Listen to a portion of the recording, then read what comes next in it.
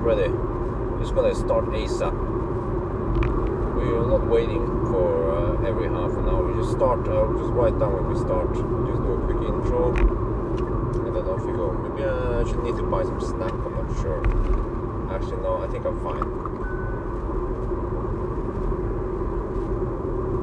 99% battery. Okay, I can probably charge up 1%. Maybe I need it. Maybe I don't. Let's see.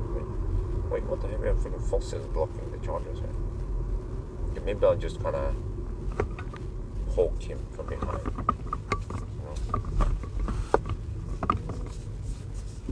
Okay, let's see. We'll just use this one.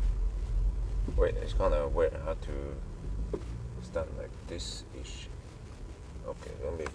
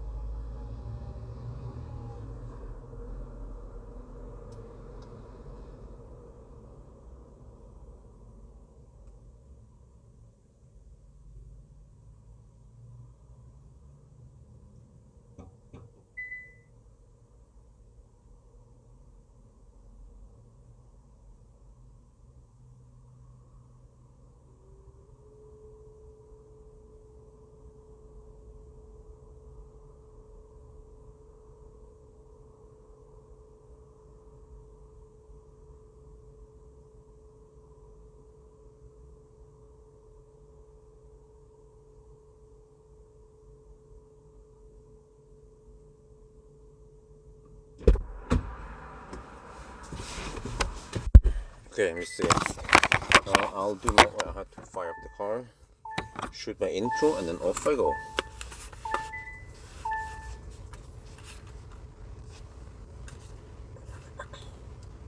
Well, this should go far. Well, it takes 1 minute to top it up to 100% again. Okay.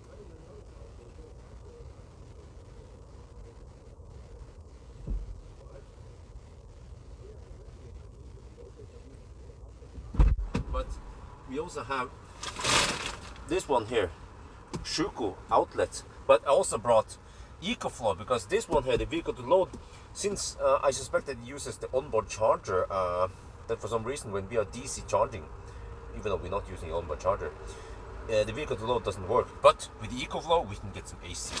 So as usual, I brought a toaster, I brought some food with me, and then procedure is that. Oh, what the heck is this one so dirty? Holy shit! Let me dust it off. I brought also all the safety equipment in case we need to rescue someone.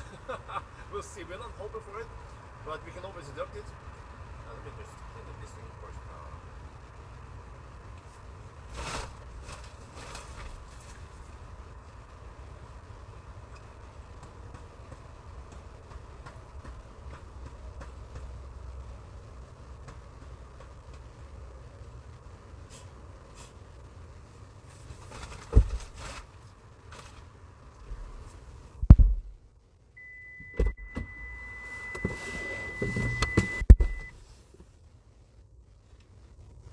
And as usual, this one is called Car Scanner.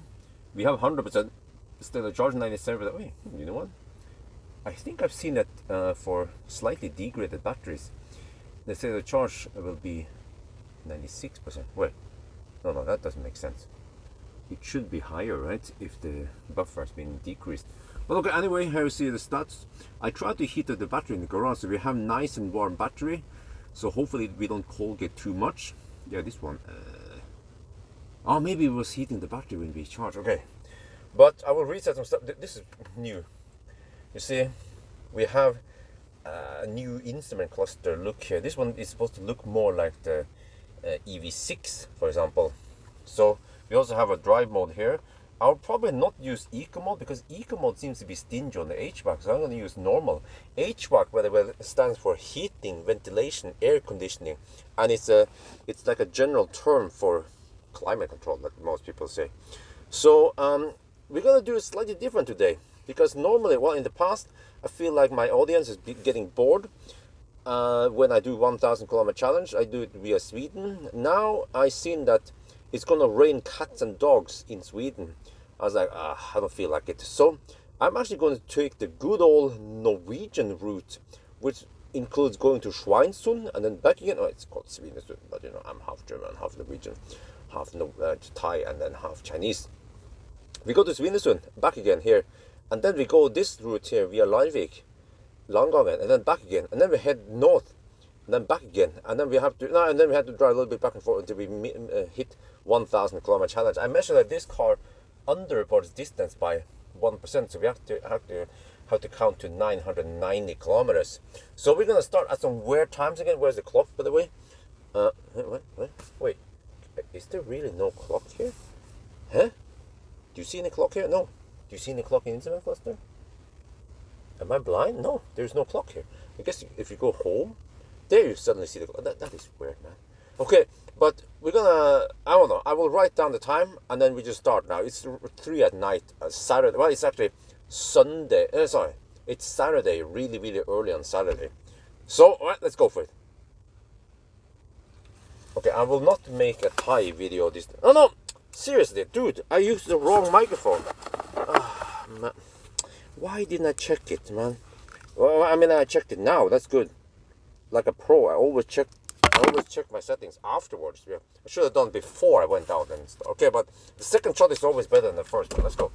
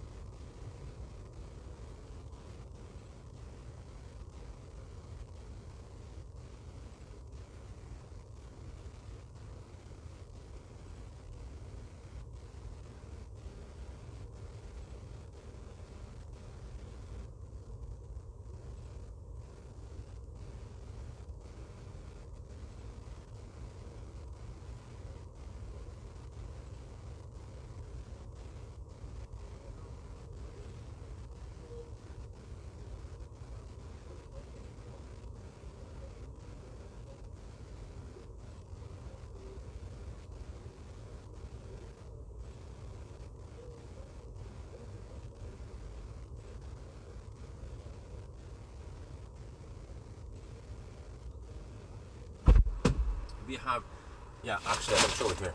Here we have Shuko, but we also have the adapter for the charge port.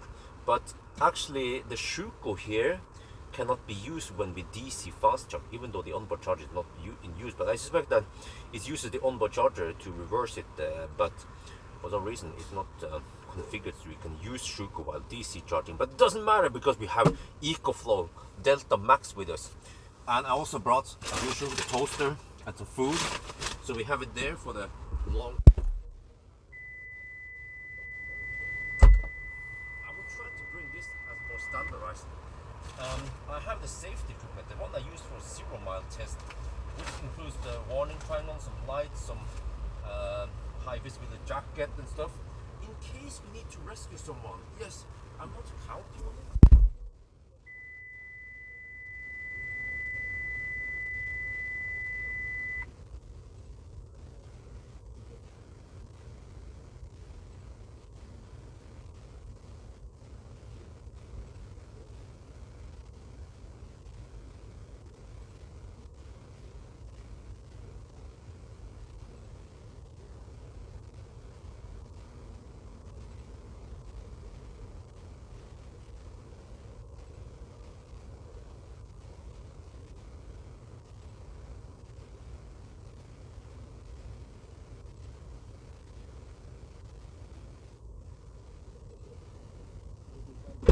kilometer challenge. So you see here we have, as usual, we have car scanner. We charge the car to 100%. It's just it's using the okay. I need to just do this because the 12-volt battery was being discharged. Oh no, this is also a feature. It always starts the music, even though I muted it. But okay, so I tried to preheat the battery a little bit so it doesn't colgate too much because it's kind of cold outside tonight. And you will see that it's 3 at night. So the plan now, normally, lately actually, I've been driving the Swedish route, you know, it's down here, all the way to Helsingborg. But I feel like people are getting a little bit fed up with that route. Plus that tonight it's going to rain cats and dogs passing Göteborg. So it's going to be freaking lots of rain here. And okay, it's a part of the game, kind of, but if I can avoid it, I will avoid it. So I don't want to stand out in the rain and shoot video and shit. So what I'm actually going to do is, you guys know, 2 years ago during the worst COVID time, I was driving the Norway route. We're going to take the Norway route today. Why not? So we're going to drive all the way to Schweinsund and back again. And then we take this route via Larvik, Landgangen, and then back again. And then we go to the north. And then a little bit back and forth to complete 1,000 kilometer challenge. This car underreports by 1%. So we have to count to... Wait. Okay, there we go. We have to count to 990 kilometers. So I'm going to reset everything now. We will start at some odd time. Hey, where's the clock, by the way? Wait, when you are on this screen, we don't see the clock. We see the clock here. And there's no clock visible here. Okay, whatever. So we will probably start in, let's say, 7 minutes or 5. Yeah, we'll see. But okay, let's get ready. And then off we go. I will not use eco mode.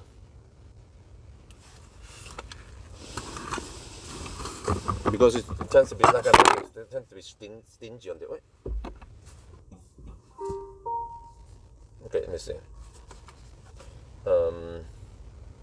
Well, you know what? I can just start at 325. Why not? Yeah, we just write it down here. We start at 325. Okay. It doesn't matter when we start. We can just deduct anyway. But we calculate. So let me get ready. Accumulated info. I guess I'll reset this one. Wait, how do I reset this one?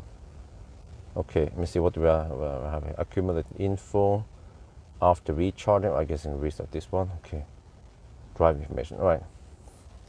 I think we're good. We're going to start at 25 exactly. In about 30 seconds. So we've been spending a little bit of energy, not much, so no big deal. Fortunately, we managed to start relatively early-ish, or there, let's go.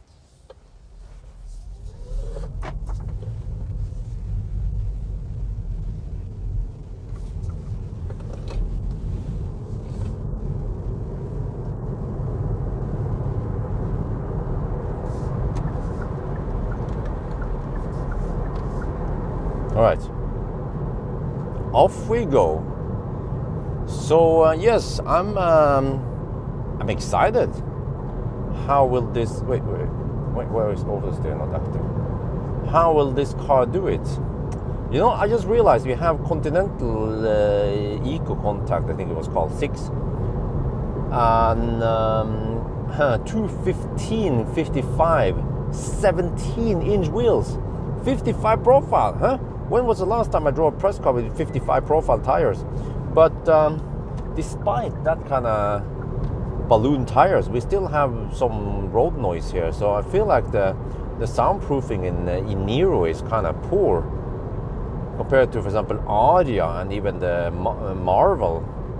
So I mean, I've been spending some time with Nero lately, and I feel like I would rather buy an Aria or even a rear-wheel drive Marvel R before I buy the Nero. Really, I've done some tests. I've done some charging tests, some range tests, and everything. And okay, what this car does well is efficiency, though. That's good. So that kind of makes up for the lack of charging speed. But I still feel like the other cars are a better deal when it comes to comfort and stuff. Okay, so hopefully we will not have too much traffic until we pass. Well, actually, we will get some traffic, I guess, when we pass Oslo for the second time. But because I know that to Schweinstund and back again, we need 1 hour. No, we need 2 hours. And then we will be here at 5:30 roughly on the first pass. And then we get over to Lier. The plan is there's there. Oh, the plan is to try to charge at Lier, I guess. Let's see if we can make it there.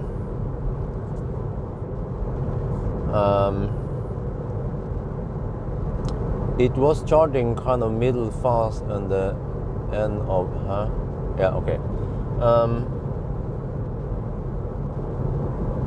Yeah, but then we need that second loop is going to take roughly 2 hours, I think. So then it'll be the road 5. Yeah, then it'll be 9-ish in the morning on Saturday. So then it'll be a little bit of Saturday morning traffic. But this is actually good that I can start tonight, because then I have Saturday available to do some stuff, and also Sunday. So I can get some stuff done. But I also need to do that 0 mile test.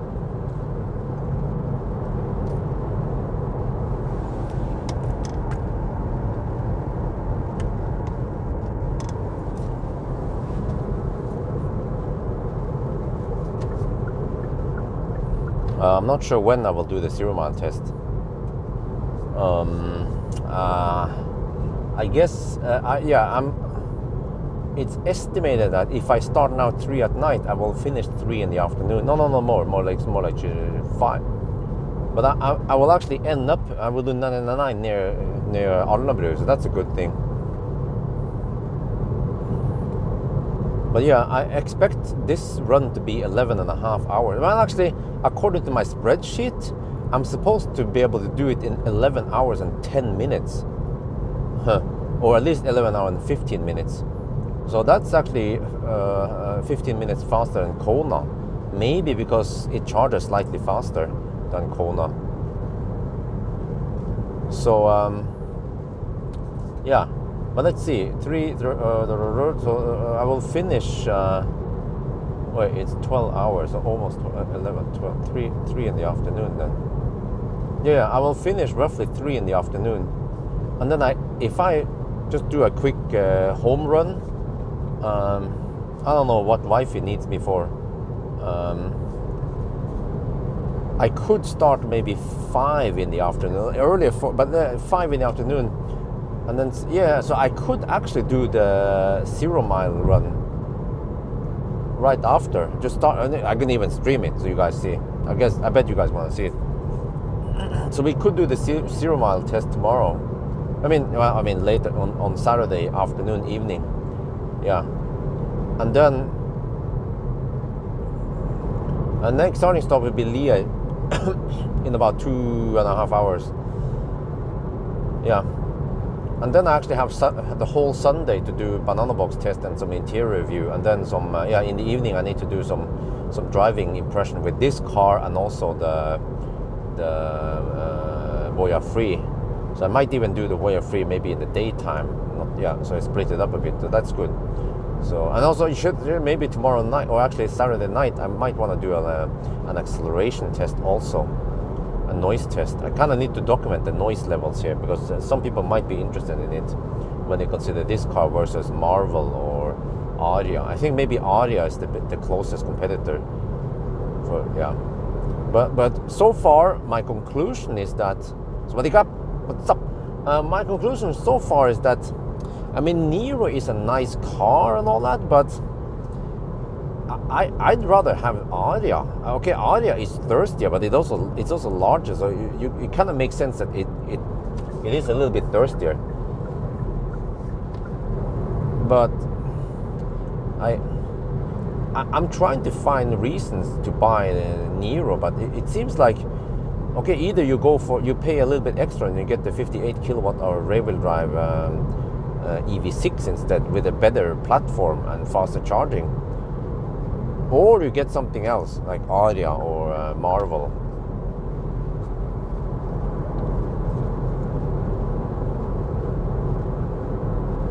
Oh, the starting time was 3:25, kind of odd time, but I figure out that we don't have to wait for the next half an hour mark or some shit.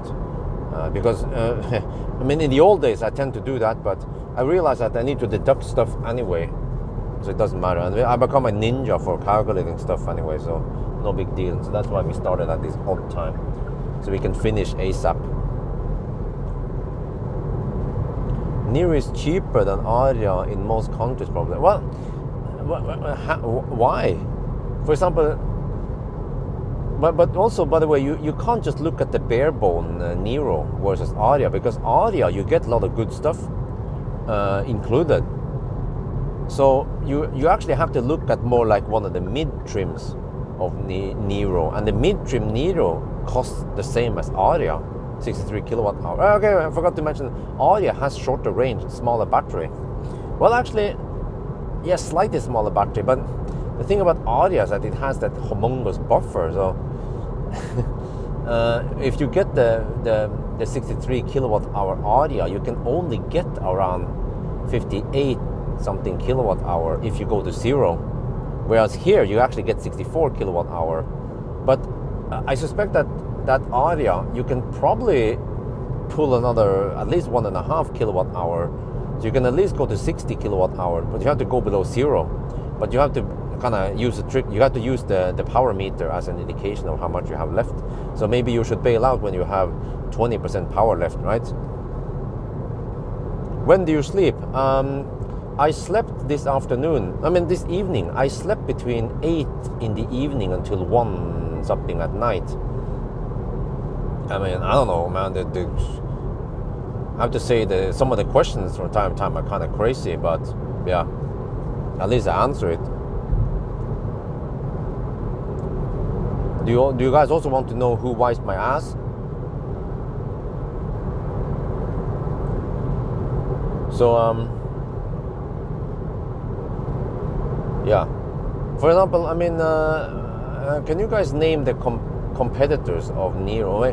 Which other options do we have if you consider Nero? I mentioned EV6 rear-wheel drive, maybe even Ioniq 5 rear-wheel drive, smaller battery, or Aria, or MG Marvel. I think they are similar size-wise and also price-wise. For example, Polestar 2 front-wheel drive is too small. You can't compare them really. Volvo front-wheel drive could kind of compare, but I think that one is also slightly more expensive.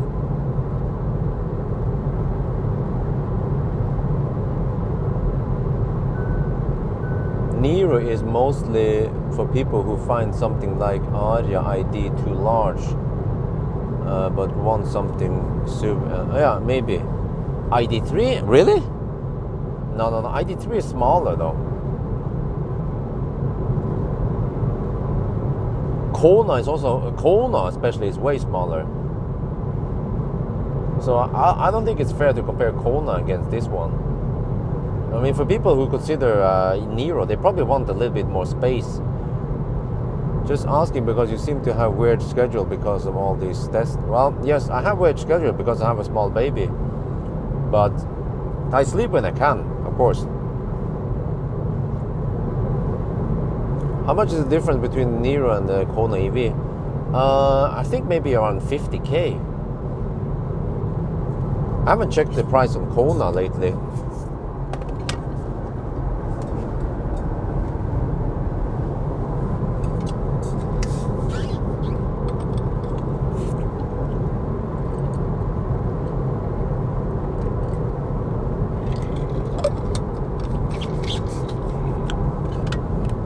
But yeah, since you guys asked about sleep, yeah, the MG ZSEV, yeah, that one can actually compete in size, yeah, a direct competitor. I forgot about ZSEV. Also, battery size should be similar, and range maybe slightly worse, but yeah. But I think actually the ZS EV is a lot cheaper, like 100k cheaper. So actually, yeah, the ZS EV should be a good competitor also. But I feel like the ZS EV is kind of like, it's less premium, the interior there. This one is actually nice, but it has the price. Yeah, Nero. It used to be slightly below 400k. Now it's like 400 plus, between 400 and 500k. Aria is 4.6 meters long. Nero is 4.4. Yeah, similar size. So a little bit smaller. Yeah. Yeah, but when we actually count banana boxes, then Aria has a lot more. Can take a lot more banana boxes. And I think this one is, yeah. Somehow the Nero has become smaller because of the trunk space. Wow, it's so relaxing to drive at night. So yes, Isabel was not too grumpy tonight, or I actually don't know, but it boils down to when Isabel goes to sleep and all that. But she did actually sleep a lot between 8 in the evening until around 1 at night now. But normally I can kind of cuddle her to sleep in the daytime and evening, but at night for some reason, this is weird, then she doesn't want me to cuddle her, then she wants wifey. So wifey realized that I'm kind of pointless at night anyway, so then she told me I can go. I was like, okay.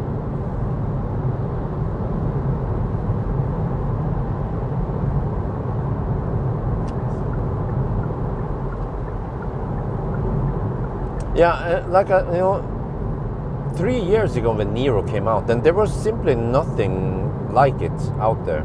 Nero was kind of outstanding back then. You know, fairly spacious family car, very affordable, good range, good charging speed, but things have changed. And I feel like Nero, okay, I would recommend Nero if they made bigger change, more improvement in the, I don't know, in the interior. If they made something big, but they haven't really done anything. They added the vehicle to load, but okay, how important is it? Right? I think even the headlights are kind of shitty. I'm gonna test headlight. Oh yeah, shit! I need to test headlight tonight. Headlight and acceleration noise, I think. Yeah. And the fact that they haven't really improved the charging speed or maybe the battery design management, then it falls behind really. So, and yeah, and meanwhile there's been so many new cars coming out. I guess what you can do is you can get some kind of, yeah, even the ID4 Enyaq, you can spec it lower with a smaller battery. Yeah, I forgot. If you get the smaller battery, I haven't tested those. Maybe I need to borrow one and test. I think it's the 62 kilowatt hour ID4 or something. I have to check if it's available in Norway. Maybe Norway is an exception because people over here, they just want the big batteries anyway, or all-wheel drive. Base EV6 is only 5k more euros than base Nero, and yeah. Yeah, and it's the EV6 is based on the eGMP platform, which is a better platform. Oh shit! What the heck was that? On the return. Don't tell me that I have to take a detour. Oh shit! Is the tunnel closed on the return? That's not good. And actually, I'm avoiding Sweden nowadays because there's some kind of Baustelle there going on in the following 2 weeks. Week 41, week 42 around Falkenberg. Some kind of closed road. So there might be some stau there.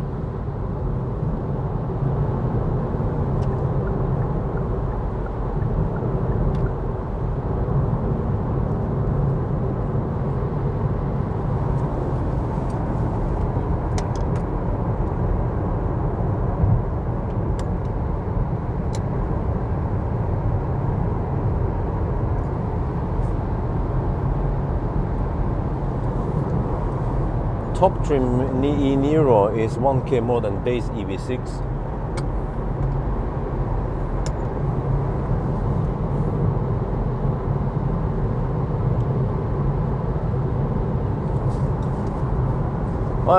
Lars, Lars, are you there? Or some Norwegian? Or Lars, can you check please? Veivassen. It seems like that tunnel after Tusenfryd, when I go back again, northbound. I don't remember that was tunnel is called, but the tunnel seems to be closed. I'm not sure. I wonder if you have to drive via Nordstrand on the return. I'm not sure. That would be a slight bummer in case, yeah, if that's true. No, probably not Nordstrand. No. We probably have to drive that old road. Wait. Oh, maybe. Oh no, I forgot. Maybe it's that other one. It's the Nordstrand route that is kind of kaput. So hopefully the regular route on the return is okay. It will maybe win in efficiency with high energy prices, fast charging. Yeah, well, yeah, that's true. I guess as long as you don't drive too fast, then the Nero is okay. But once you hammer it, then it becomes almost as thirsty as the other cars. You have to drive through Hauketo to merge back. Wait, Hauketo. Wait, is Hauketo? Wait, is that? I'm not sure where.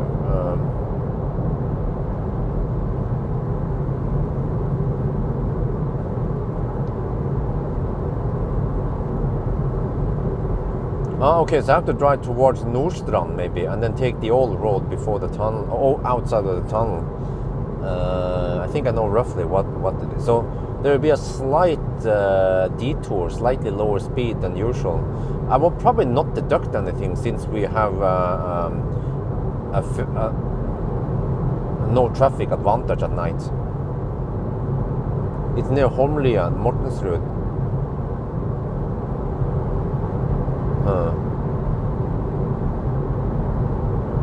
Okay, but well, it seems so that tunnel is closed on the northbound route, right?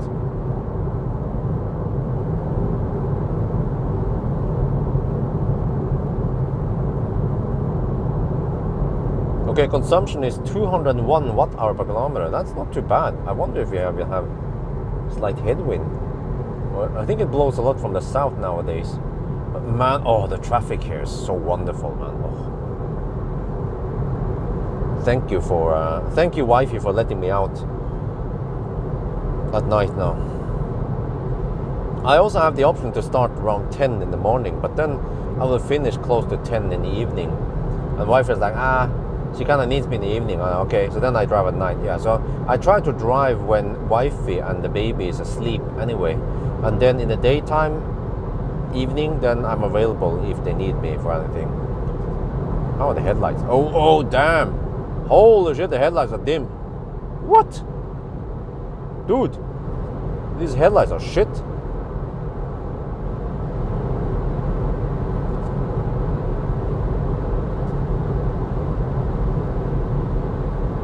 Oh, the traffic though.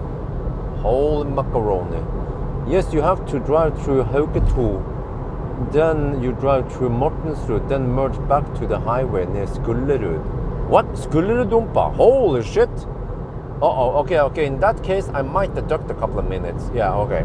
So what I need to do is to keep it simple. I only look at. Let me see how it is again to simplify things. Yeah. I have to. We don't look at the distance because we drive distance anyway. We look at time. When we exit, and then when we're back again, we can then look at how long we spend in that detour, and we get an impression of how slow we drive in a detour. So we only count the detour time. So if the detour time is 10 minutes, we can say, okay, we drove at roughly half the speed we should. So then we just say a 5-minute deduction. But on the other hand, when we drive at night now, we have no traffic, no idiots blocking our way. So this is already a very unfair advantage.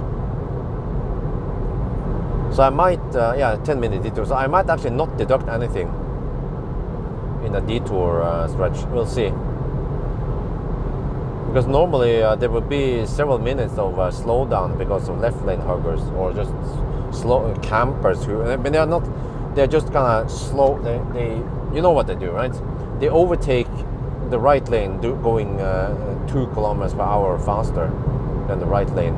That kind of behavior, which actually steals some time. Every time that happens, we might lose 10 seconds, which doesn't sound like a lot, but multiply that by 20 or 30, then you actually have several minutes of slowness.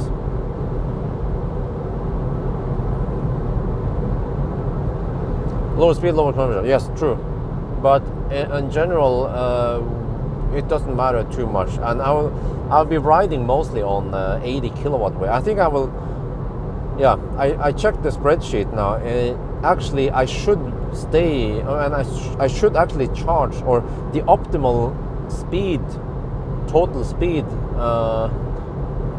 is when I charge to around somewhere between 40 and 65%. So I can actually go that low.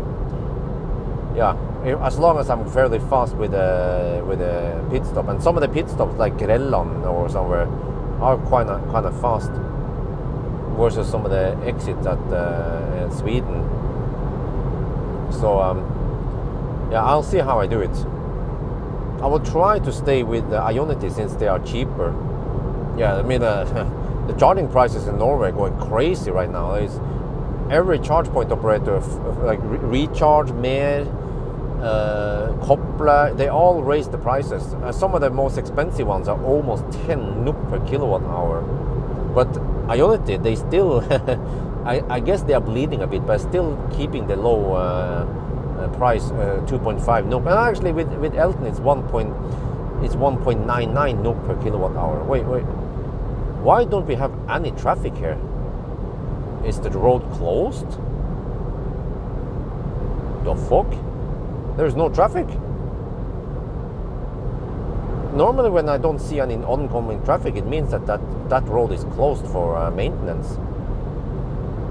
But on the other hand, oh no, there's a car there. Oh, that's a good sign. Oh shit. But on the other hand, if they totally close the road, there will usually be some kind of sign before and after that point, and usually there'll be some kind of service cars just poking around the road.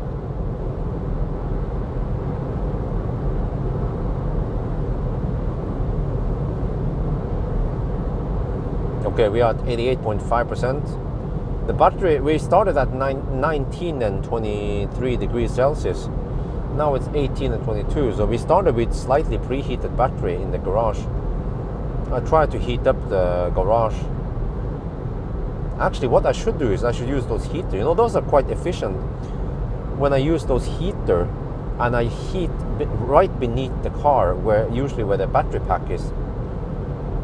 But this time I only use one heater. Before the range test, I used 2 heaters.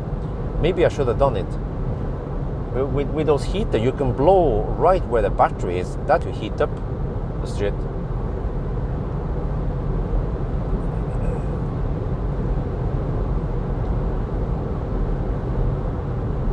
So, yeah.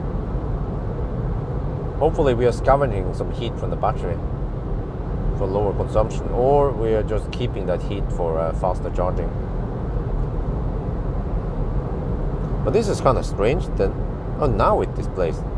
Wait, did I not see it? How? Was I really blind? The fuck? Wait, maybe if I went to nav, then it was not visible. No, it's there, huh? What? That is really strange. Why didn't I see it before?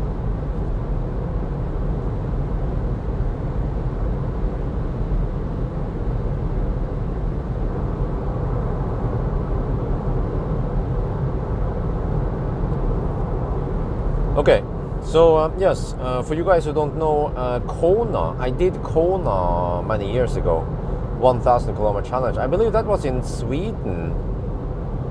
I wonder if I went to Helsingborg also. I don't remember exactly. Maybe you guys find the Kona run. But with the Kona run, it was 11.5 hours. And I was hovering at, well, how did I do it again? I charged at 72, 75 kilowatt with Kona. But that was only up until 57%. And I wonder if I actually camped also at 57 kilowatt until 73%. Yeah. and slowest. Okay, so I wonder if I went for around 73% every time with Kona, and then sometimes to 57%. So that's kind of slow charging. You will be, and the average speed on the charging might be only 60-65 kilowatt, which is kind of low, huh? Even for 2020 standard or whenever I did the Kona. Maybe you guys can check for me. When did I do Kona run? And ever since that time, many people requested me to do a 1,000 kilometer challenge with Nero, but I told them that I've done it with Kona and it's almost the same car, you know. Okay, slightly less efficient, but yeah, it might be, if I actually did the Nero, the old one, it could be 11:45 maybe. But now with smooth asphalt over here. Wait, that's the old one. I wonder if chat is bugged again.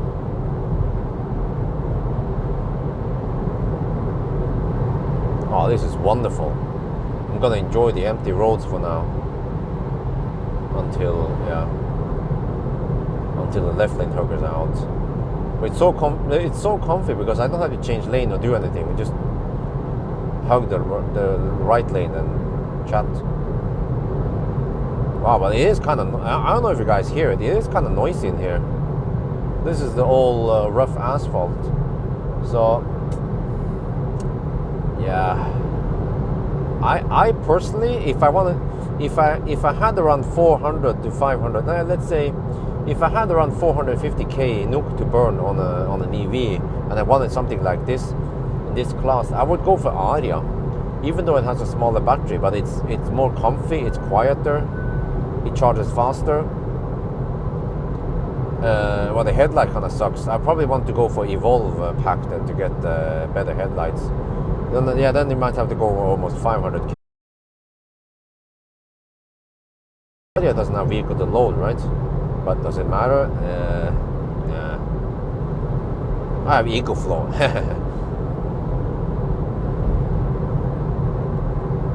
Can I use Elton outside? Yeah. I used Elton in Sweden. That was awesome. I wonder if Elton also works in other countries. You can check, I guess. But that you know, Elton is the best deal because, okay, you know, Ionity Pass, you pay how much was it again? Yeah, it's crazy, man. You pay 190 NOK per month, but it's a 1-year contract, so 190 NOK per month, and then you get 2.5 NOK per kilowatt hour at Ionity. But with Elton, you pay 199 NOK per month. It's only 9 NOK extra, but you then get away with 1.99 NOK per kilowatt hour. Like 2 NOK per kilowatt hour for high power charging today is a freaking bargain.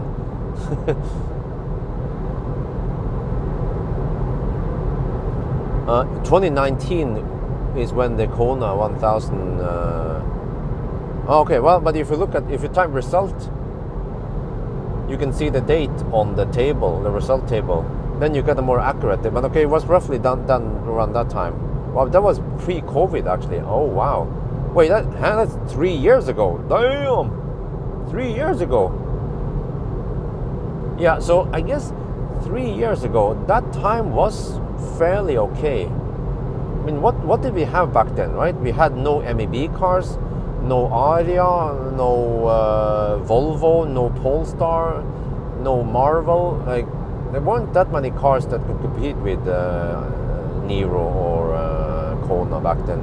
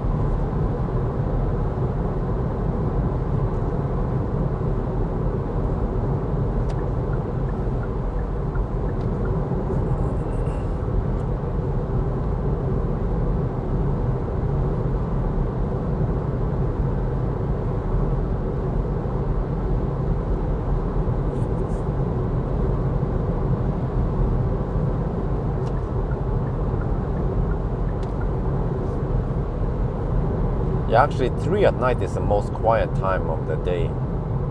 We're passing, right? It's getting close to 4 now. So yeah, the road, and it looks like a zombie apocalypse here. You see, it's just so empty. Ideally, I wanted to start around 10 in the evening. Yeah, 10 in the evening would have been better. But whatever, it's good enough now. I can clear most of the city part by the time it gets too busy in the daytime on a Saturday morning. And then yeah, once it gets busy, then we are past Mjøsa. I mean, then we are driving around Mjøsa anyway, which is kind of empty on a Saturday morning or afternoon, even midday. So I'm just slightly concerned about the weather. I mean the traffic, of course. Actually, here, right here, to the right of the road here, a couple of weeks ago, I don't remember when, I actually saw laser control there. That's a bit unusual. Laser control right by the highway.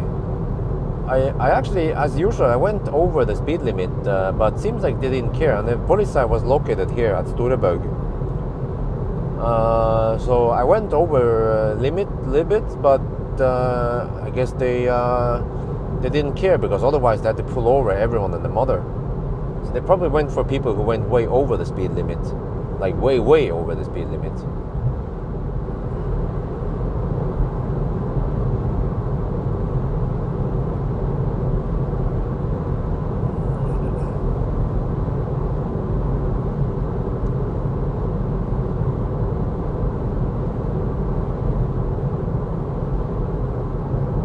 Okay, consumption is 234 watt-hour per kilometer. We are down to 80.5%. But you know that state of charge scale is not linear. What the heck is going on over there? Dude, I might have to flash some people.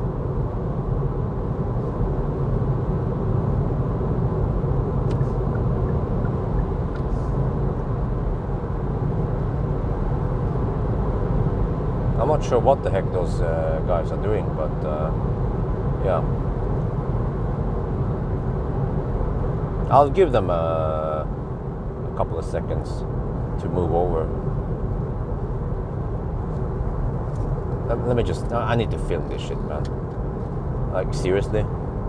Yeah, okay, it was right before I flashed them.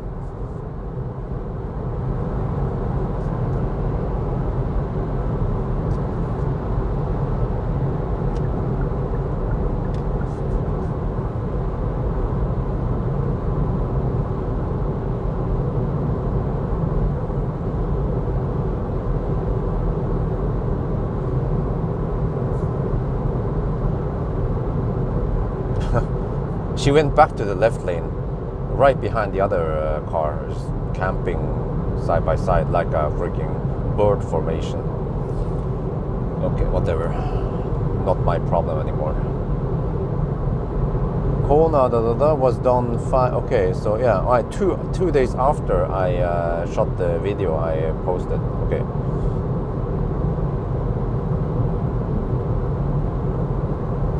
Yeah, so that was actually, that was exactly, well, almost 3 years ago, almost on the spot there, 3 years ago. 3 years ago and 2 days or something. Oh, wow. Okay.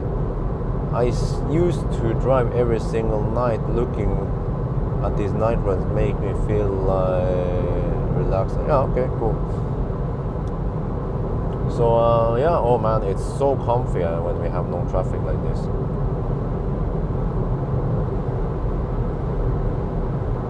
The roads are fairly dry, that's good.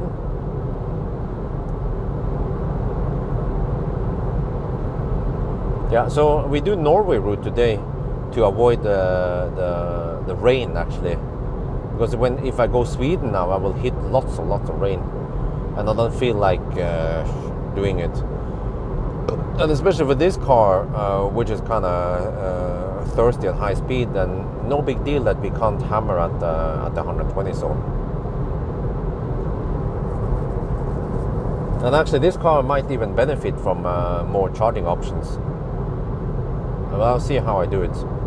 I will try to stretch it so I can go for Ionity, but there might be some other chargers from time to time that I use.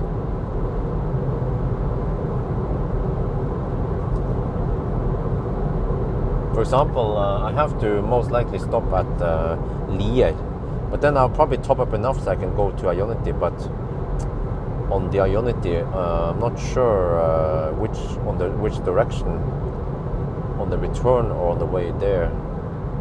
And then yeah, but I can stretch it to around 65% before I lose too much time.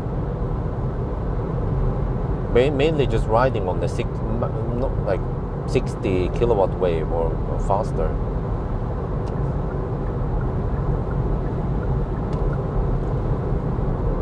Okay.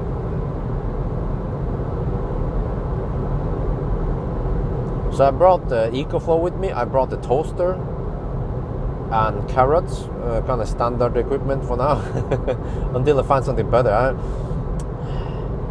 I guess the problem is that if I bring something like air fryer, then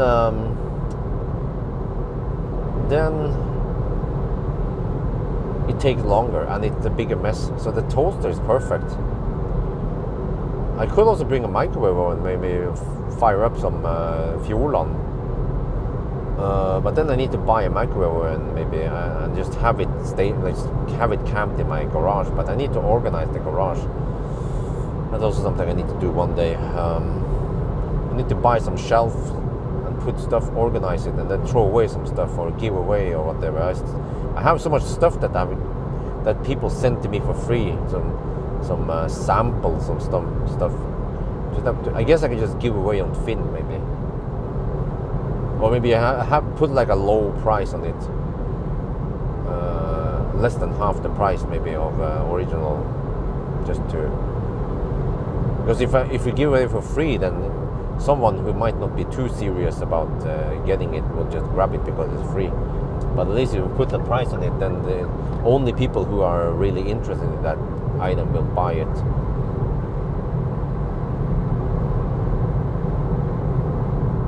Oh, but this is super comfy, man. Oh, driving in the night. It might be more standard nowadays because actually nowadays, I guess especially nowadays, we get more and more laderstau.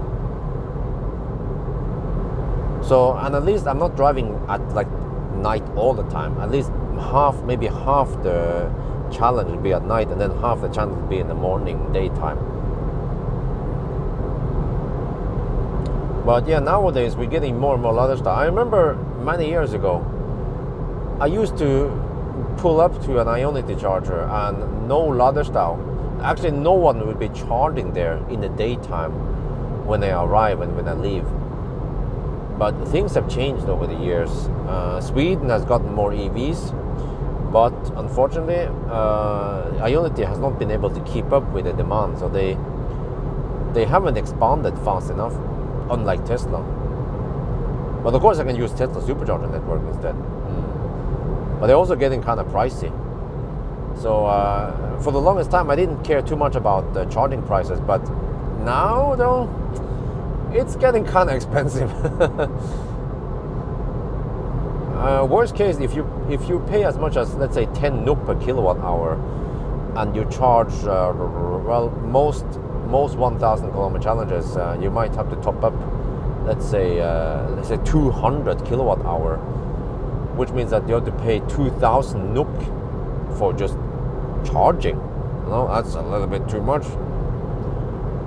Should have been 1,000 or less.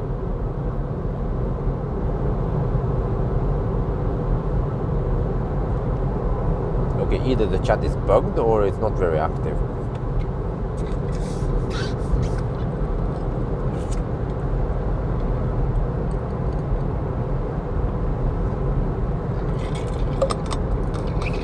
Oh, there. I won't upgrade my classic Ioniq to something bigger. No, I want to upgrade the classic Ioniq to something bigger with more range. What do you recommend? Well, how much money do you have then?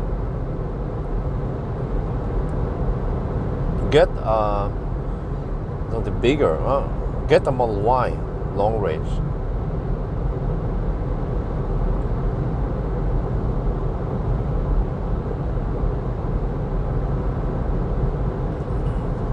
Okay, it's a little bit wet here.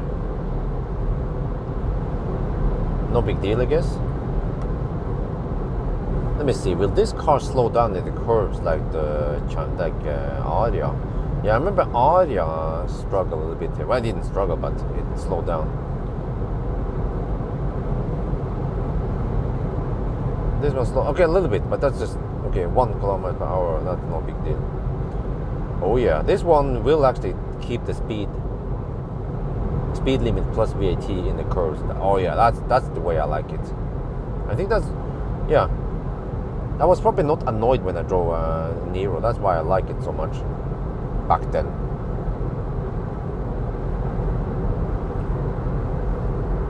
€1 per kilowatt hour is super expensive. Not very active in chat. Okay. Wow, I read that wrong. I thought it said 1,000. Oh, okay. 100,000 kilometers. Wow, it's okay. The road is a bit wet here. Yeah, I remember. Yeah, I looked at this weather forecast. It was raining here earlier, but the rain is actually moving south now. So it's then raining over Göteborg right now, I think, and then it will rain further south towards from actually all the way from Varberg, Halmstad, Helsingborg. The whole stretch over there is gonna rain a lot. So I was like, I don't feel like it. And I feel like people are bored of the 1,000 kilometer challenge in Sweden nowadays. So I think I need to kind of advertise this as the, I will say something like back to Norway route, you know. People are, oh, cool. And show some,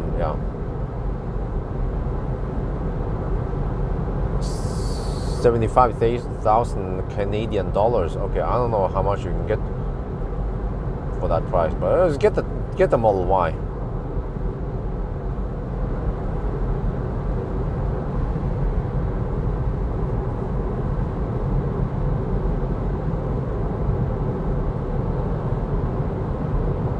But again, I don't know what your needs are, what your taste is and everything. So that's why I don't really know.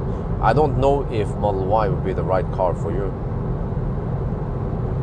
You might want an MBB car instead. You might want Skoda Enyaq ID4 or Aria or Ioniq 5 or EV6, you know, or maybe the Volvo. Who knows?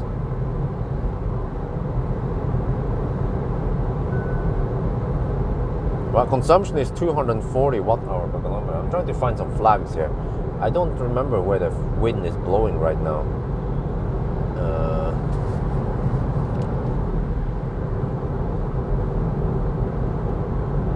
Let's check windy, I guess.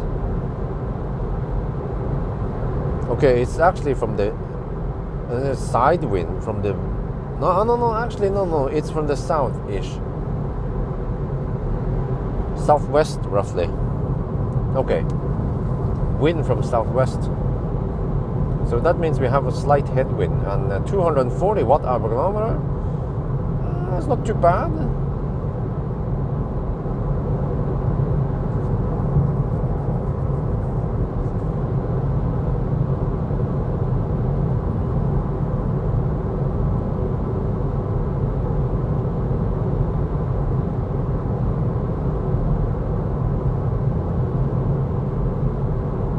We're down to 70.5%. Battery is kind of staying there. Yeah, battery is staying at 18 and 23 degrees. That's good.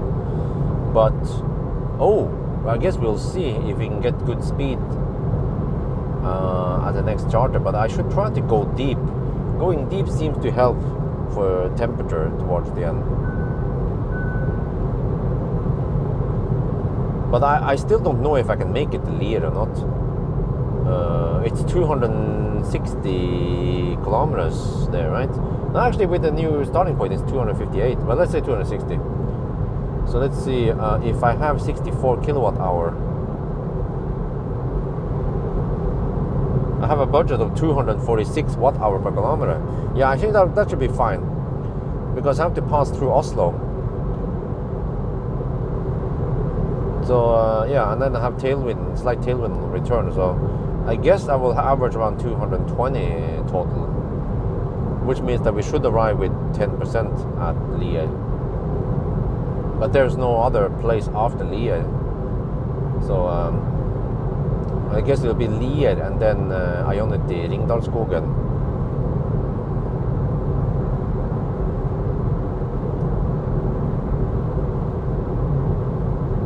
Are you never sleeping, Bjørn? Or is that a question? No, but I slept when you were working, you know. Remember that I'm not an office rat. Today I woke up at 11. And then I don't remember what I did. I started making editing some video. So I don't have to wake up 8 in the morning. And I also took some evening sleep. Actually, that was wonderful, man. Slept between 8 in the evening until 1 at night. Wait. No, I think it was 9. 9 or 10 in the evening until 1 at night. So I'm feeling quite fresh now. But I might have to take an afternoon nap tomorrow. But yeah. I prefer these runs because we then avoid traffic and Laderstau. And I kind of sync it with wifey. When wifey and baby is asleep, then I'm...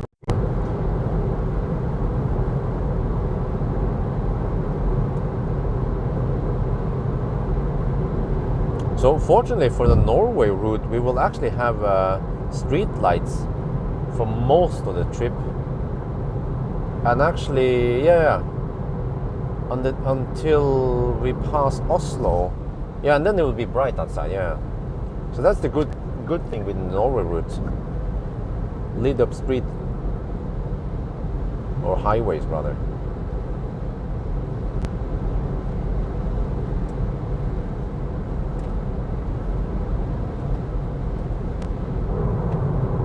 Slightly wet roads.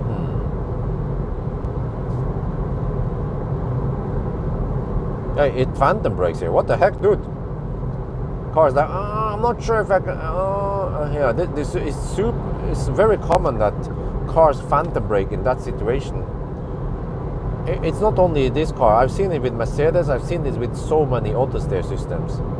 When you have a slight left curve and there's a truck in front, then they'll be like, But actually, in that situation, Tesla will just go right past it. Tesla figures out that there's a curve there. It's fine. Just like a ninja, yes. Bjørn, Polestar 3 SUV will be revealed next week. Do you know the battery size? No, but do you know it? I don't know. I don't know much about the Polestar 3. I didn't even know there was an SUV. Is it a crossover or is it a pure SUV?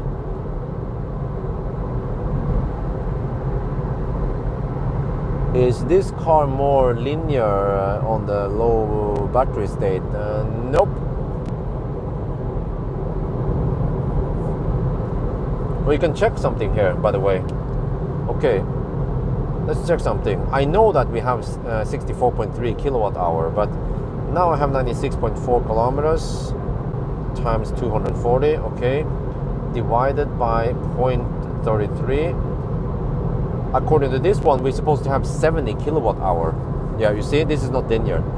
So the way I do it is we check how many kilowatt hour we spent, divide, and then calculate based on the state of charge we have left, or the battery we have left, and it could seem like we have 70 kilowatt hour.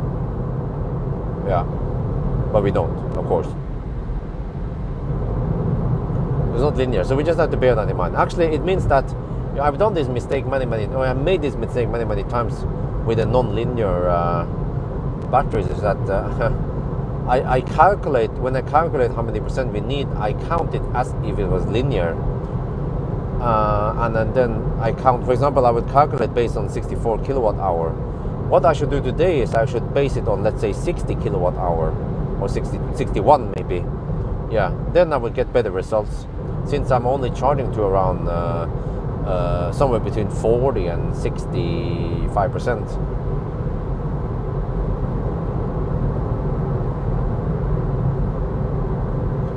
Yup, it was a question. Well, I didn't see a question mark. Do Do you have plans to visit Nedlands again in the future? Nope, not any plans in the future. Remember that I have a baby and I need to take care of, and I also have a trip to Thailand coming up. So unfortunately, I'm not planning on going to Nedlands. But I'm gonna ask you, by the way, do you live in Nedlands, right? That's why you're asking about Nedlands.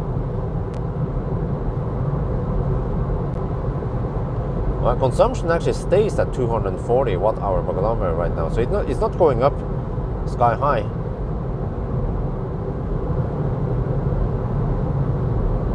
So I guess this car has a relatively small frontal area compared to some of the bigger crossovers, SUVs. So maybe that's why the consumption doesn't go close to 300 watt-hour per kilometer.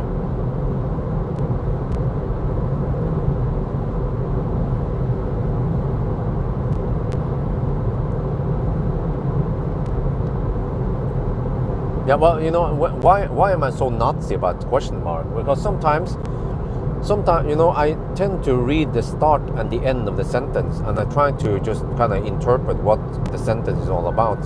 So I might not always read every word, and sometimes if I miss a word, then, well, like I just did earlier. If I miss a word, then I could miss the whole content. But if I see that there is a question mark, then I know that that is a question. Like I don't know, when someone asked, what was it again? That guy. He said, I want to upgrade my Classic Ioniq. I misread it as I won't upgrade my Classic Ioniq, because that's also some common thing to do. You say, but you know, my Classic Ioniq is awesome, I won't upgrade it. But if I misread the sentence slightly, I could misinterpret it, and I might not understand it's a question. Maybe it was just like a statement.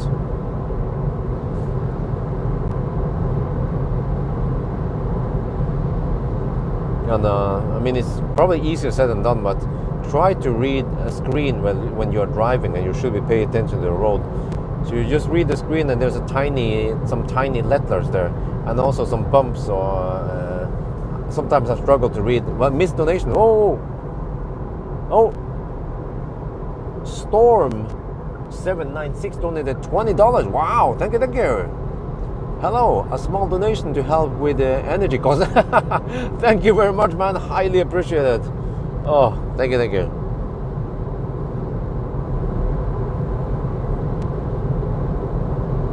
Yes, because of that donation, we can then hammer it. We can go a little bit faster. How about that?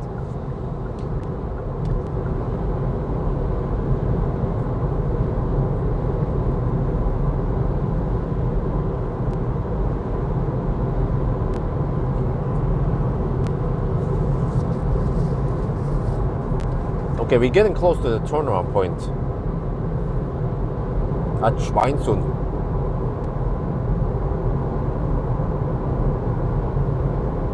The question was a bit sarcastic, yeah, I know. But what does it mean that sarcastic questions doesn't need question marks?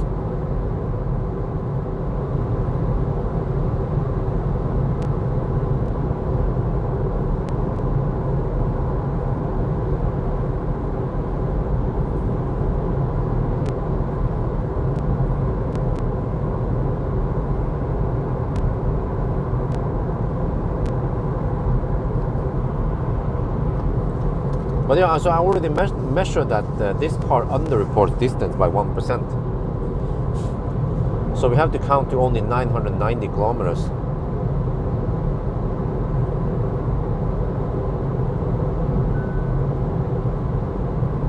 And why does it get cold here? The fuck?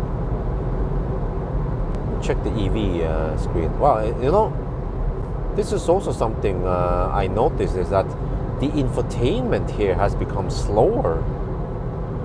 In the Korean cars, the infotainment used to be so snappy, but nowadays when I press in this one, like, wait, energy, what is it?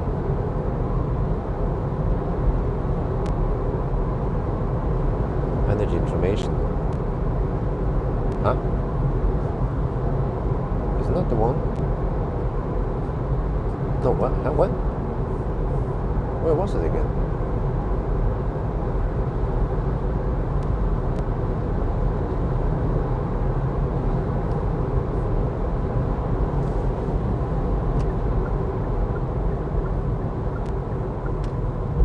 This is weird. I thought it was here. Strange. Where is that?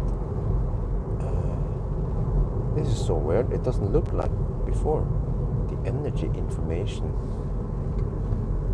DC charger. What? This is not the one I'm looking for. The fuck? Where did the whole power consumption thing go? Okay, whatever. Okay, now I'm gonna navigate towards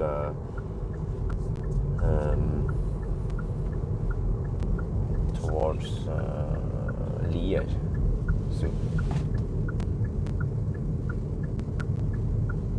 Yeah, by the way, I started carrying the whole emergency package with me, which involves extra charging cable, high visibility jacket, warning triangle, towing rope. What else is it?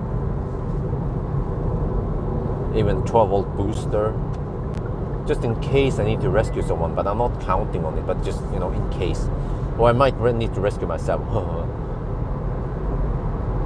Where are you now? Someone types exclamation mark location for JB. Isn't there any apps that could read the messages? Nope.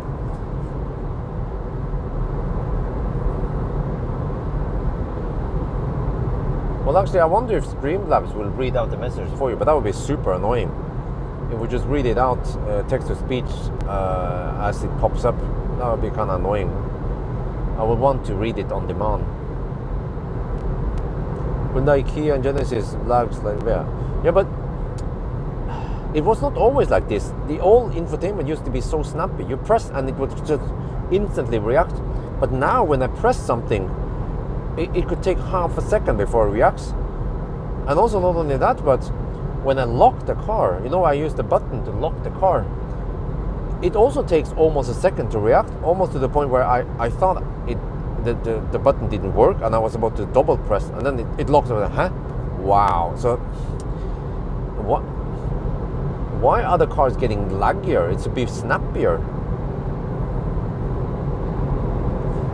Bjørn, why do you think Hyundai Kia were able to make Nero and Kona super efficient?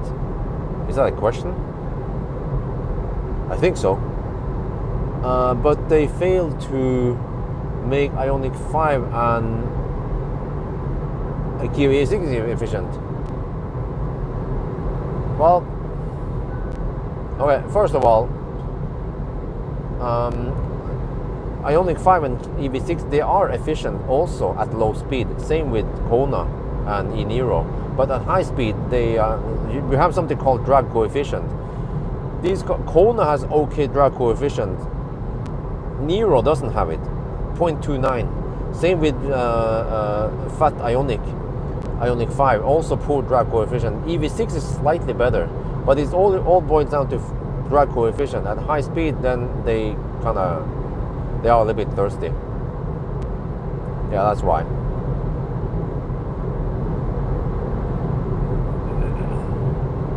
Okay, let me see. Let me navigate towards Lee. It's gonna, of course, it will probably suggest that I take the tunnel, but I'm not gonna take the tunnel. Drammen. Okay, let me see. We go to Lier. Can I find it? Kjellstad. I know it's here. Come on. Show it to me. Wait, what? Wait, what?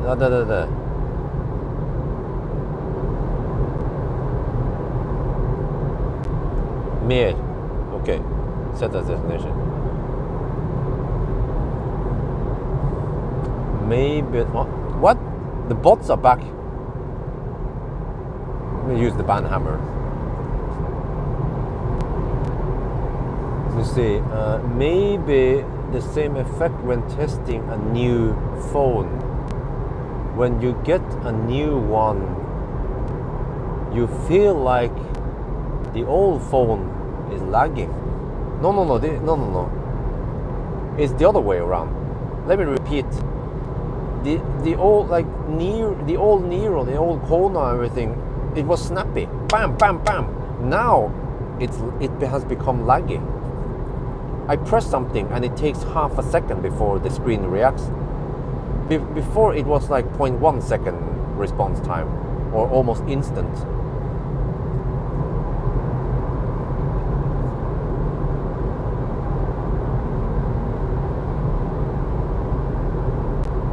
Okay, yeah, he wants me to take the tunnel and look at the navigation now. So weird that okay, this is how slow I read since I'm also driving.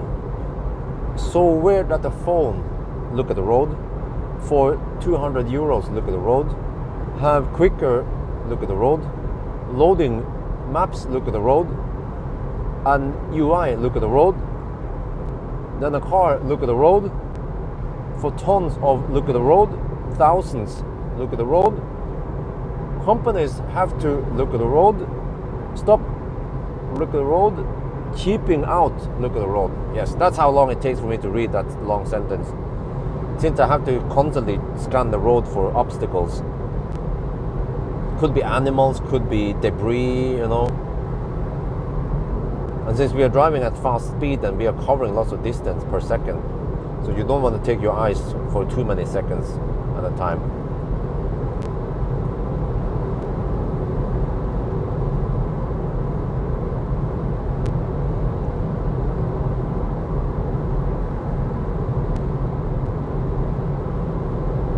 Well, consumption is 244 watt-hour per kilometer now. Oh yeah, actually we have that detour. Ah, shit. Yeah. I think the laggy map is because of chip shortage in supply chain. Car company just use cheaper and slower chip temporarily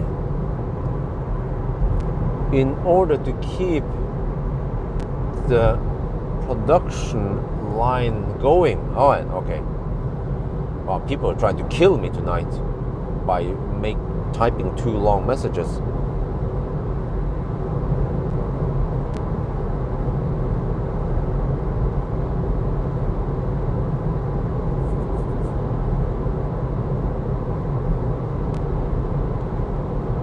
And I kind of need to read the messages in case there's something important. Like, oh, watch out, there is some closed roads ahead, or, you know, you forgot to pick up your microphone, some shit.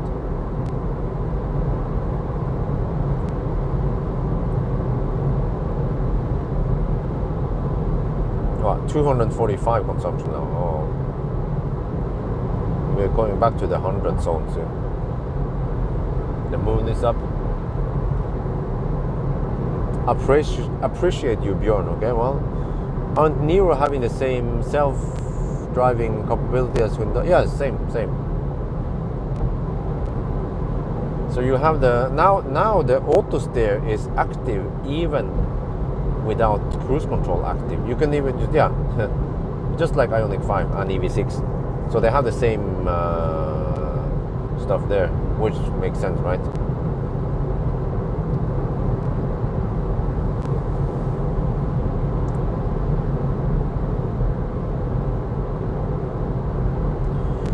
So the average driving speed will actually be lower in the Norway route.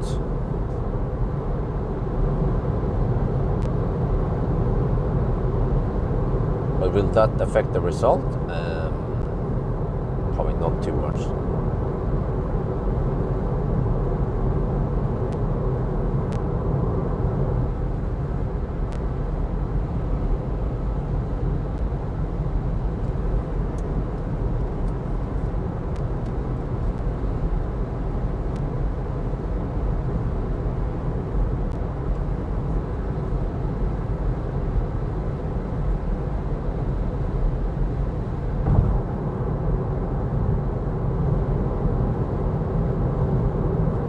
Okay, so let me see now. We are at 53% state of charge. Let me check how much energy we have spent so far. 130.5 kilometers, 1.7 now, times 245. We spent, we spent 32 kilowatt hours so far. So you see, this is actually the halfway point. At 53%, then you have half energy.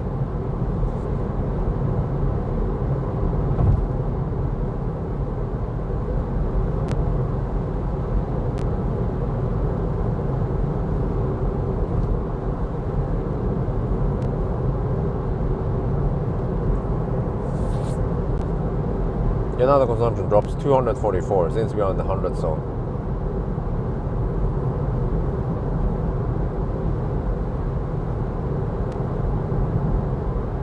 I wonder when I will fry that toast. I'm not too hungry yet, but maybe soon. Maybe at Lier. No, wait. Nah, I'll see how I do it. I have to calculate the distance from Lier to Ringdalsskogen and the range I can expect. Seems like we can average around, no, actually at a high speed. Let me see. Yeah, I have to expect something like 240 to 250 watt-hour per kilometer. Then I can calculate my range based on that.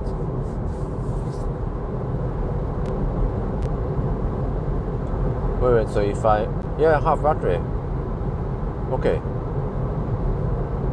That means I can go roughly 130 kilometers between each charge. Let's say 100 to 130 kilometers between each charge.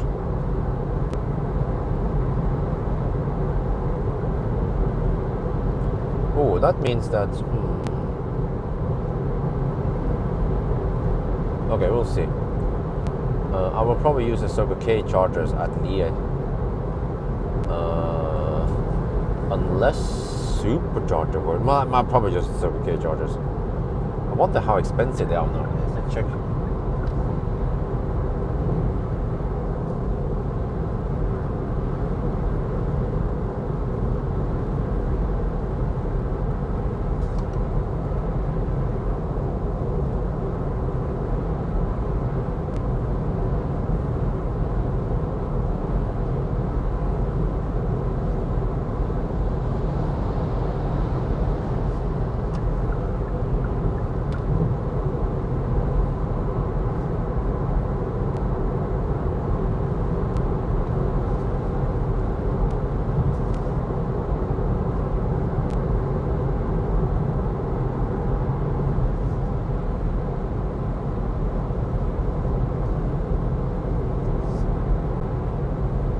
Whoa, 50 kilowatt costs 7.19 NOK. Damn. That means that the high power charging is even more expensive. Wait, maybe I should try supercharger. Wait, I don't know if Lier is probably not open for the public.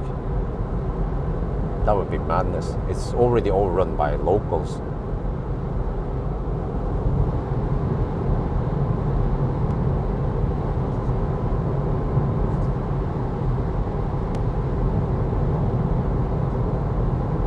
Yeah, of course, Lier is not open.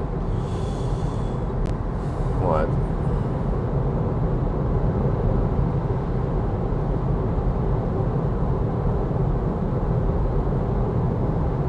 What the heck is that car? Swiss?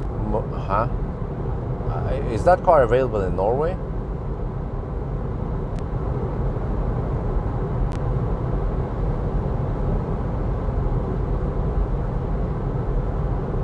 What kind of car is it?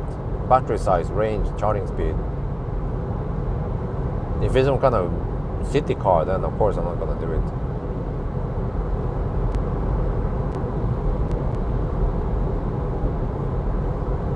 And by the way, Voya free. I guess I will do at least a banana box test and a driving impression. But I'm still debating whether I should do acceleration test or not. I might not, because I might want to wait for the correct tires on it. But yeah,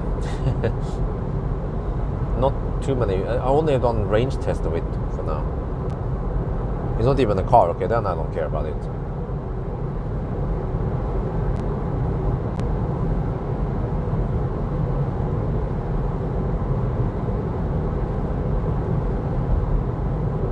Well, the moon is big.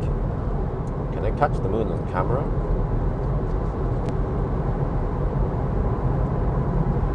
Yeah, I think I can.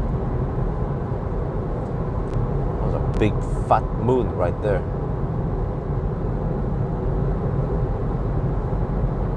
I have to say, the AutoSteer works great. It can deal with the merges. What car was it that I tried recently again that couldn't deal with? Adia struggled with the merges.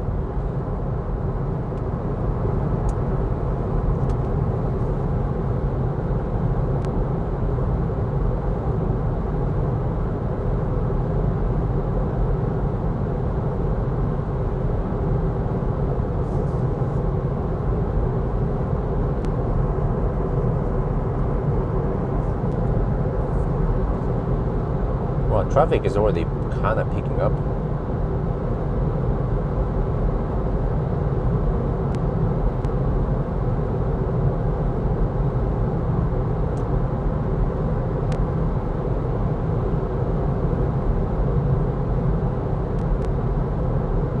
Why do I feel like the left lane is drier than the right lane? Yeah, it is actually. Move over to the left lane. I want the dry road. Hey. This only means that people have been hugging the left lane, so the left lane is dry, whereas the right lane is still wet.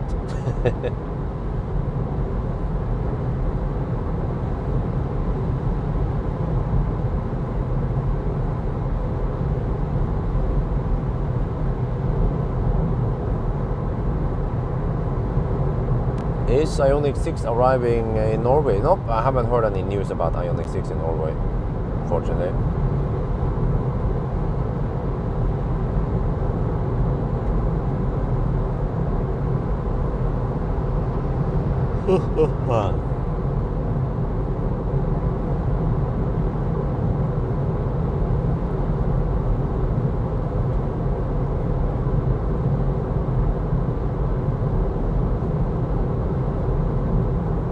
Oh man, that idiot is driving with high beams.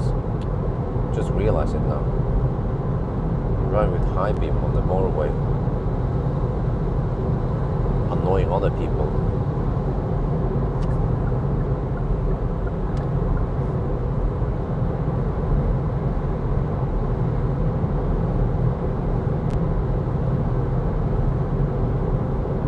Don't they even notice the high beam is on? You know, there's like a blue line, there's a blue symbol in the dashboard. It shows you what high beam is on.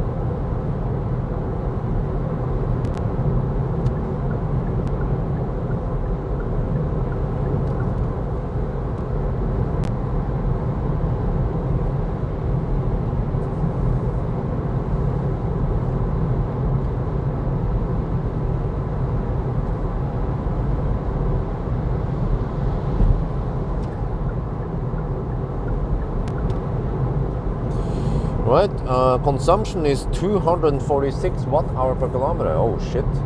I think I need to estimate 250 then on my regular runs. Okay. Well, we'll see, yeah. Trying to figure out what the consumption can be on the other side of the bay. Because we've done 149 kilometers so far. And we are down to 45%. Well, actually, energy-wise, we are more like 40% now.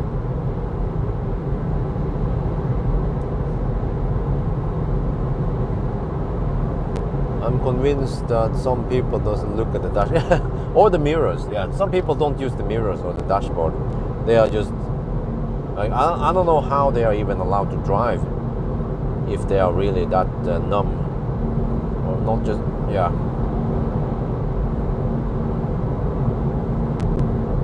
Well, that's a German license plate. Yo, what's up?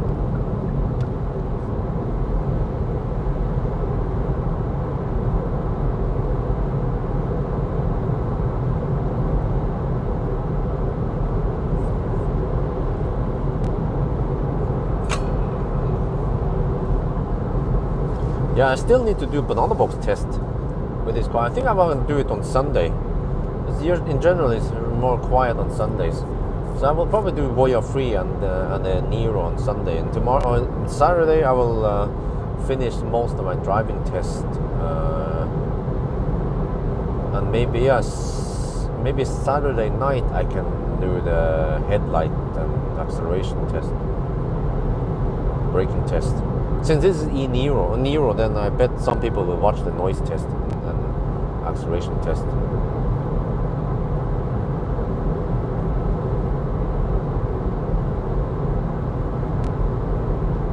For some reason, the Nero still seems to be a popular car.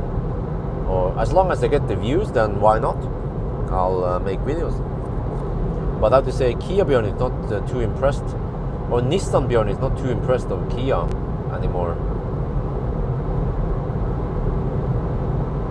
Mainly because they haven't, think about this.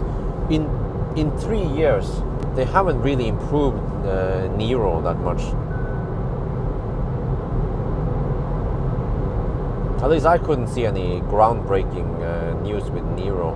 Well, they did a small improvement where they added app support and a bigger screen on the Nero. I think that was 2020 or 21, I don't remember. But you would expect when you come out with a facelift like this that they will do greater improvements. But I would actually expect that at least the battery would be slightly bigger or the charging would have been improved, right? But no. Is Eurocat coming to Europe? Yeah, I think so. I saw it on some exhibition at least.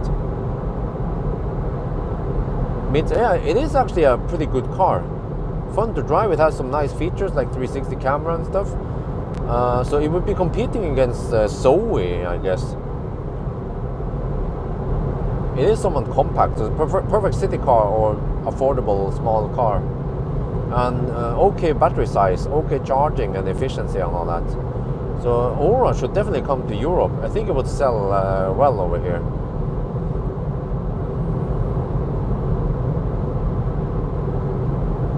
What's the temperature? Oh, 9 degrees Celsius. Okay, it's gonna be semi-cold tonight until the sun comes up. Wonder how tired I will be by the end of the challenge. But I feel like I'm more. I have more sleep tonight than I usually have. Normally, what usually happens is that those days when I know I'm going to do 1,000 kilometer challenge, I'm like, okay, good, let's do the 1,000 kilometer challenge at night. But then I end up doing stuff in the afternoon and evening. I end up not getting any sleep before the challenge. But this time I did manage to get at least 3 hours of sleep. Haven't logged it. Somewhere between 3 and 4 hours of sleep. There's a pink tree. Maybe we can catch it.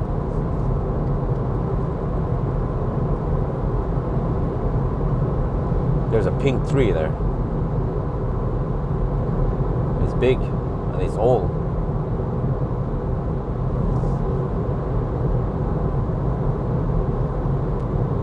That's the 100 zone again.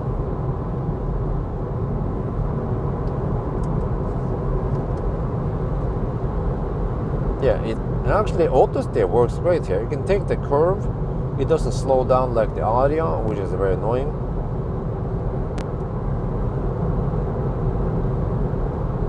It could seem like Nero, or at least the Korean cars, they designed them to be more similar to Western cars, whereas Aria, some parts of Aria resembles Chinese cars more, but then this one has more beeps, like ding ding, stuff like that. MG4 not yet, but it has at least been advertised if you look at MG4 in Norway, you see that they have announced it and stuff with prices. All the prices are ready. But I wonder if MG4 would be a smaller one. It's more compact, maybe. So I wonder if MG4 would be similar to, for example, a Kona. Yeah, actually, you know what? Aura Good Cat has similar size as Kona. But I think if Aura Good Cat will come to Norway, it should be priced similar to MG ZS EV. But Aura has a smaller battery, at least in China or in Thailand, around 50-60 kWh. So yeah, it should actually have a very good price, like less than 300k NOK. So that could actually sell like hotcakes over here.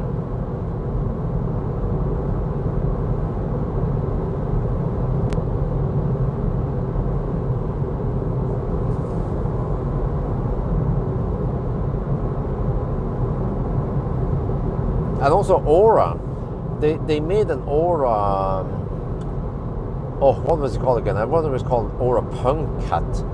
And they freaking copy the Beetle. It's just, it's just crazy. They copy the look of Beetle, but this is like an electric Chinese Beetle. I just wonder why Volkswagen haven't sued them yet.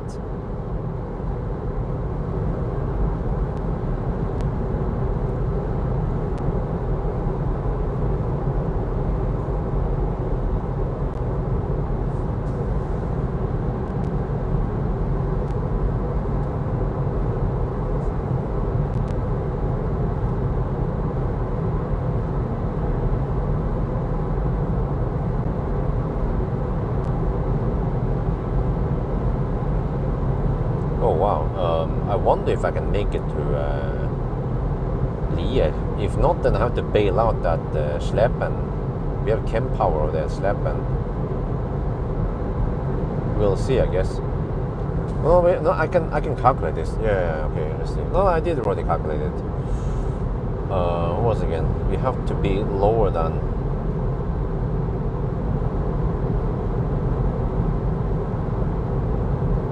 Let me have a little margin. Yeah, lower than 242 watt-hour per kilometer. Which on display is actually 245. 44, 45. And it's 246 right now. Yeah, and it's going to drop like a rock once we hit Oslo. Because this car, fortunately, is very efficient at low speed.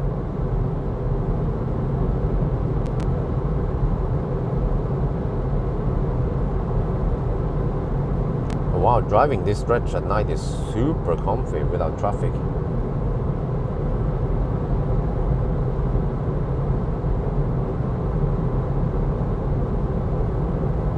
So I guess maybe the live stream will be more active tomorrow morning when we finish the challenge. Lower than 245, yeah.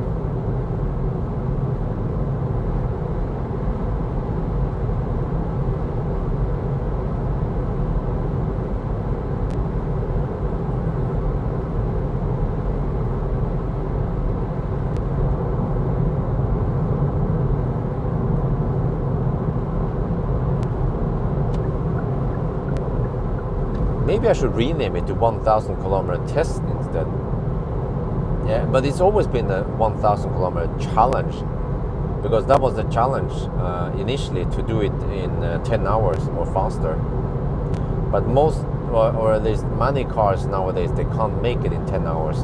Now I wonder when will we actually have cars that consistently do it faster than 10 hours? I mean, it's been going kind of slow. When you look at the, you know, I have so much data now. We can actually look at the dates.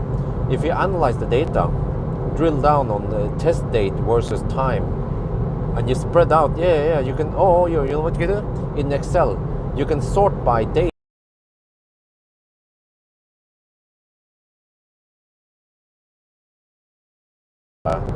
Cars, but it goes really slow.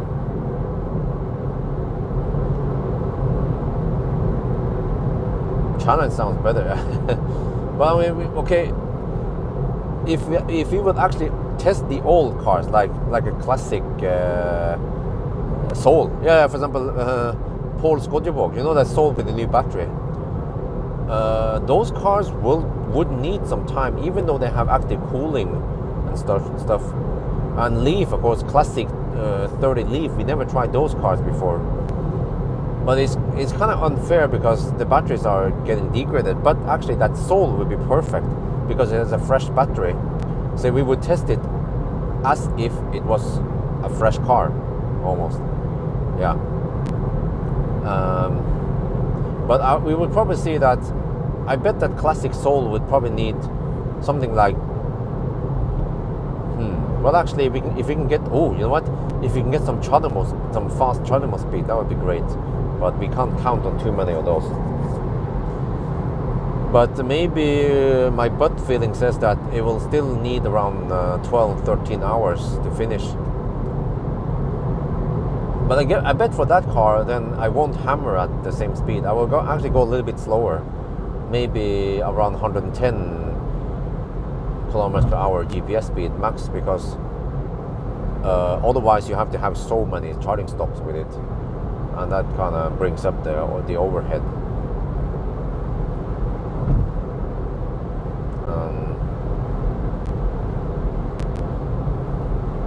But yeah, actually nowadays many cars, even not too expensive cars, they can do it in roughly 10 hours, especially the MEB cars and Tesla, of course.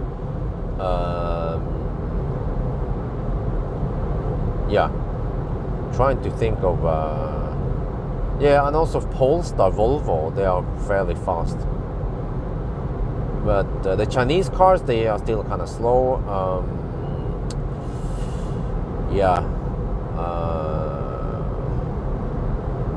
Well, actually, the PSA cars are not that bad, but they have small battery though. Yeah, and they actually don't charge as fast as the MEB cars, and they are not as efficient as the MEB cars.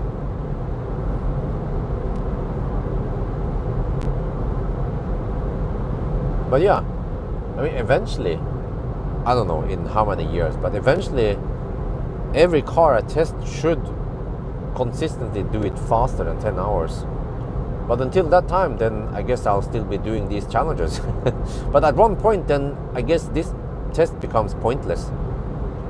Just like, I don't know. But the range test, I think, will always be useful. Someone just needs to come out with a car that drives 1,000 kilometers single charge. Well, no, I don't think they will. I mean, what do you think is 1,000 kilometer range on motorway speed, 120 kilometers per hour? I don't think there will ever be an EV that can do that range. Well, except for Roadster might be the first car in a very long time that can do it. But like I mentioned before, it brings down to cost, because a fuel tank is just a fuel tank, but a battery actually costs a lot. So manufacturers will always try to bring down the price and weight and cost. For it. No. It was never a time challenge. It was a 1,000 kilometer challenge. It was not a 10-hour challenge like that. And also, because the whole challenge. Okay. It was 10 hours. Yeah, I remember it was within 10 hours. But the problem is that the lower you go, the harder it gets.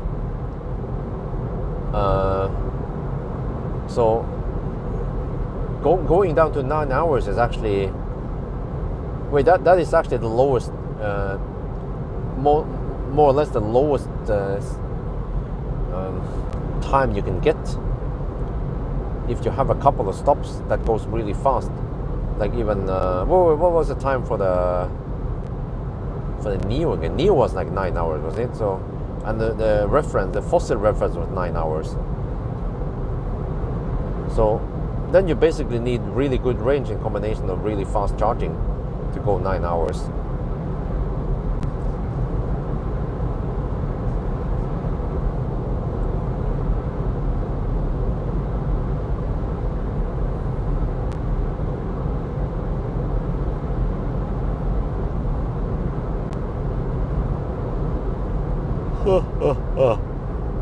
But no, I think at that point, yeah, that exactly, it would be really stressful to do it.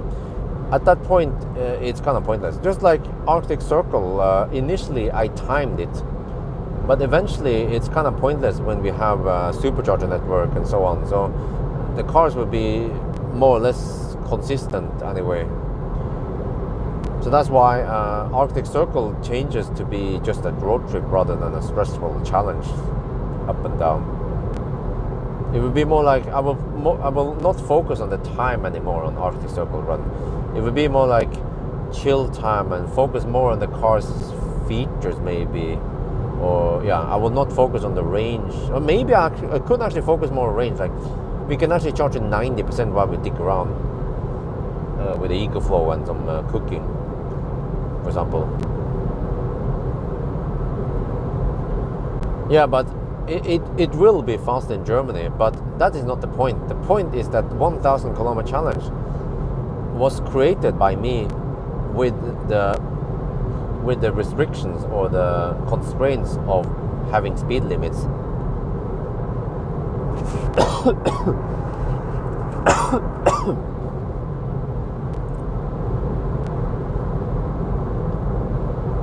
Because people, well, Tesla Roadster is 1,000, yeah, exactly, yeah. Wait, are you sure about that? Why VX? Because Tesla claimed that it's a 200 kilowatt hour battery. If you do the math, Model 3, which is considered a very efficient car, can average around 170 watt-hour per kilometer at 120 kilometers per hour real world. And that means that Roadster should also be the same, since Roadster is also quite small. So that means that if you have 200 kilowatt-hour battery and there is some buffer, then we should have at least 190 kilowatt-hour net capacity. And that actually means that the Roadster can go more than 1,000 kilometers at 120 kilometers per hour. Just do the math, you know. But yeah, when 1 hour is common, then challenge still be able to beat number,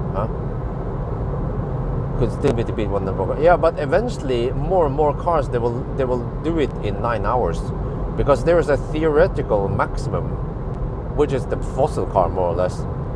Because you still need to kind of stop a couple of times to fill up, right? Or I mean, even Roadster. Well, actually, Roadster might be the first car that could do 1,000 kilometer challenge in a single charge, since it has a humongous battery and it's efficient.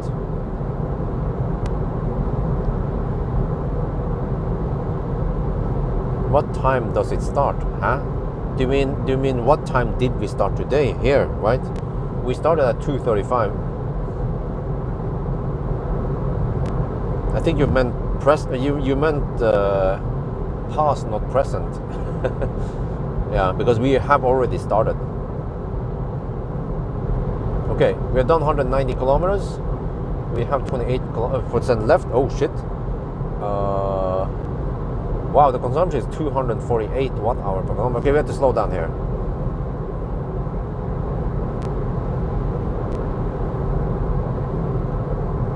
Efficiency tests will become more important. Well, I actually suspect that in the future, less and less car manufacturers will try to make cars efficient. The reason why they make them efficient today is that it is somewhat important because we have smaller battery. But just look at today's fossil cars. They are not very efficient, some of them, and they don't have to be, because you still have good enough range and people don't care. So in the future, when we have big batteries that charge as fast, like a fat e-tron, then I suspect that more and more car manufacturers, they don't care. Just look at look at fat Ioniq. You know, they made a fat car. They didn't care too much about aerodynamics, because they just pump up the charging speed. Problem solved. I think that will be the future, really. Unfortunately, okay, we will have cars that can handle 250 to 300 kilowatt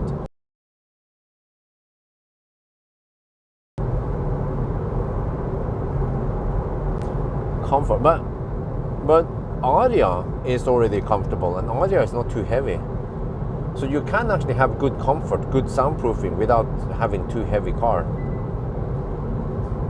Man, this car beeps me about everything. Beeps me about auto lane change, but I have to enable it. Why? Okay, there will be some kind of detour or something soon. Okay, let me see. Drammen. Oh shit, 64 kilometers to Lier, and I have 75 kilometers on Gom. Oh yeah, that should work since we are passing through Oslo soon. I guess once we are close to Slepen, yeah, past Sandvika, then I will know whether I can make it or not. Good morning, yes, good morning. 5 in the morning, yeah, I guess. Normally I would 999 here, but not today, son, not today.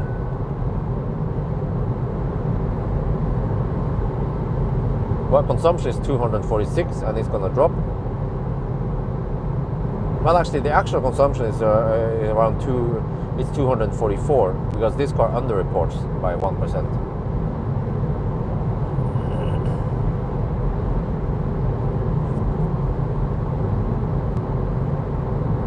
Wow, this tunnel is so empty. Okay, but I guess we can't avoid the road closure. We just have to deal with it. I guess I could record it. It's gonna get ready now.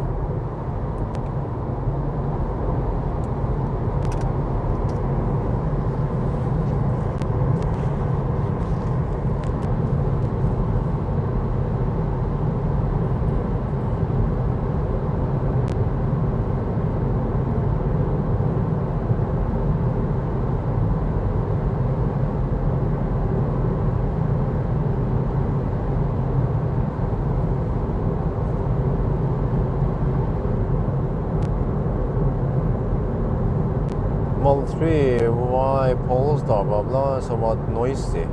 Yeah. Oh shit, okay, let me record.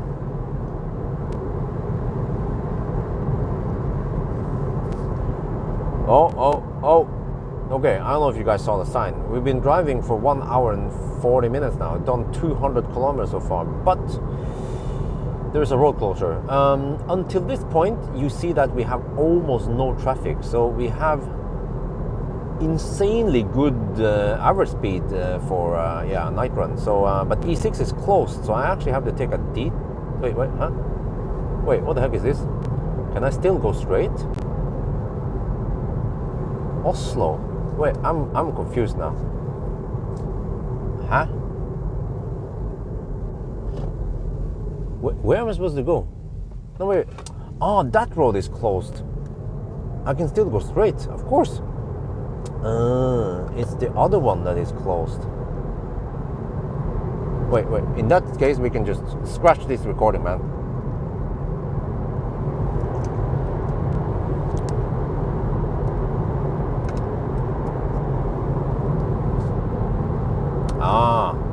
It was the Nord, just like last weekend. Okay. Well, that's good. Hopefully the next version will be quieter. Well, actually, yeah, I don't know if you watched the latest Model 3, it was even the Model 3 performance test. I noticed that it was quieter than before. So Tesla, at least Tesla has been slowly improving the cars, making it better and better and quieter and quieter.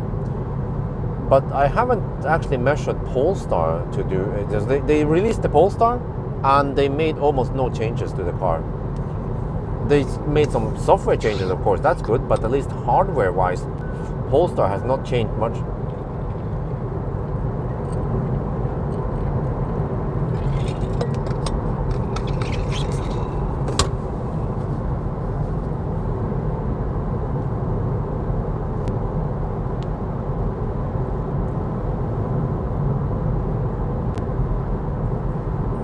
Okay, so I misunderstood. Well, or the information I got from you guys is that first I thought that the road was closed, but it turns out it's not closed. Not this one. The other one that we are not driving, that one is closed.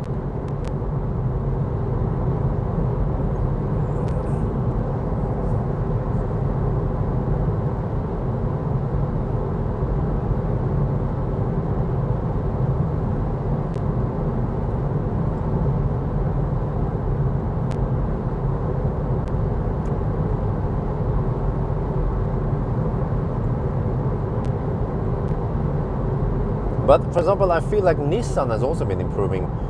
The classic Nissan Leaf was not that great in soundproofing, but then with the 40 Leaf, they made it better. And then with Aria, they made it even better. This is good because EVs, they have the potential to be really quiet since they don't have a noisy fossil engine. And I feel like at least many car manufacturers are slowly trying to improve the soundproofing, but yeah, not all of them. For example, lately I tried what was it again? Marvel R was really quiet. Same with Aria.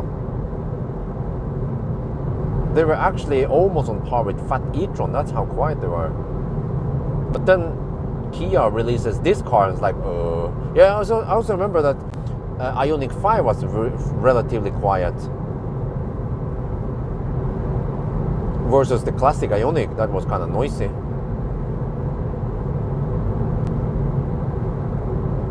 So maybe, you know what? Maybe I should still keep the. I need to measure noise as standard, and I need to make it I need to expose for my consumers that some cars are noisy and some cars are quiet, because I think actually many people also consider noise when they consider a car, and then that could actually help push the car manufacturers into at least put some soundproofing in here, right?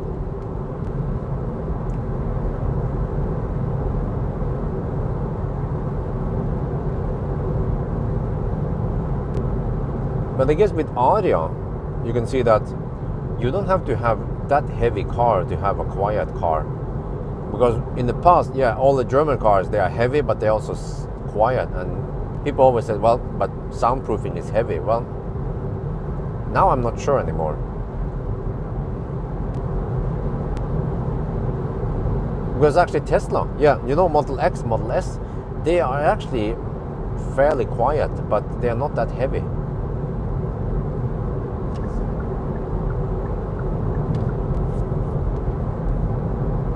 Nero charging speed should be better now, yes, as it's night run and the battery is not too. Yeah, that's a good point. Yeah, so it might actually slightly Colgate initially. I'm not sure, but some people said that you're supposed to get good speed even at 15 degrees Celsius. Well, I have 19 to 27 degrees. I think actually it will be 20 to 20. Yeah, I might arrive with over 20 degrees Celsius. Noise matters, especially on long drive. Yeah, it does. But I remember that the classic Ioniq was kind of noisy, and even the classic Soul was kind of noisy.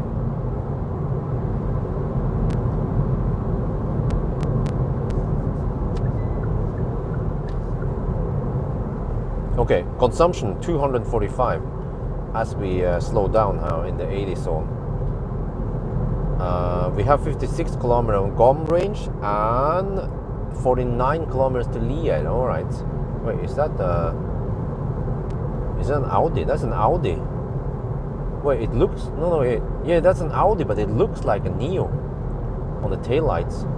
But it's an Audi Q8, I think, Q7, I think. But it looked like Neo ES8. Yeah, BT15. Wait. Did he throw away a cigarette? BT15944.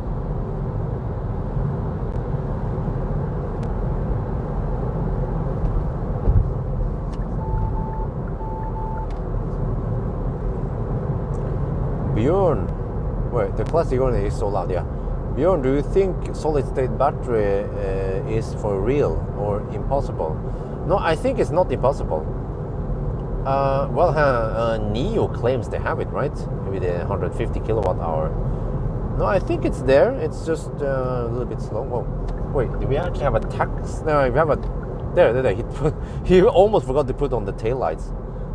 Wow. A freaking bus. The bus.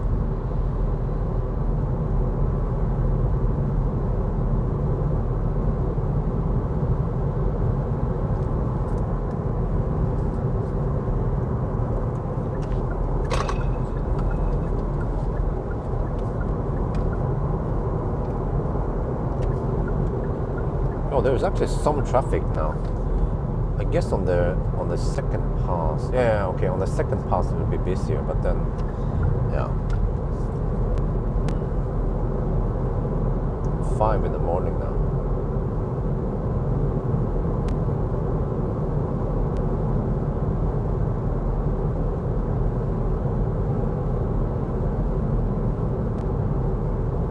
I see now that Isabel is still awake. 5 in the morning. Oops. I guess I need to support wifey tomorrow. Whatever she needs once I'm back home. If she wants to sleep, I will take care of Isabel. So wifey should get a couple of hours of sleep. So we might have to postpone the 0 mile test for Sunday instead. We'll see. Because I don't want to run out of juice when it's too dark. And actually, it's mainly for the thumbnail picture anyway. I want to be in some daylight.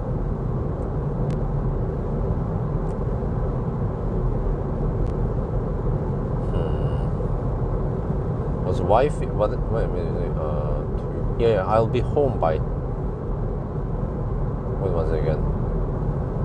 Yeah, I'll be home 3 in the afternoon. So if wife is really tired, but then at 3 in the afternoon, then Isabel should be awake, right? Okay, but whatever. If Isabel is awake, then I can take care of Isabel. But I also have to walk Dolly. I need those pelvic straps. The pelvic strap on for dog, so I can walk Dolly and walk Isabel at the same time. Well, maybe I'll find a way to just strap Dolly close to the... Yeah, I could try to do that. Walk Dolly and walk Isabel around 3 in the afternoon after 1,000 kilometer challenge.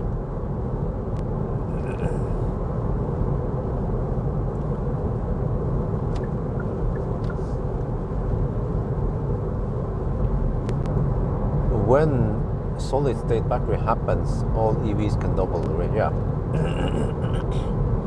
Yeah, that's like the next breakthrough for EV adaptation.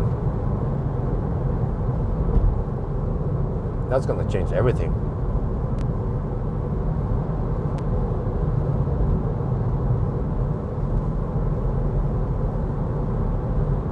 But meanwhile, well, actually, so, well, okay, since you asked about solid state, well,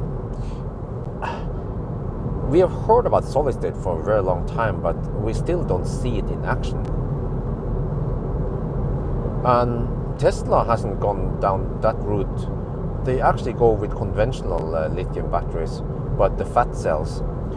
So I wonder, Tesla might achieve some of the solid state battery benefits, but without having solid state. And we actually don't know about the price on solid state yet. But solid state might not be the only solution in the future. So Tesla, yeah, the fat cells might actually be a viable solution for a long time. Oh shit! Ah! I went the wrong route. Well, okay, let's... dude! Where's it? Let me check here what the navigation says. Come on, why is navigation so laggy? Dude, when I need the navigation... Jesus, man. When I need the navigation to be responsive, then... Okay, well, you know what? We can just do a quick flick mode. Yeah, how about that? Okay. Not too big a deal. Well, I could take ring 3, but what the hell? Let's take this one. Man, I was not paying attention.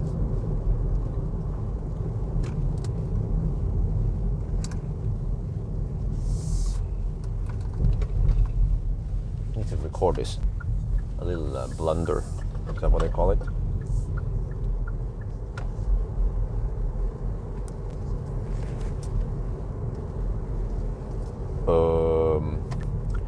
We are now back in Oslo, and you see, I haven't done 1,000 kilometer challenge in a long time in Norway, so I actually forgot and I missed the turn. So we are now driving a slight detour to go back, and yeah, I could maybe take ring 3, but no, we're gonna take the regular one, Operatøren. So, oops, because I know that we were already going cutting it kind of close to the next charger, so now it's going to be slightly worse. But fortunately, the detour here wasn't that long, just I don't know, 3-4 kilometers longer maybe. So yeah, let's hope we can still make it to the next charger. Okay, here I'm supposed to. Now I'm supposed to go here. Ah, shit. Hey, what the heck is this? Achtung, there's some fossil here. Hydrogen car. The fuck? Yeah, you know what? I've seen those hydrogen cars. The Toyota Mirai. They have been more and more common nowadays. Hydrogen cars. I just wonder where the heck they refuel them. Huh. Okay, here we go. Yes. So now we're back here. Ryenkrysset is where I'm supposed to exit and then turn this direction towards the city. Well. Okay. Oh, it's kind of sharp now.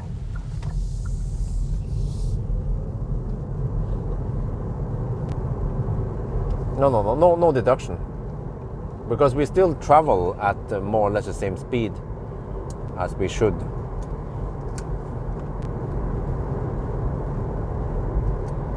When we still travel the distance anyway. It's no big deal. I think that detour didn't cost me too much distance, and it was kind of slow. So yeah, I think we are still fine. It just means that we will just go slightly deeper to the next charger, which is no problem. Let me see. We have 45 kilometers of range, and oh shit, 39 kilometers to the charger. But we have the slow. Yeah, it's going to adjust because I don't know exactly how many kilowatt hour I have left.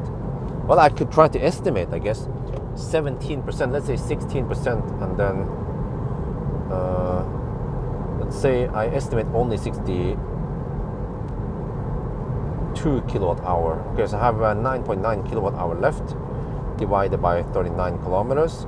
Well, I can average 254 watt hour per kilometer all the way to Lier. That is plenty, because we have to drive through the city.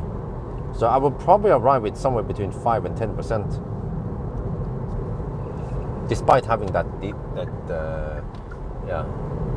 pull a little James May there. Man, yeah, it's actually been a long time. Because, yeah, I know why I made a mistake, because normally, yeah, I was driving on autopilot, and normally when I do a regular 1,000 kilometer challenge, I will of course just go right through that intersection rather than exiting. That's why. When you do something very often, you tend to forget about it. We tend to do it over and over again, of course. Let me see, I need to grab some snack now. Where's my snack?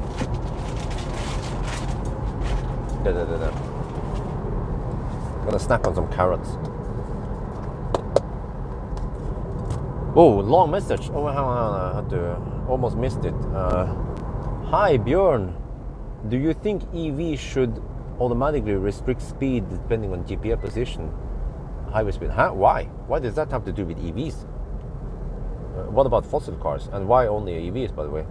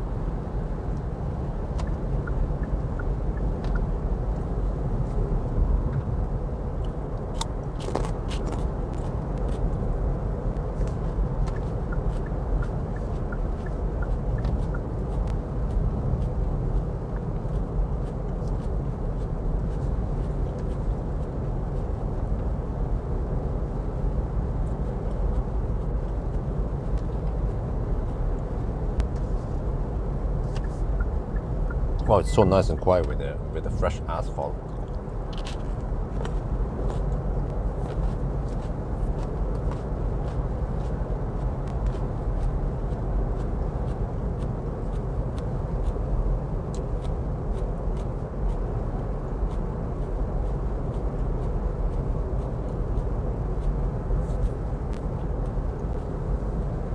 Okay, 45 kilometers gone and 35 kilometers to destination. How's the oil body? It's really good. You keep up with the curves here without slowing down. That's pretty good, man.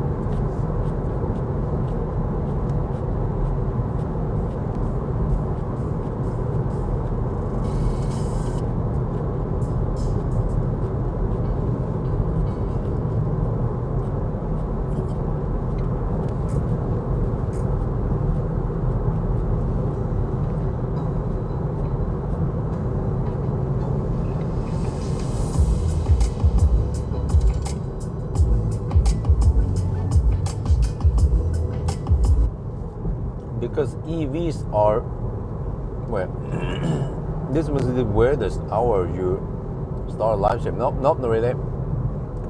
Sebastian, you have to start subscribing to my channel, because I've been starting on these kind of hours actually a lot lately.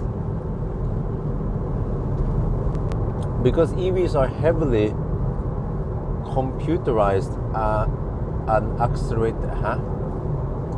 All false.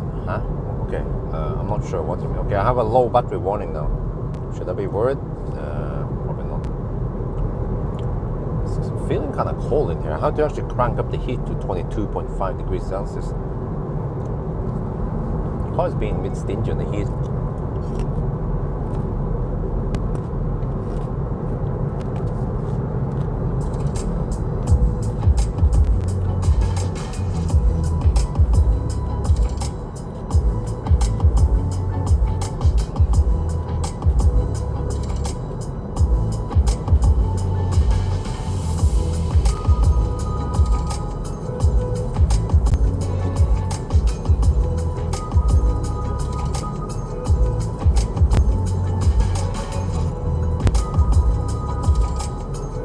Actually, my biggest concern right now is that I have to get past Liertoppen, and from there it's mainly just downhill all the way. Yeah, that's actually a big concern, because if I can't clear Liertoppen, then I can't make it to. Yeah, I will actually regen on the way down. So,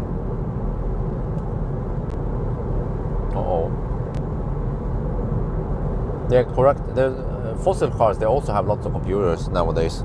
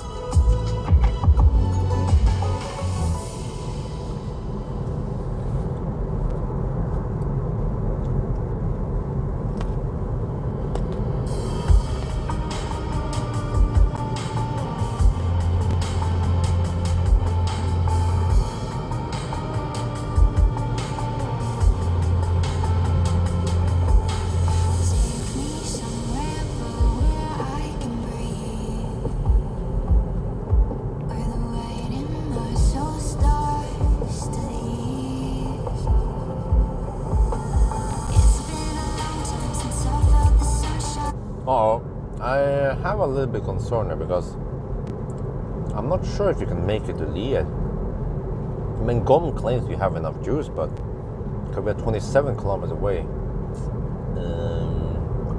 I'm gonna have EcoFlow, worst case if you run out of juice. And I could just make it like, okay, like I made a mistake. I should have taken the right exit and all that. Because I don't know if we, how much juice we have past 0% with this car. Probably not much.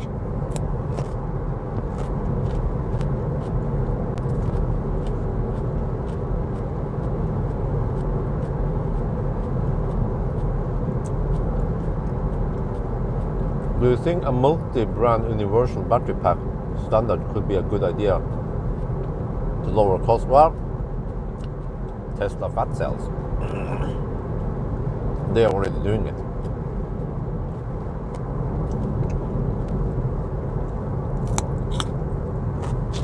But universal battery pack, no.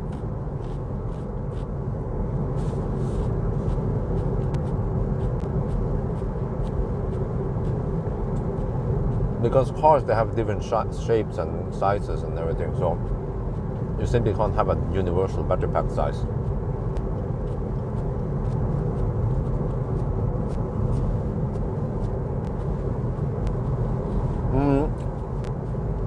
You see, I could bail out at Sleppen, which is just roughly 5 kilometers from here. I have 13.5%. I'm not sure how much I need to burn just to go up the hills. Sounds scary, man. To try to go for it.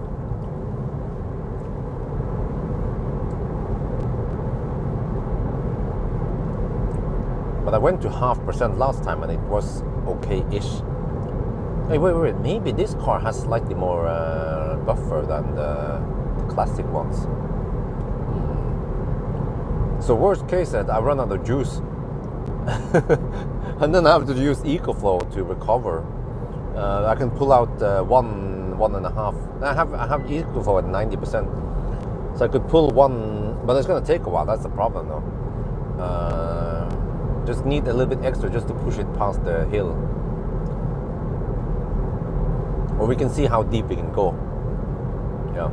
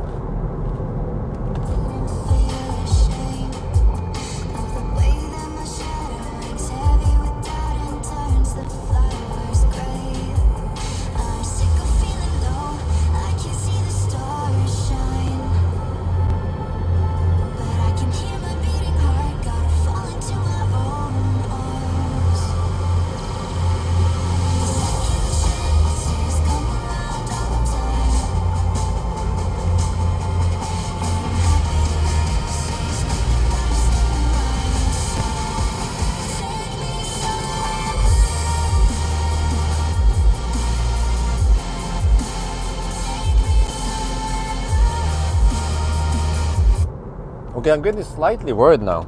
I have to bail out now or go for it. I have 12.5% left and 21 kilometers. I'm gonna go for it. I'm gonna YOLO it. I might have to slow down towards the end, we'll see. Because past this point, then we just have to go for it. Well, actually, there's some 50 kilowatt we could stop at, but just gonna go for it.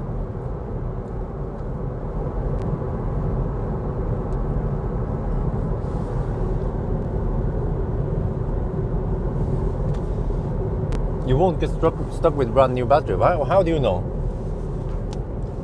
You know, if you drive it deep enough, then even the brand new battery will actually shut down. So it doesn't matter how old or new the battery is, really. But in a way, if I didn't make that mistake and exited, I added extra kilometers, which could be the extra juice we need, then yeah, we'll see. Well, I get a feel now. We have to go, my concern is that we have to go quite far up towards Liertoppen. So I'm prepared to be able, I might have to crawl a little bit towards the end. But as soon as I can clear Liertoppen, then we are safe. Well, for example now, state of charge display is 11.5 and then state of charge BMS is 15.5. So I wonder if they have changed it so you can drive a little bit below zero. But I don't remember how it was with the classic cars. Or the classic, yeah, I never looked into the BMS. Wait, no, it was always like that, wasn't it? Also with the other the other Neros before, the old ones.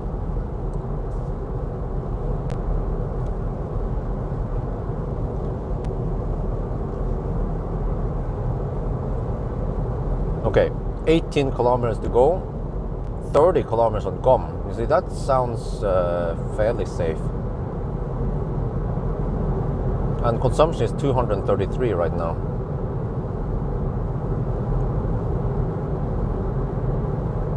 Wow, the consumption dropped a lot, really, on the city route.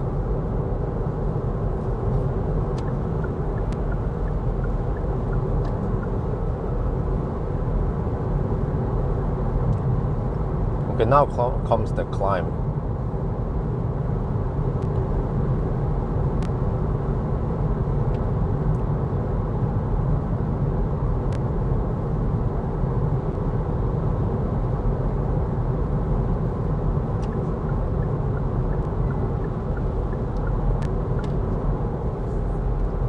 %10 left. 10% should be roughly 6 kilowatt hour. So we have 6 kilowatt hour to go 16 kilometers. But we have to lift the car up. That's the biggest problem now. 9.5%. We have to gain that elevation.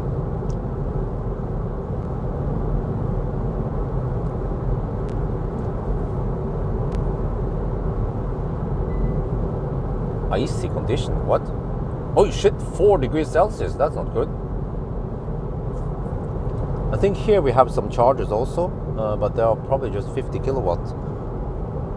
Yeah, 50 kilowatt tritium chargers. Right, with 4%, okay, we'll see.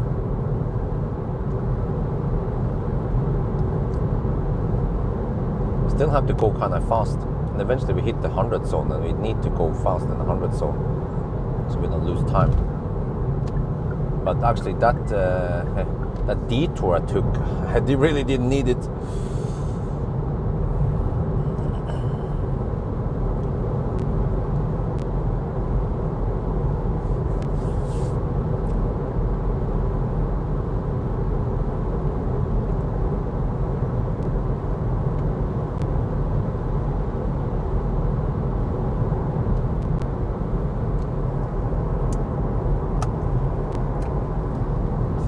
%8.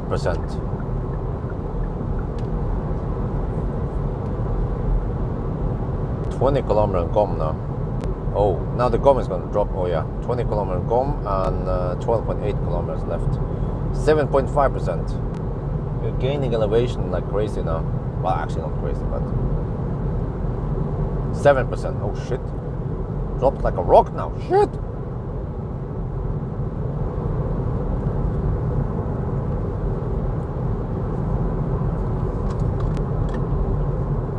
Okay, time for me to film this. It's gotta be a little bit of drama, you know. Otherwise, it would be too boring. 6.5%.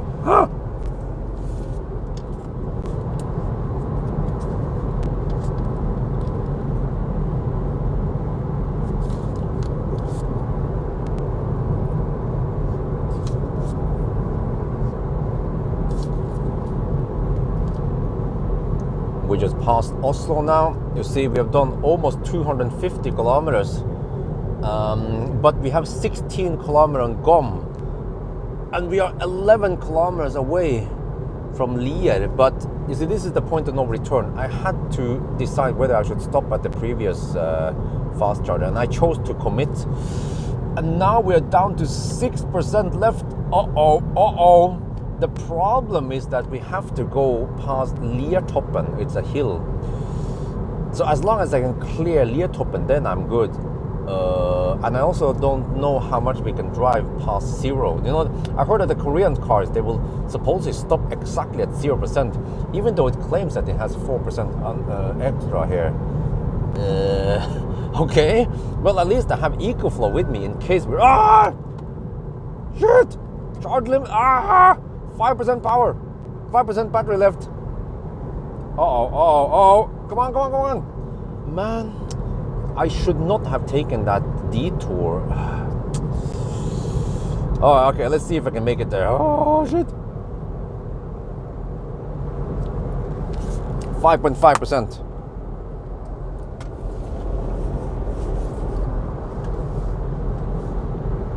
Getting close to Liertoppen now. I'm driving slightly slower. Once I clear Liertoppen, I'm gonna speed up. 5% left. Wait, that's the hill, right? Last hill there. Wait, we should be safe now. 13 kilometers gone and 8.1 kilometers to go. This is a slight uphill. This is the last hill before Liertoppen.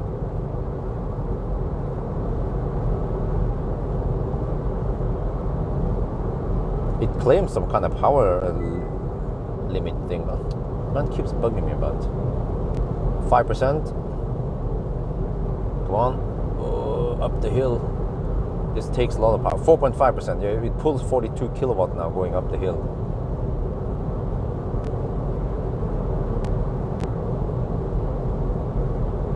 Okay, we're fine. Let me increase my speed.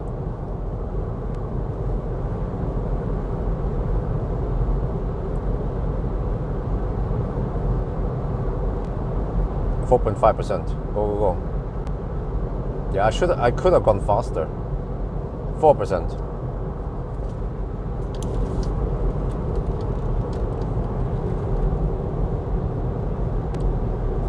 Oh yes, we have reached Liertoppen. 4%. Okay, I increased my speed. Let's go. From here, we just have downhill all the way to Lier. Oh man.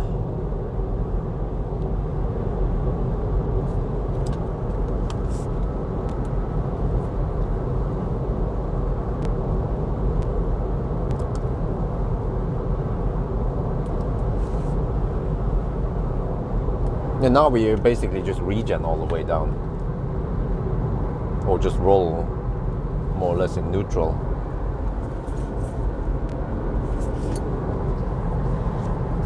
.5%, huh? What? Okay. At least we go deep enough. Yeah, I'm actually spending some power right now. 5 kilowatt. But eventually it will be steep enough for me to start regenning. There. 4 kilowatt regen. 5 kilowatt regen. 3 kilowatt regen. 2 kilowatt regen. Okay, back to 4 kilowatt regen. Yeah, now we go steeper. But I'm going, well, not too fast, but I have at least some speed going downhill. That's why we're not regening like crazy. Yeah, actually hovering around 2 to 5 kilowatt regen only. But at least we are going downhill without spending energy. 3.5% then. Okay, it might be 4% when we roll up there. Let's see.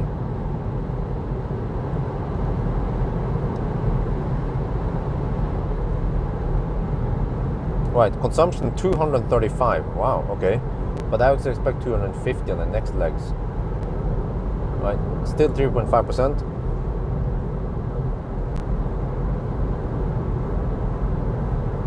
Heat up a little bit. Yeah, I have 20 and 28% now. Sorry, 20 and 28 degrees, which should be good for charging, right? Let me see. Over here, this is Circle K. All right, I have the RFID for it.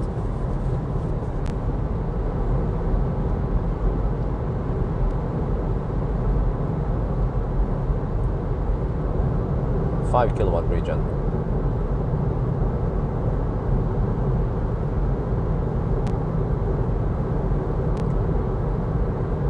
Yeah, eventually I will know how deep you can go with this car. And also I have to calculate now how much we need to charge for Ringdalsskogen, the Ring Valley Forest. Okay, here we go. I haven't been here in a long time.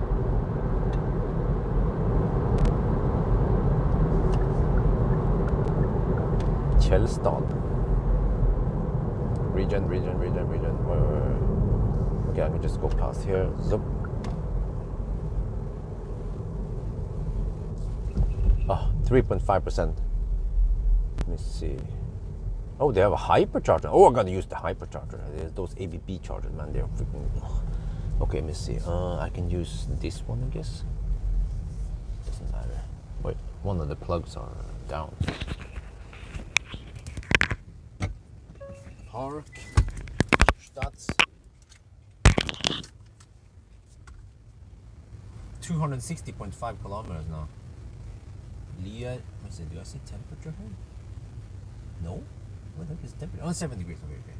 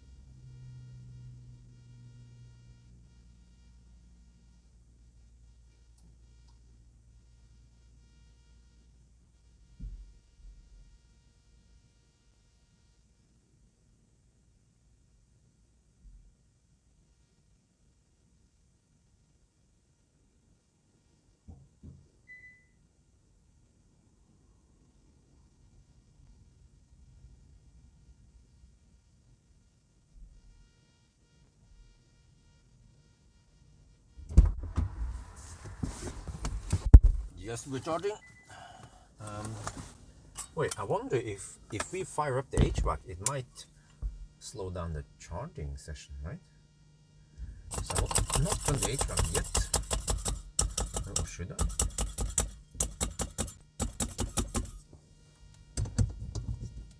Oh, we're getting 80 kilowatt from the start. Nice.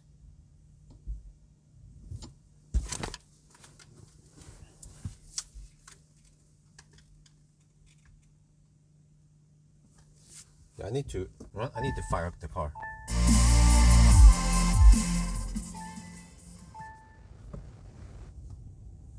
Okay.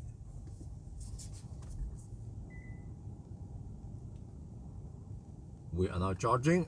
Oh, getting 81 kilowatt. We came here with 3.5%. All right, all good. So now the next one is going to be Ionity. You know, I will try to charge at Ionity. We are now at, this is Circle K.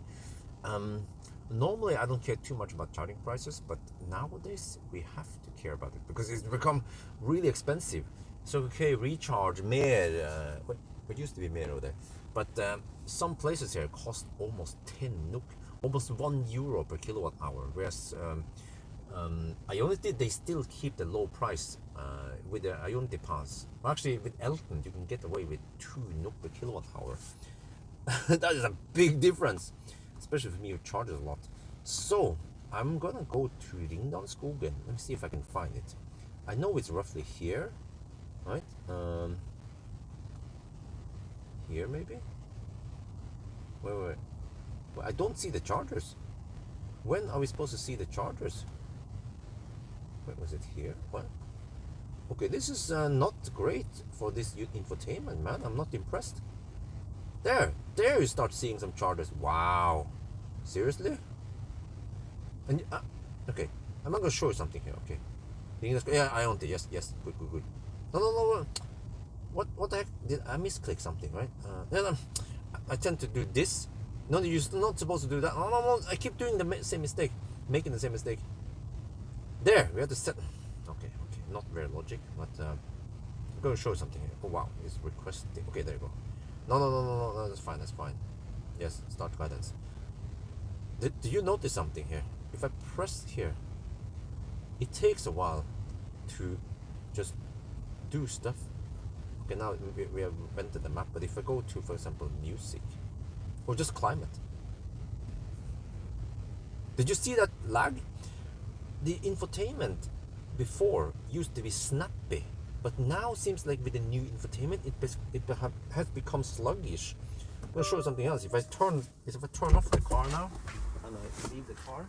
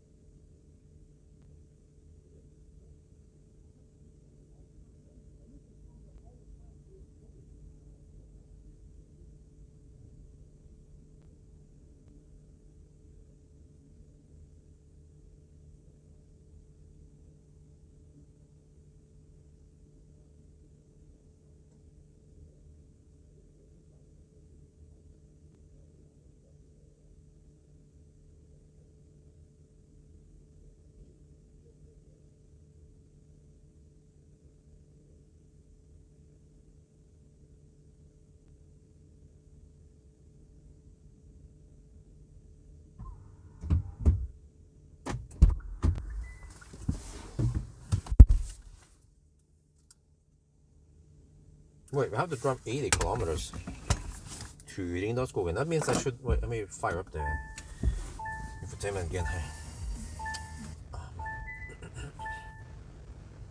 Okay, let me see.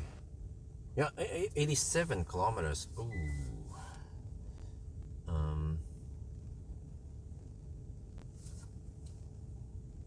I'm not sure how it does it. Okay, let me see. Let me check something. Do the map here. Ionity, Ringdalsskogen, and then I add a stop, a stop, the turnaround, the Langangen. I think I want to go to the turnaround point and then go to Ringdalsskogen.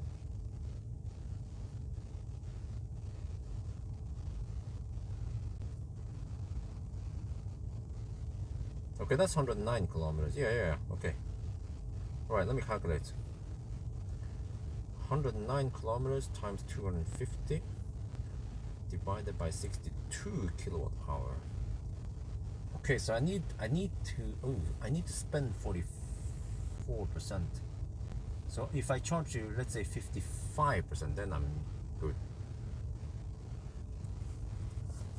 2 minutes. We ended up making a few extra slow turns. No. I'm not gonna deduct 2 minutes. Because we have a very unfair advantage. We're driving at night with no traffic, so yeah, that's not gonna happen. We will not deduct 2 minutes, unless you're a VX. If you're a Neo, if you're a Kia fanboy, yes, then we can deduct 2 minutes. But I can ask the rest of the live stream here. Do you guys agree with VX? Should we deduct 2 minutes? Because remember, we were still driving kind of slow. We had to drive kind of slow anyway, and those turns did not take 2 minutes. Trust me, it would just take 10 seconds extra. But remember that we had no traffic today, which is actually a very good advantage. So yeah, we need only 55%. Even 50% would have been good enough or safe. But I kind of want to have that margin just in case. So I guess 55 then. Yeah, 55, because I'm a little bit unsure how much we'll spend now during the night, and the temperature has dropped also. So I think we could. Okay, all right. You see. But I probably don't have time for food yet. What, or do I? No, we already at 20%. I mean, if I wanna cook that shit, I should have done it already. Well, do I have time for it? I mean, the chart is kind of slow, right? You know what? I think I'm a little bit too late. I should have started heating up the thing Yeah, yeah. I'll do it on the next stop.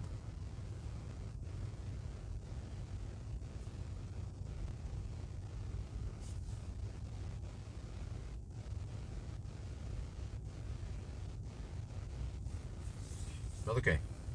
I guess I'll just go to the restroom. Oh shit! It's throttling already. Ah, it's actually cold gating until we hit 25 degrees Celsius. Whoa, it's scavenging heat. Oh, so. Wait.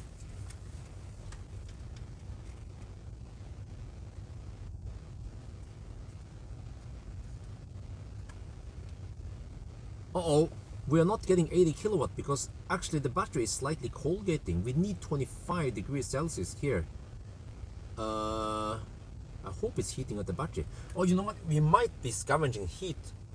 So maybe we should stop the car. If in case we were scavenging heat from the battery, then now at least we're not doing it. So we have to wait now until this one hits 25 degrees. Then we should get 80 kilowatt. No, wait. We are 21. Ah, we might not see 80 kilowatt. Ah, she.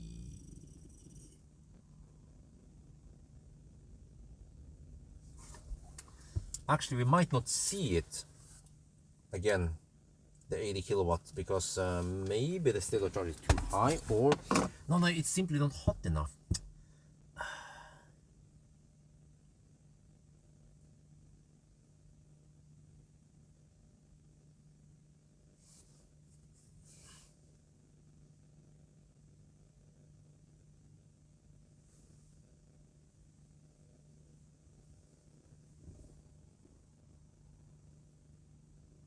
Well, what the heck? The temperature in the battery is barely going up here. I feel like I'm driving the 2019 tech. Come on. I don't have all day, man. Okay, let me go to the restroom. I'll be back.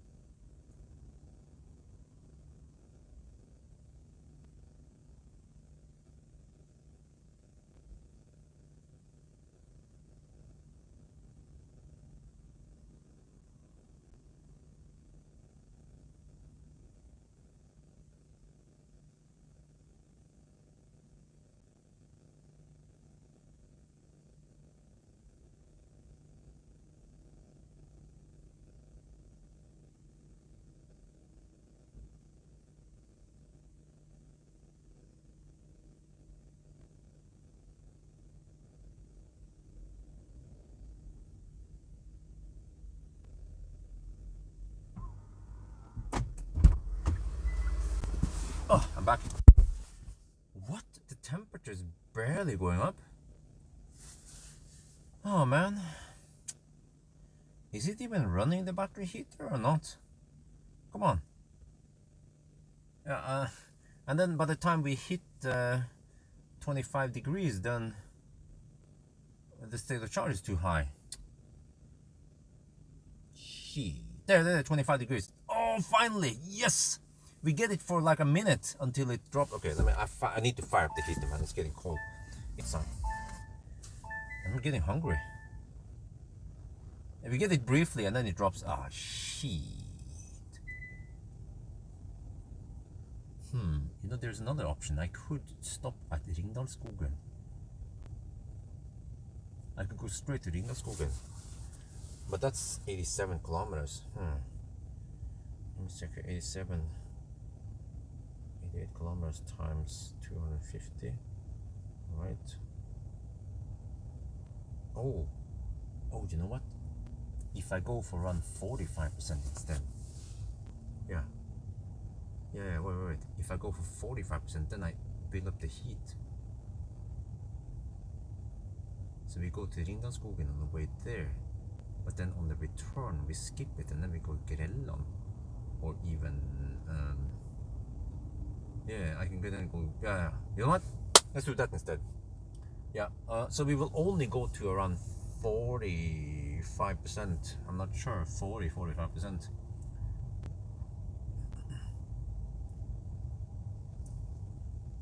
Wait. Or should I go 55% and then go for the return? Because time-wise, actually according to my spreadsheet, the fastest time you get is actually charging to only 45%. And then if you go higher, then you actually start going slower. A little bit, you lose like 1-2 minutes only.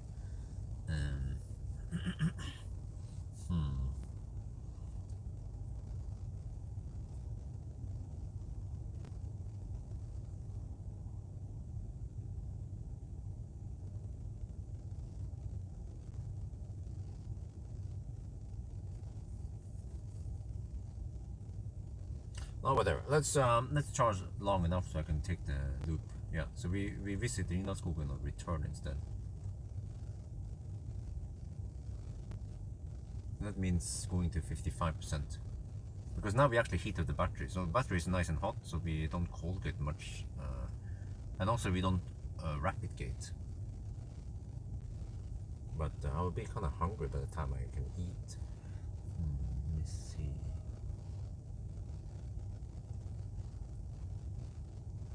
Yeah, I can at least prepare stuff.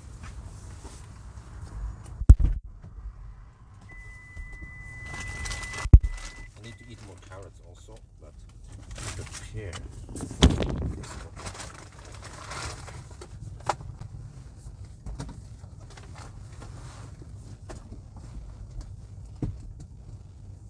This is kind of tricky. It needs to plug in the shoe.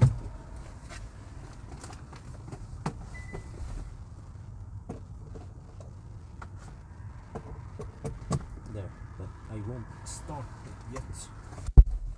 Okay, so at least it's ready.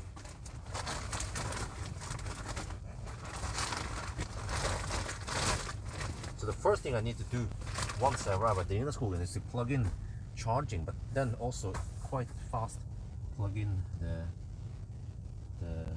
toaster.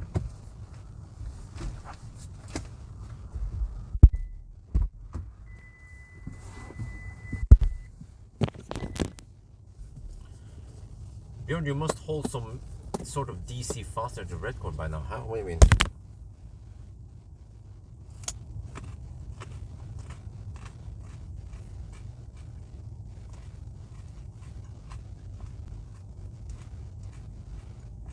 Morning.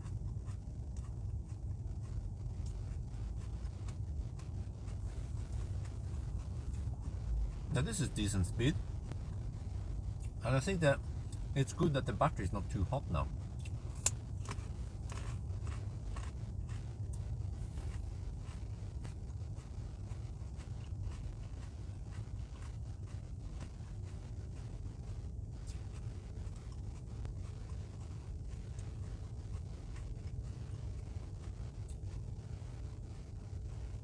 I think once the max temperature reaches 40 degrees, then we see some more throttling.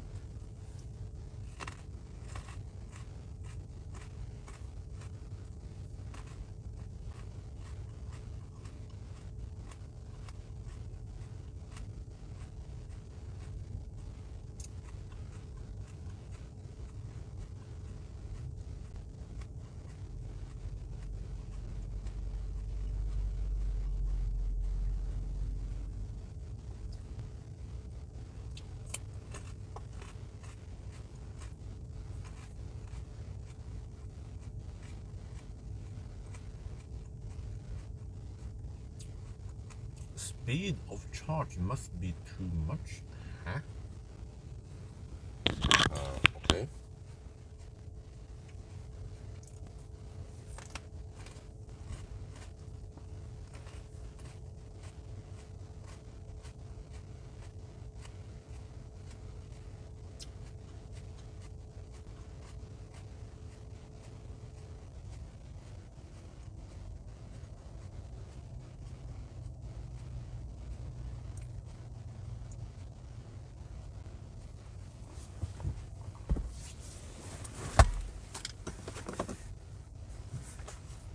Because I need 55% to be safe.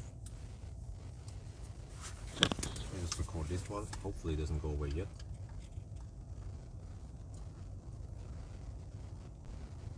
Oh yeah, see, once this one hit 25 degrees Celsius, then we get fastest speed, close to 80 kilowatts. But then once this one, the max temperature hits 40 degrees Celsius, then we see, oh no, yeah, now I guess it throttles. You see, this is worse than the old curve or the old battery. For example, classic Kona, classic Nero, Soul would then throttle at 57%, but this one throttles earlier. So actually, we could even leave now. Wait, maybe I should do it. Let me think fast. Up to 238, huh? What are you talking about?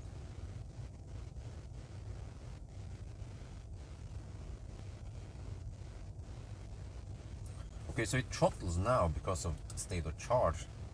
So we could leave now and go straight to Ionity, or we could, yeah, I'm not sure what to do, what is the best deal. Because I also want to kind of cut down on the charging stops, but it actually pays off to charge more often. Yeah, you know what, with this car you actually want to ride on the 75-80 kilowatt wave. And also I kind of like that idea, because then I can start cooking a little bit earlier. But then that stop needs to be slightly longer, right? Or could maybe then stop at Kona or somewhere.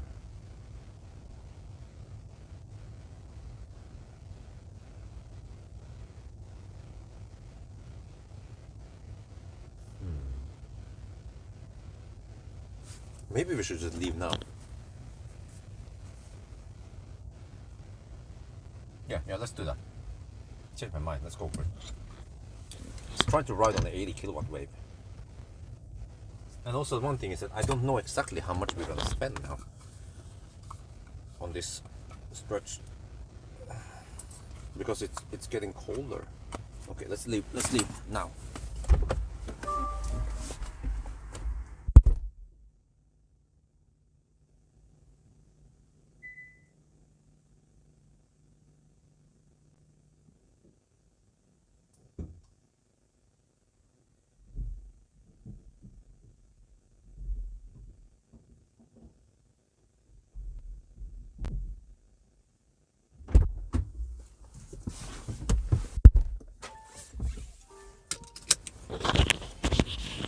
Can we charge for 23 minutes? Wow. This is going to be a long ass challenge. Okay, so we just go short and then I have to cook. Okay, maybe the next session should be a little bit longer at least. We'll see. But I might arrive with 10%, I'm not sure yet.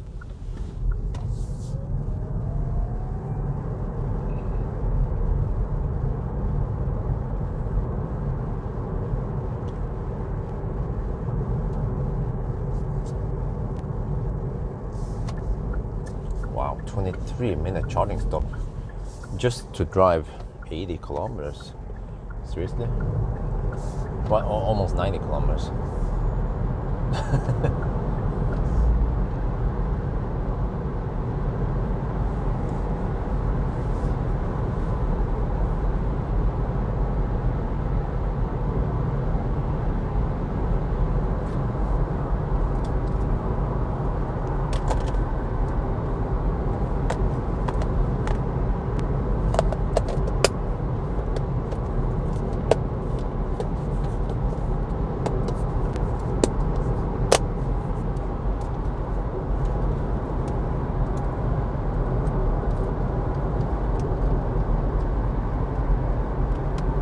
6 in the morning now. Come on, let's hope that wife is the baby is asleep. What? Wait.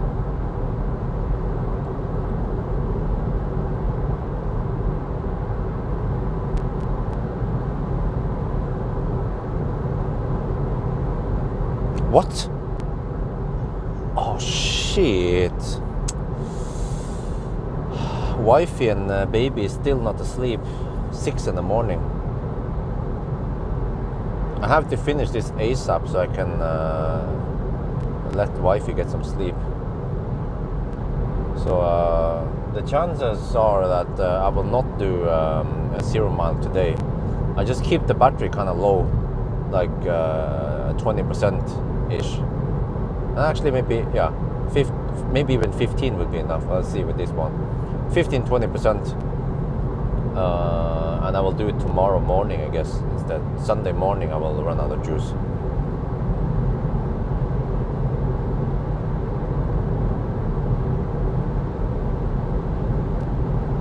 Or I will see. I mean, maybe there's a chance that wife will get some sleep, but then she just have to sleep through the afternoon also. I will take care of walking Dolly.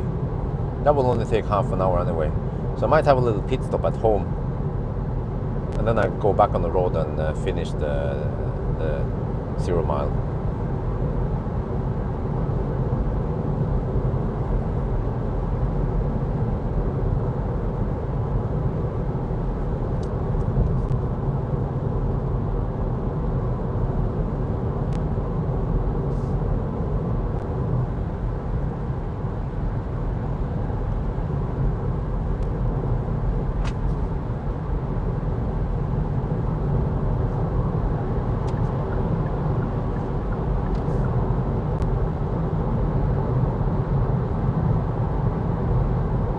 Dolly, what about her?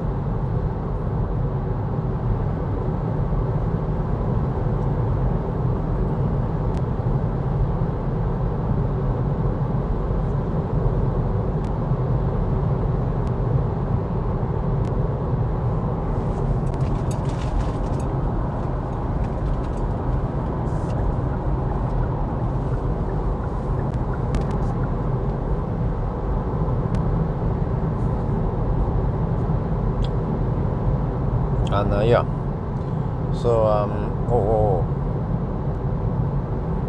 it's getting foggy here because of water recirculation in tunnels.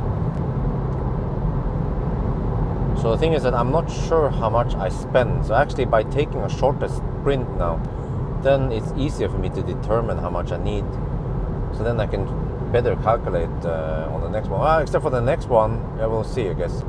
We'll see where I stop after Ringdalsskogen. I have plenty of options, but if I actually go for around 45%, yeah, that will also work. We'll just have more charging stops, but that will actually yield the best speed, supposedly, as long as we can be quick and as long as we pick chargers close to the highway.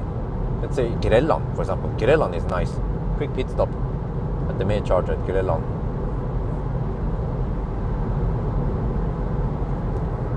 Set off the security. Huh? What?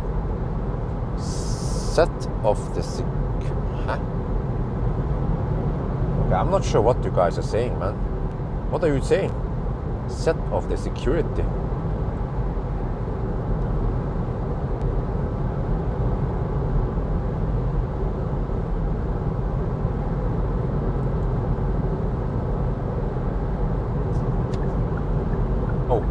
we see a little bit of daylight already. 6 in the morning. Oh yeah.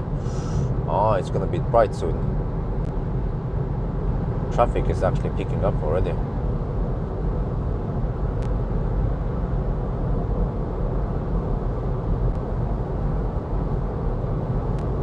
Zeph of the Still don't understand what you're saying, Vasily. What? What, do we have spam bots in here? What the heck is going on? They need to ban people.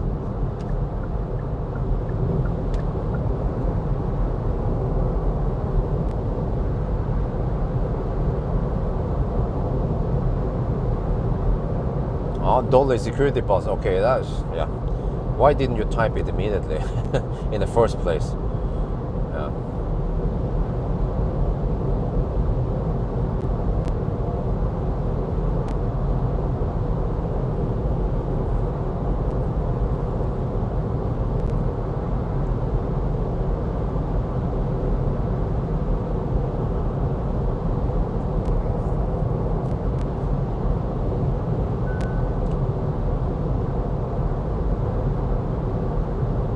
That Ioniq is hammering it. Normally I don't see Ioniqs go that fast.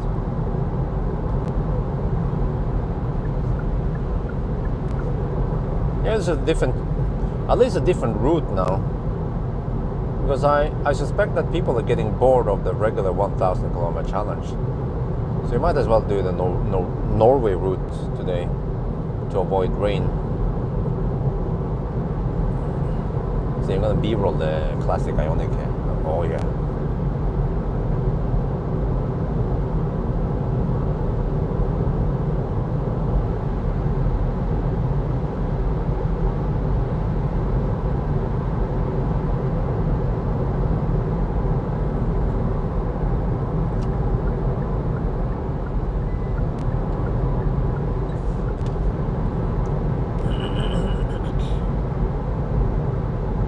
Wow, I have to say traffic has picked up a lot.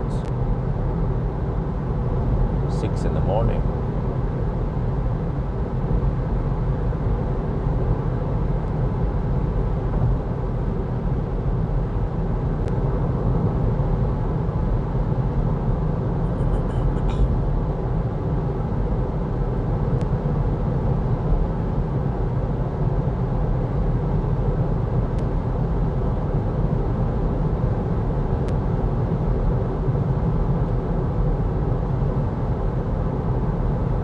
I have a 19 hybrid, noisy. Yes, same.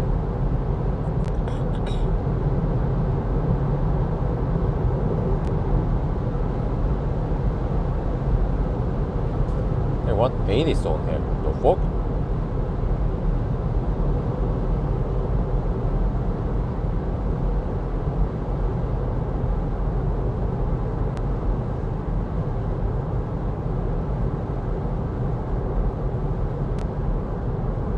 I think it's that Baustelle on one direction.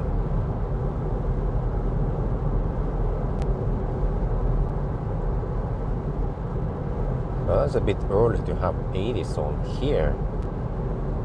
I mean, eventually there will be a slowdown, but wow, didn't have to slow down that early.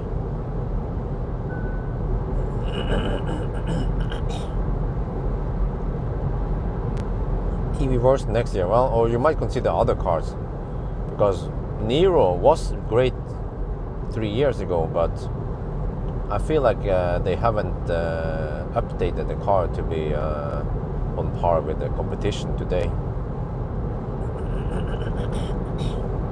You see, here's a slowdown. Okay, maybe for normal traffic flow, nah. That 80 zone was way too early, man. Way too early. They couldn't have 80 zone here, for example. That was a bad choice of speed limits.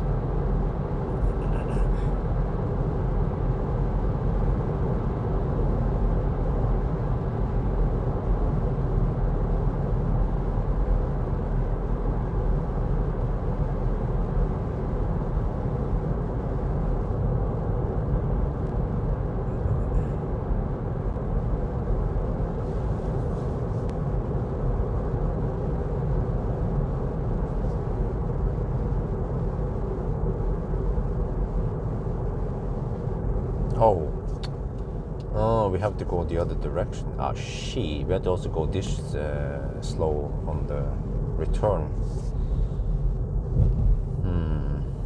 But this is a short one, right?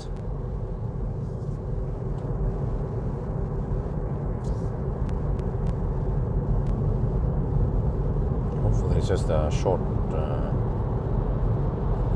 Hey, what? Or maybe not.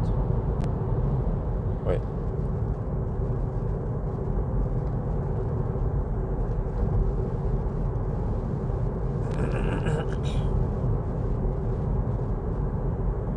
Oh, okay, it's not that long, right?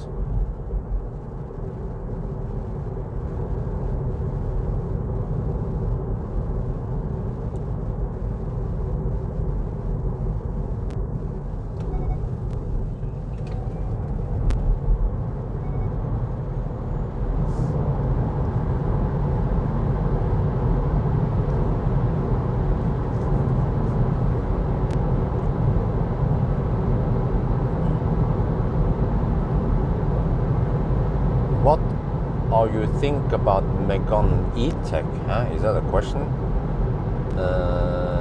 What do you think about Megane E-Tech? Well, I haven't tried it yet, so I don't have too many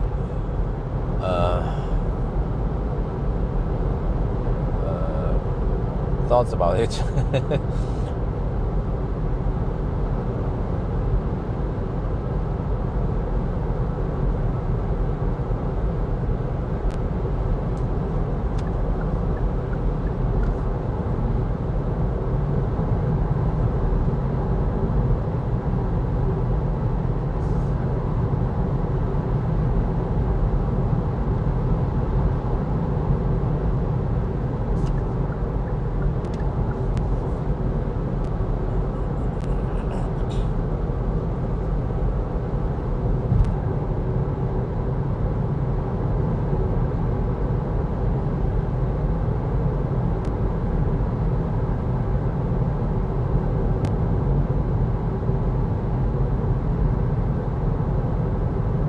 A bit limited in EV available in New Zealand. Oh.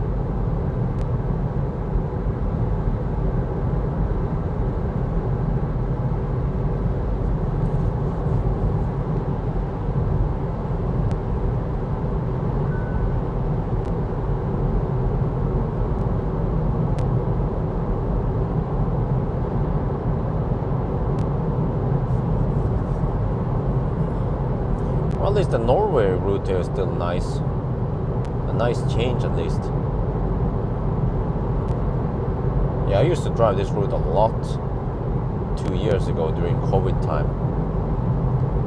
The basic model is just under 80k, which is cut off for government subsidy. Alright, good morning. Wow, people are up early on Saturday.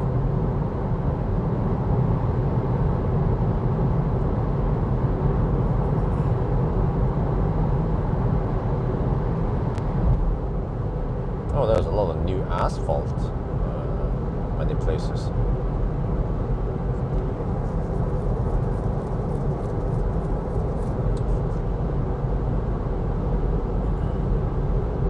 Okay, let's see now. Oh yeah, I should have good charging speed on the next session, at least. Now the battery is at 25 to 35 degrees, so maybe that initial session was to heat up. Oh, what the heck is this? What's up with the traffic here?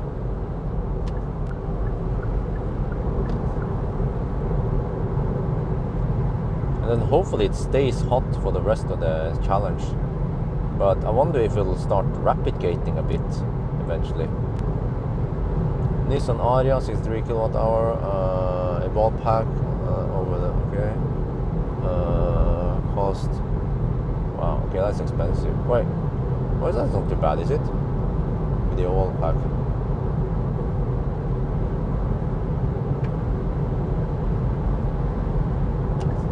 Yeah, what's up with the traffic now? 6 in the morning.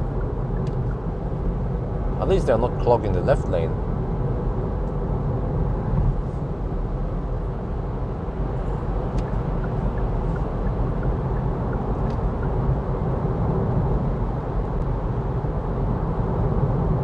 Plaid? Who knows?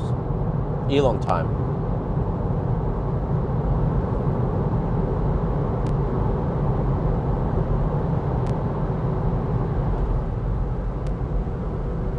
Versus Polestar. Well, we'll find out. But well, you got all the letters wrong, Lars Petter.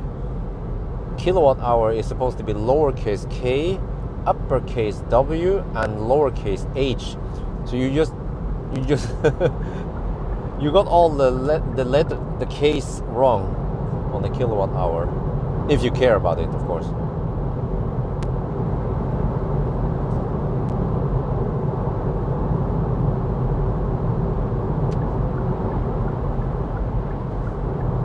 Oh, this is Grelland, okay.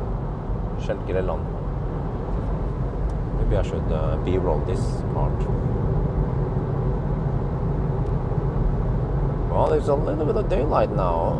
Okay, okay. It's coming, it's coming.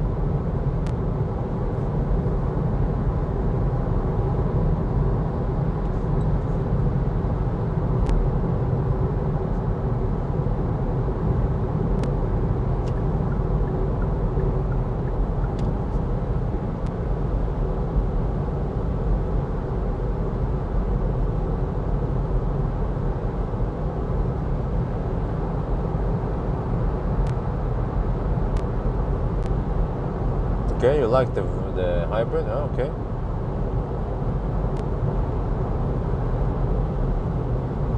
Oh, there are so many tunnels here, so I get foggy windows. AC is off. Wait, do you have it on auto? You have it on auto. What? AC is off. Wait, can it? Okay, that's weird.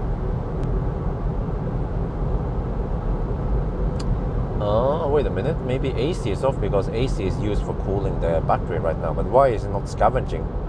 That's my question. Oh! Whoa, big donation! Dr. Libra donated $50. Good morning, hope you and your family are doing fine. Linda, wow, thank you very much, Linda. Highly appreciated. Yeah, we are doing fine, except for that, let me check now. Wifey is still awake. Wifey did not sleep much at all. And she's still struggling to put Isabel to sleep. Okay, they are in bed right now at least. So this Isabel is about to sleep soon. Whoa, I really have to get back home and help wifey because she might be very tired soon. Well, I hope she gets some sleep soon. Wow, look at this fog, man. Holy shit. And then more tunnels and then they will auto recirculate. Maybe I should disable that shit. It auto recirculates. Okay, let me disable that shit. It will just fog the windows like crazy. Seriously, I can't have that feature on.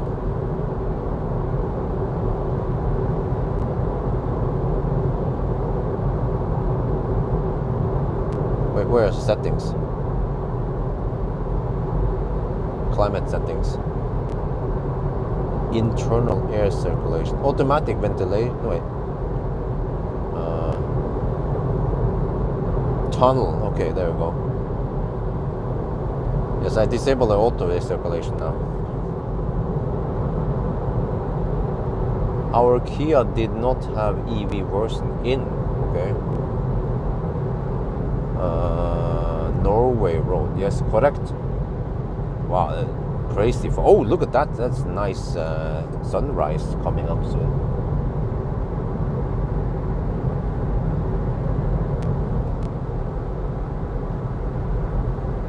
How are the new headlights from the Nero EV? Is that the question? I haven't tested it yet, so I don't know.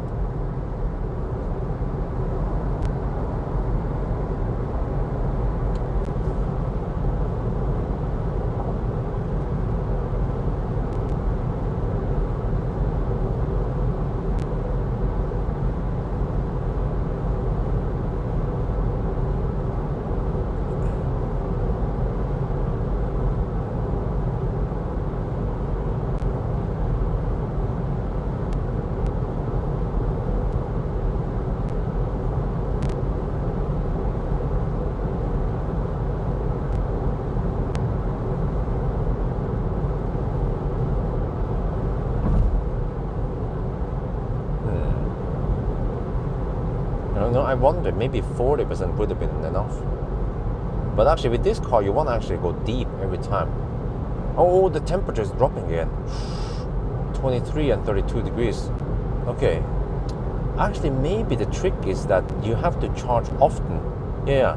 Maybe I need to go to around 45% every time now. 45%. So I can keep the temperature and the battery high. Because if, oh, you know what? If I go to, let's say, 65%, what's going to happen is that between the legs, then the the temperature drops, and then I will cold get every time I arrive, just like what happened initially. My Nero has the worst light project. Okay, yes. Temp. It's now 5 degrees Celsius outside, so it's kind of cold. Oh shit! On this leg right now, we are sucking 266 watt-hour per kilometer. So this is my concern, that we might actually burn higher now during night when it's cold versus earlier. So if I went for 55% and tried to go to the turnaround point and then back to Ionity, that might not be enough. But it's safer now to go straight to Ionity, and then we can do the flip mode. And then we'll get a better idea of what consumption to expect now at night. Or what consumption to expect at night. And you see, we are even just in the 100 zone now. And soon we will reach the 110 zone, we can go faster. But then the consumption will be higher.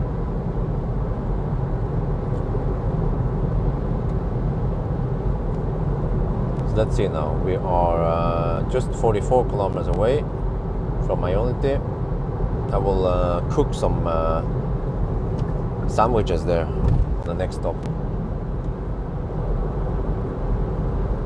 Wonder if they have fixed this one by now.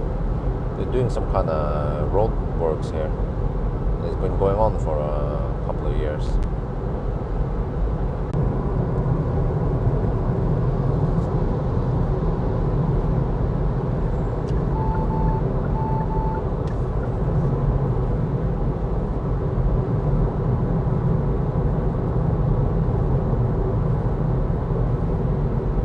Well, I'm not sure if we were offline or not, but at least I restarted the stream. Could seem like the stream was bugged, but nobody told me, and I can't see it on my client that it's bugged.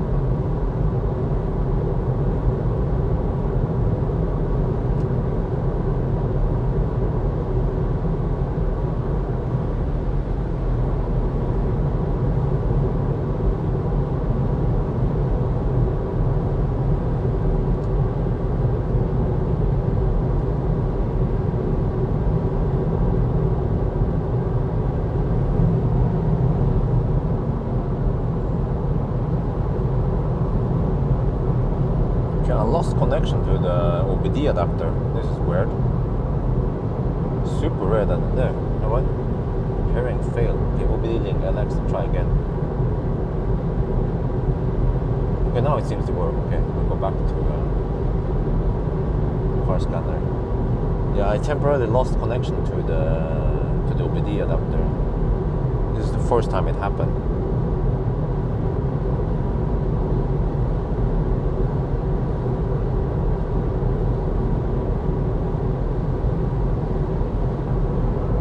Okay, we're back. Okay, good. That was weird. I had to repair the Bluetooth device. Why most sedans like Model 3 have boot instead of proper. Okay, it's because of they want to have good enough headroom. The problem is that if you have a trunk, then you usually have a beam in the back there, and the beam kind of eats up for the space for the rear passenger. So by making a glass roof like that, and then a trunk opening rather than a hatch opening, then you get better headroom. But then so it's a compromise for better headroom versus the trunk opening versus hatch opening.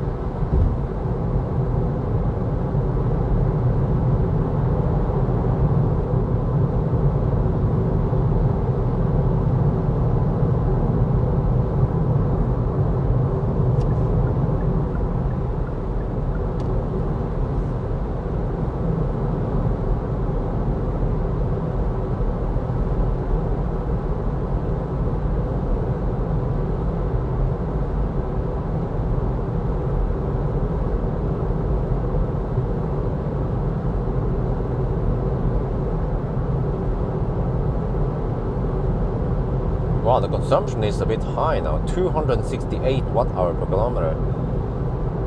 That's higher than expected. So, yeah, we're getting close to Ringdalsskogen now. 14.5 kilometers left. We have 18% left.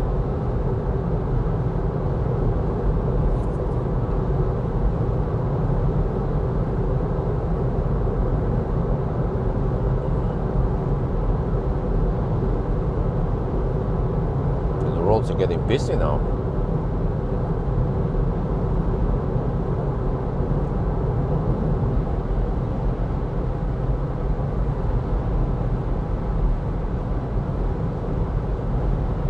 Okay, so what I probably need to do is I'm not sure what the situation will be 3 in the afternoon when I'm back home, but if for some reason the baby is awake and she needs to go to sleep, then I have to help wifey, and then I can leave home.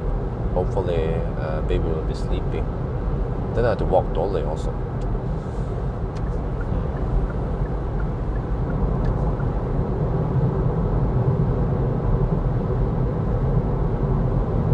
Yeah, it seems like I need around 15% only on this car before I go for cleavage.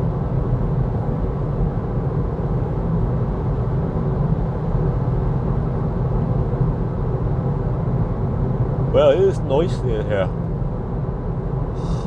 You guys can probably hear it. It's quite noisy. This stretch has noisy asphalt. But the right lane is quiet, but I can't go there yet.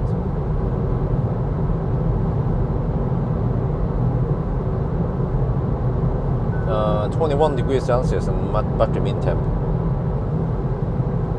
So, we might cold it slightly again.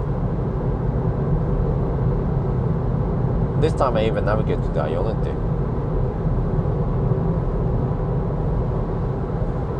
Okay, 10 kilometers left, 16%. Oh, wait. No, I think that's simply not enough to go on the round trip. 15% now. Okay. I might arrive with 10%. Which is close enough.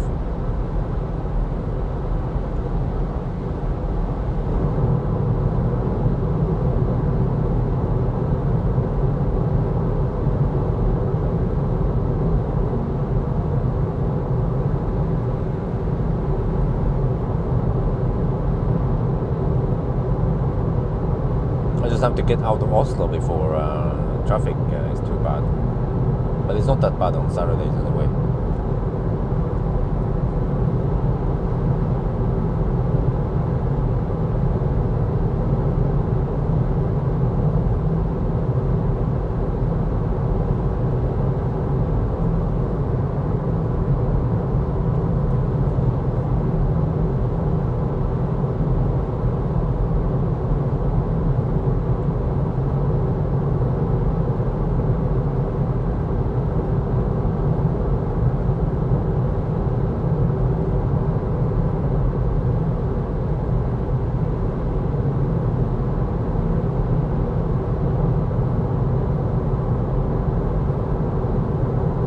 Heating heats up to 21 degrees, okay?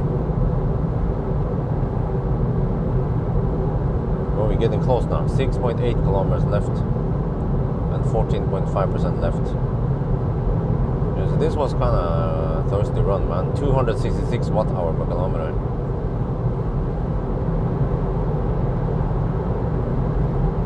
But the next leg, it will be, well, yeah, I have to expect roughly 260 on the next leg. I think maybe the next stop should be Nedlands.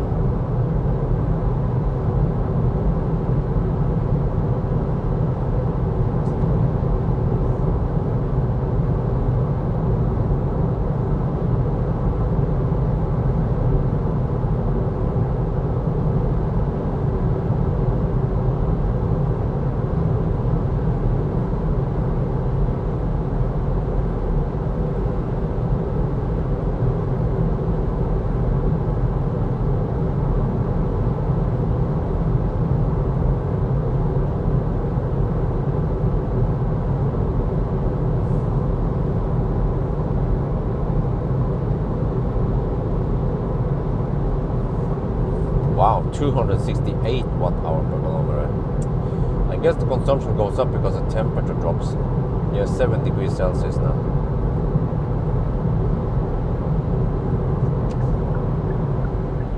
That means we're gonna have maybe a half an hour stop here. At least 20 minutes, but probably longer.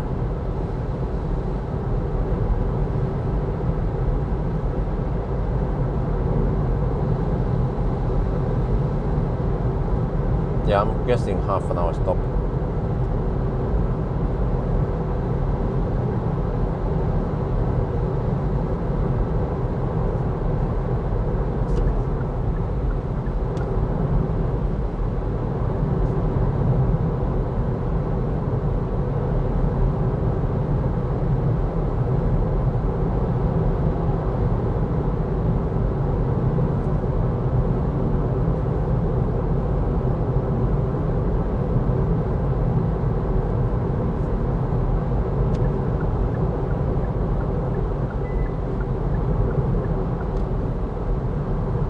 We're supposed to exit soon. Okay. Oh, 12%, 11%. Yeah, that's not enough to go the round trip. Well, okay, close enough. Wait, seems like... yeah, this is spot on. I have to use 62 kilowatt hour as the base for my calculations. Then it's spot on. No, wait, actually... No, I think I need to use 260. No, I need to use 63 kilowatt hour as the base.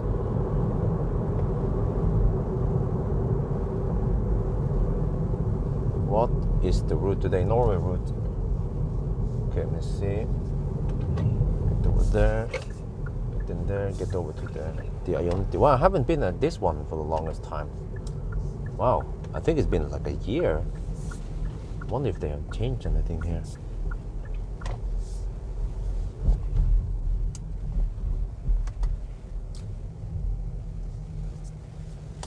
Wow, so many chargers now. Damn. Okay, let me see. Let me take one of these. I'm not sure this one. Okay. Plenty of chargers. Okay, let me just. Well, actually, okay. Let me just. It's up like this ish. How to stand like this.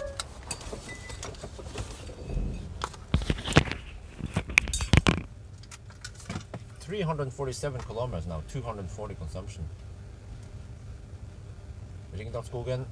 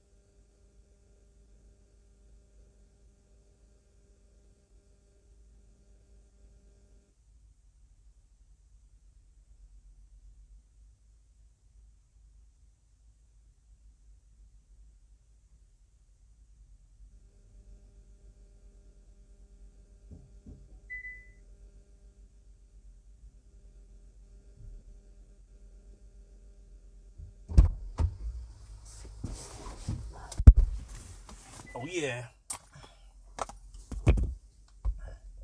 Maybe I should just fire up the car because it's cold outside.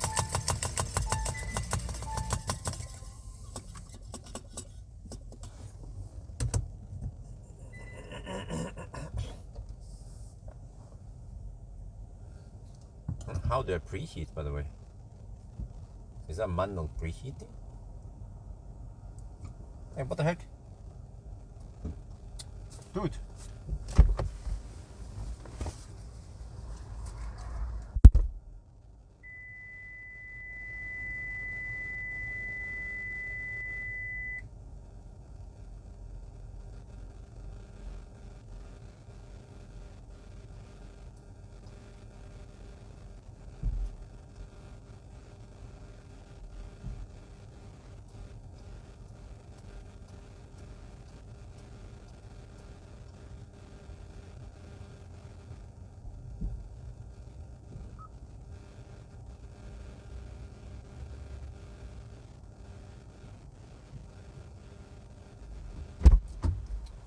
Okay, that might be the first deduction. If there's a problem with the charger, I just move to the next one.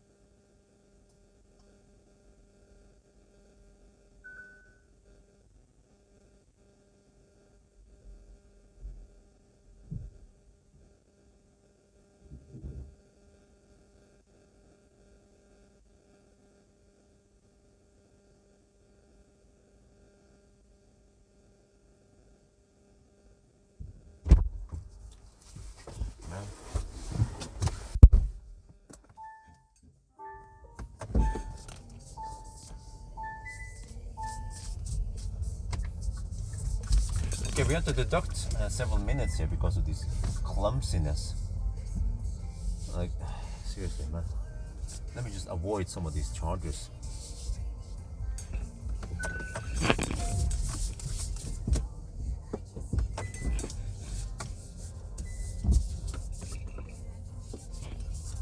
Let's take this one. Wait, no, this one.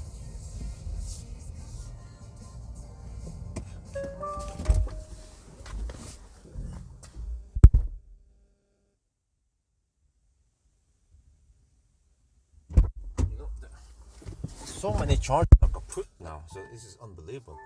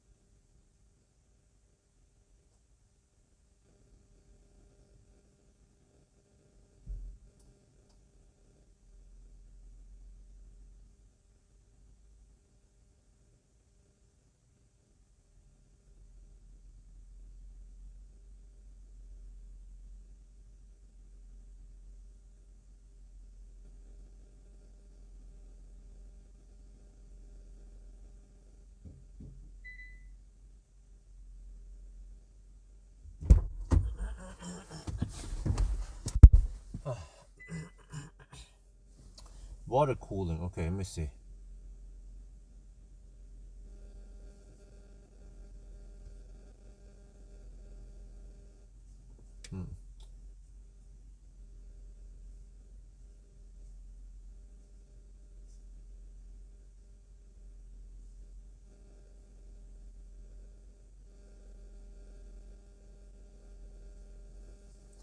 Okay, is it gonna work now at least? I hope so.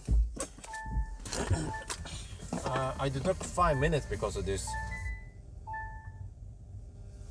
Yeah, problems with chargers and so many kaput chargers. I moved to one and then I realized, oh, it's a kaput charger. So let me go outside and document what's going on now.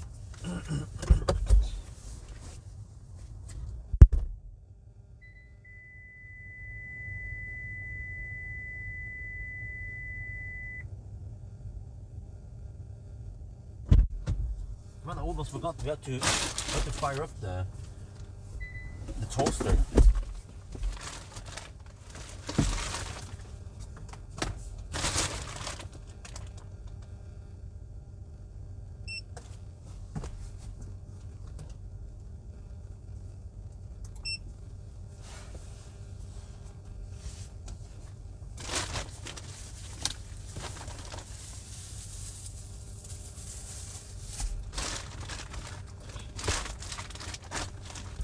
Okay, let me go out and then shoot video.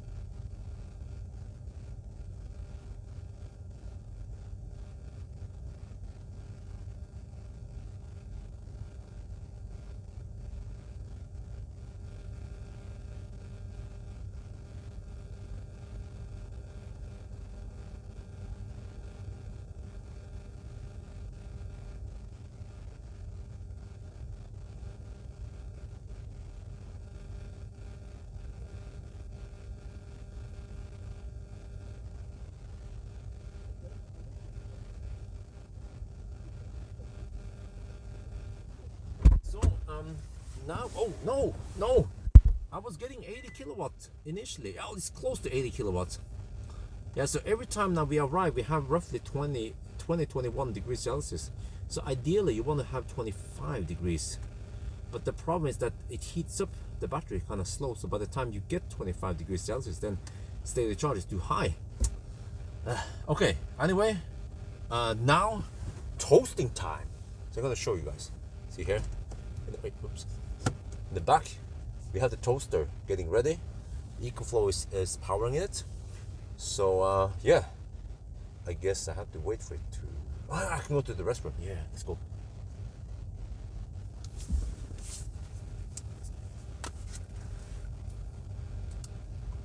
Too cold or too cold? That is the question. Unless the cold is going somewhere.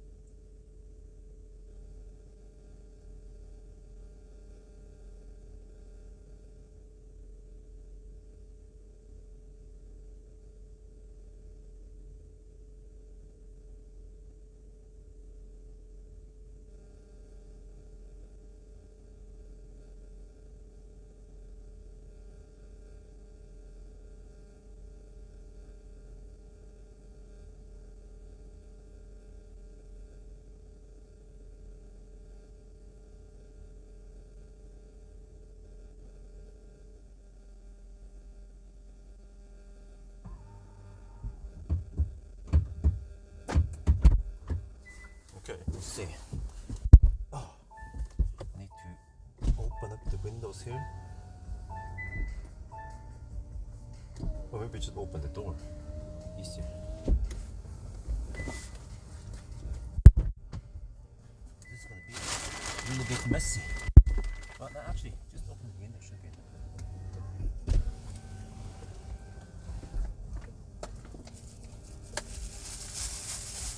I need to kind of vent out this because I'm gonna cook in the car.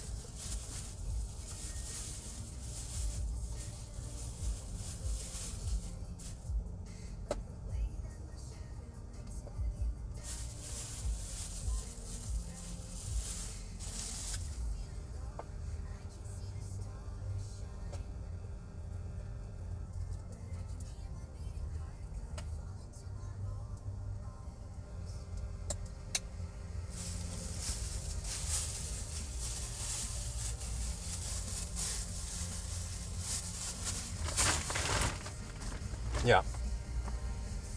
I see now we have to, I think we should avoid going to 45%.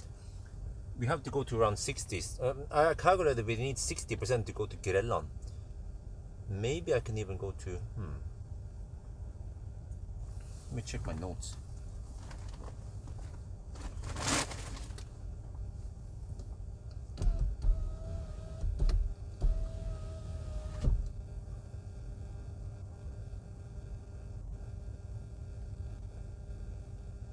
Yeah, actually 60% is a good deal. 65, 70% it starts going slower. Alright, let's go for 60% then.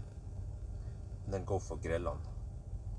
And then after Nedlands, then probably maybe Dal. So at 25 degrees we will get a little jolt in speed. But just barely until we hit 29. Every time now, holy shit, man.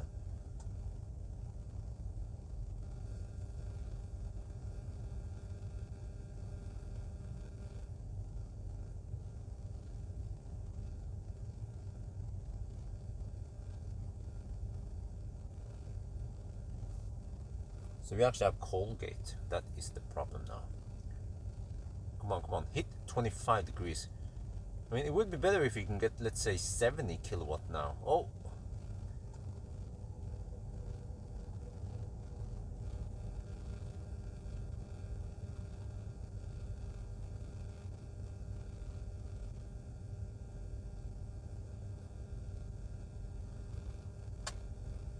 Okay, let me unplug this one. Wait, you can just stop.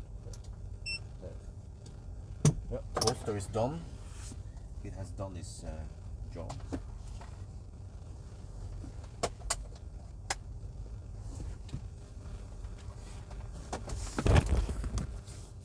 Man, it's still 24. This time we won't see 75. Well, actually we see 75 briefly, but we won't see 80 kilowatt.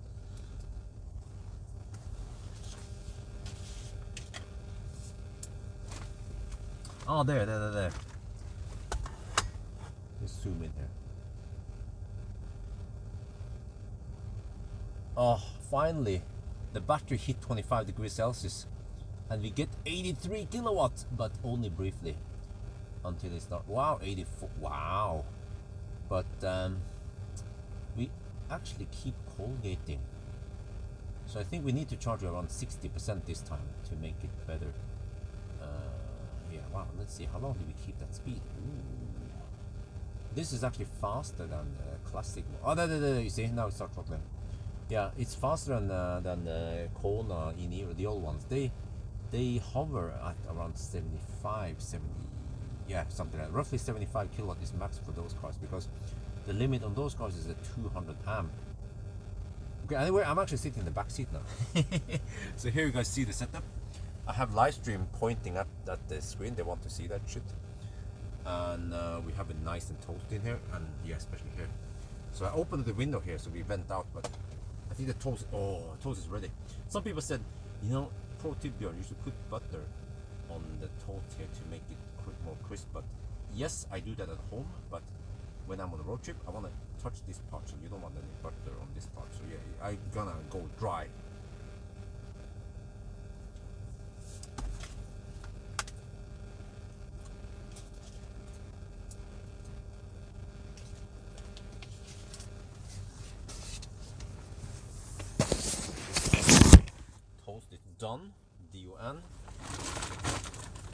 now I like to toast the vent. I need to cool down the toaster.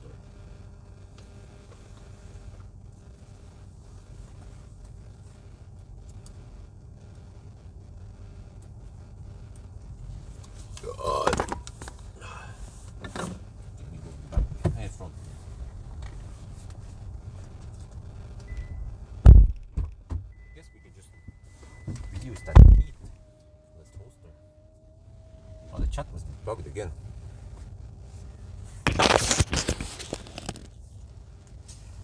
Yeah, the toast is too hot right now.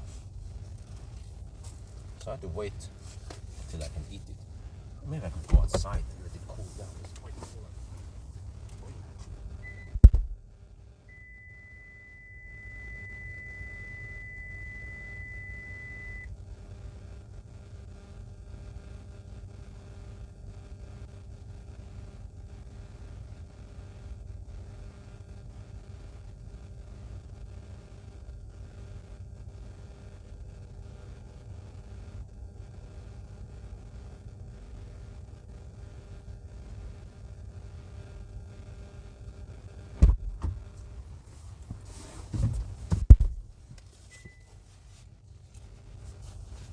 Yeah, chat must be bugged now.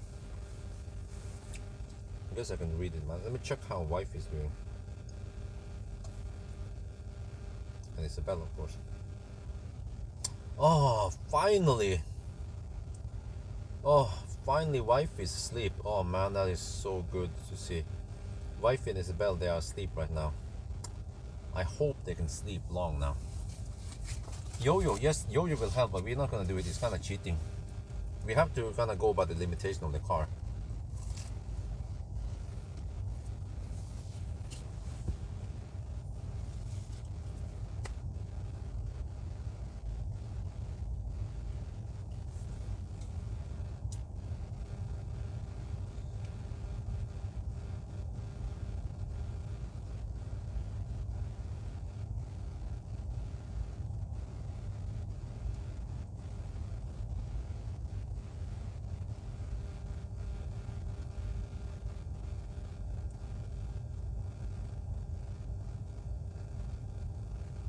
Huh?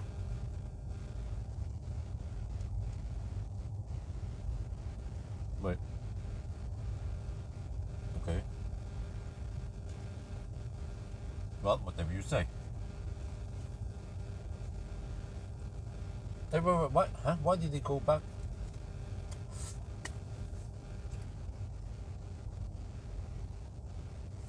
Okay, I changed a wrong variable here, I realized. What other did we do? What was that one set to again?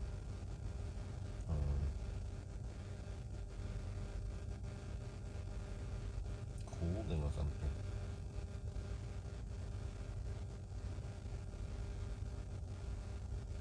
Water cooler temperature. Is that the one?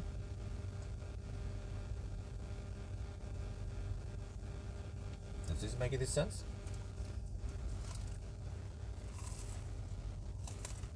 No.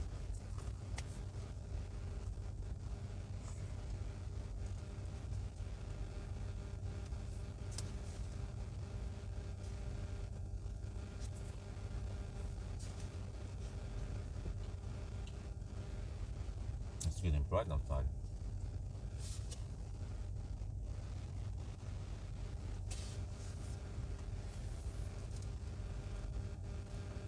Toast for breakfast, that's right.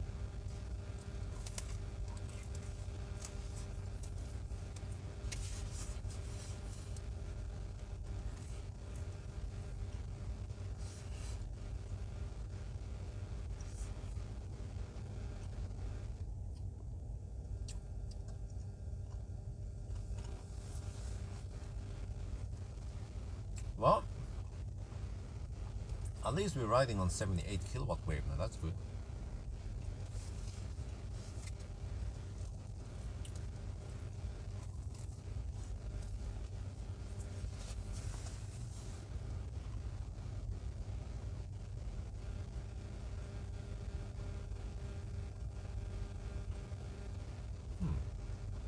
They're building something here at Nedlands. It's gonna be some chargers. I wonder who builds at Nedlands.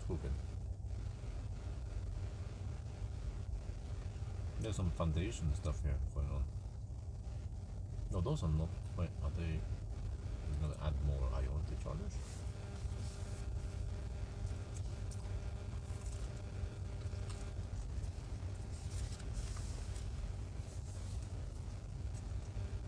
Okay. So next stop is going to be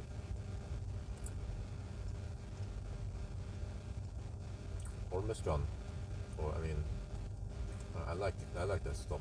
It's Nedlands. See if I can find a charger there. No, I don't see any chargers here. What the heck, man?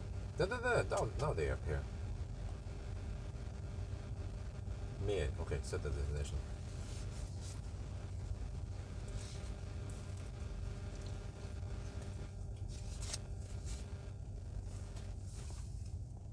Okay, started throttling.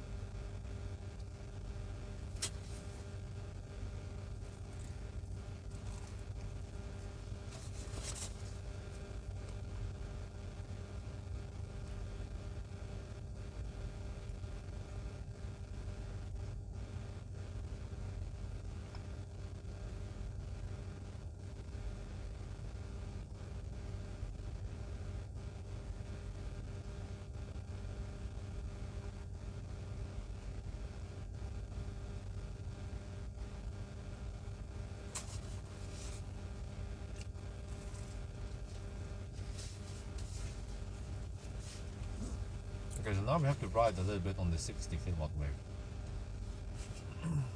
until 60%.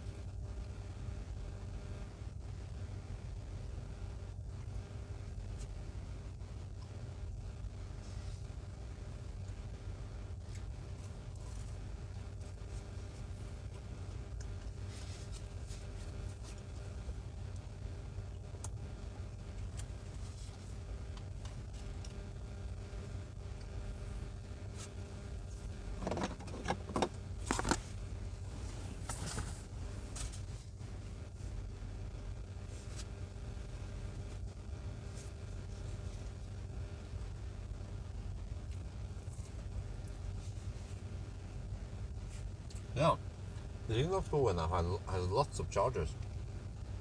12 chargers. Unfortunately, around 4 of them are broken.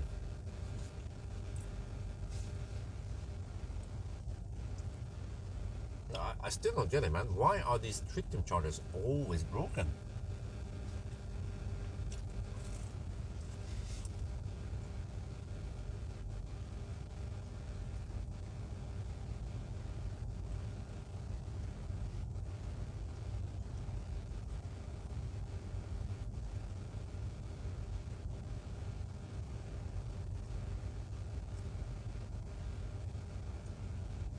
Because this is actually bad for IoT and for EV in general. That we have broken chargers all the time.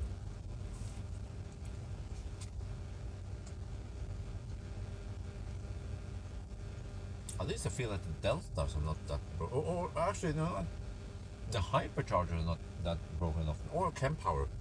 But yeah. If I don't would at least use kWh or Delta, kWh or hypercharger, it will be more reliable.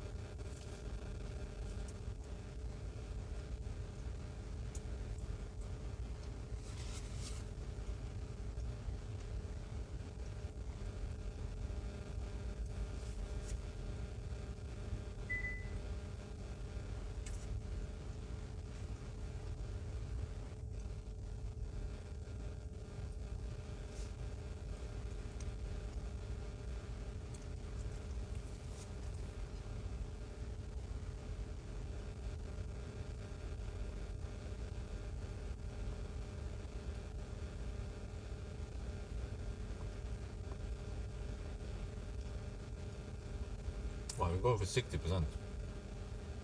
Hope that's enough. Double check my notes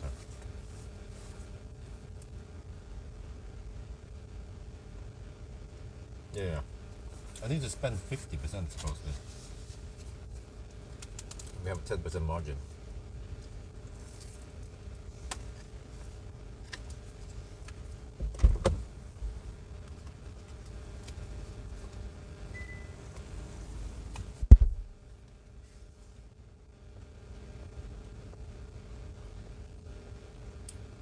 You see that guy get chargeable. There's an 92 just appeared. I'll see if he will use the same charger I use. If he gets trouble or not.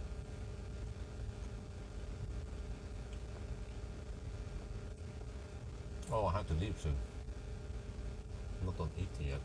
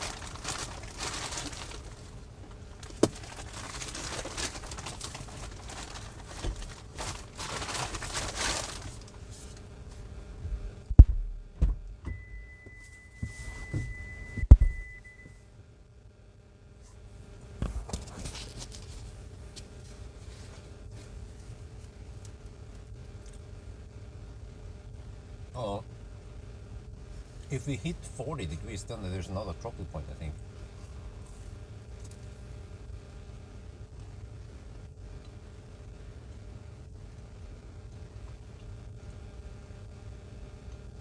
Yeah. I think we shouldn't camp at 65 kilowatt too long. We want to ride on the 80 kilowatt wave. So 60% is probably a good deal.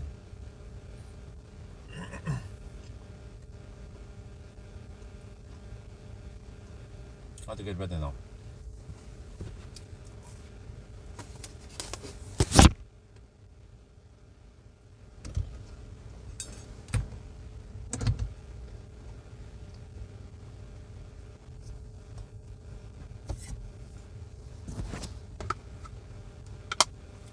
%.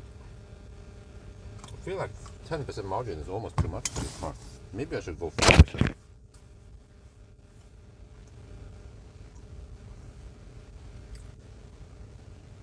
Oh, 58 kilowatt now. Okay, let's go.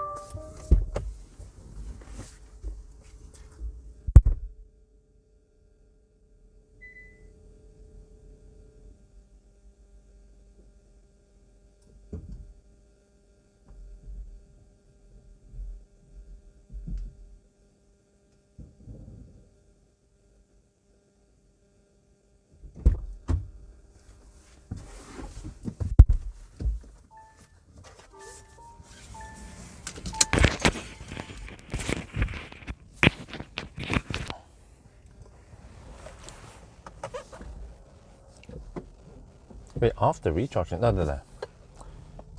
Okay, it's actually getting bright outside. Oh, I forgot to put on the ND filter. Okay, let me do that.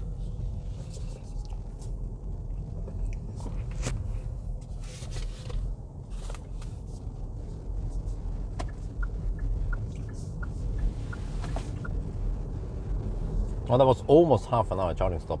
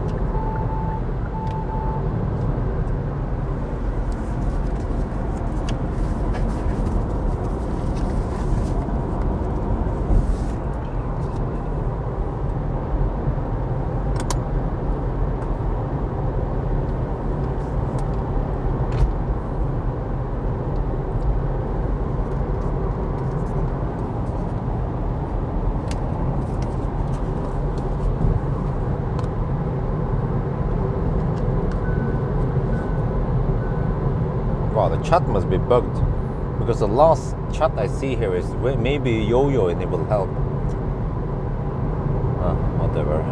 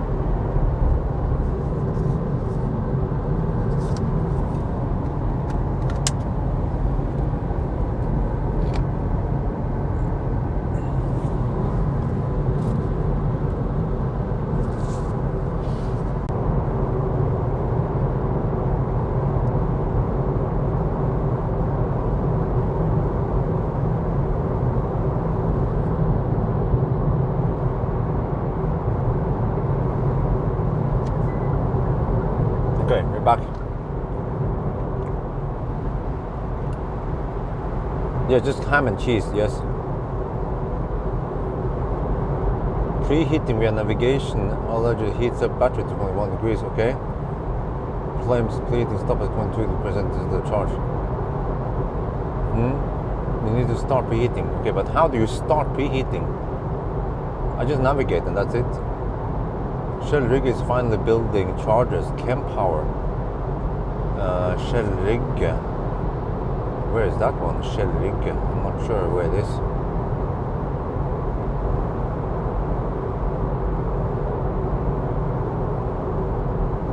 Coolant temperature is wrong. Upcoming Nero. Yes, I can keep it until Monday. Yes, Nero.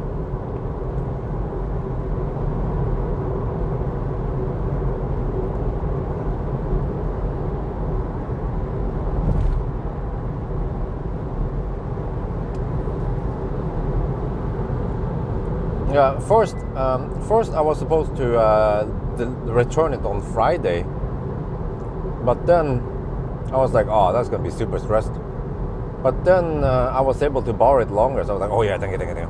But only if I can return it early on Monday, like before 10. I'm trying to return it around 9-ish and fully charged so that the next person can get it, yeah. And I will also try to vacuum it, so they only need to do an external cleanup. So I'm super happy I can borrow it through the weekend.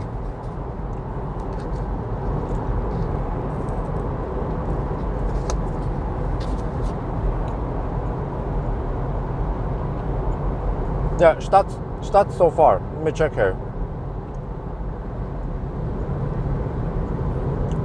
357.5 kilometers, 240 consumption, 1% underreporting.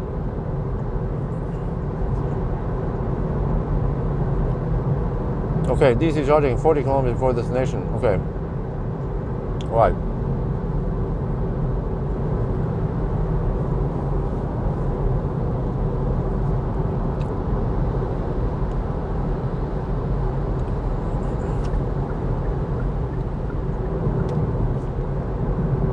Same deduction. Well, I have 5 minutes deduction now. Oh, some deduction, yeah. We had some problems at Ringdalsskogen. Handshake problems and kaput tritium chargers. same old story.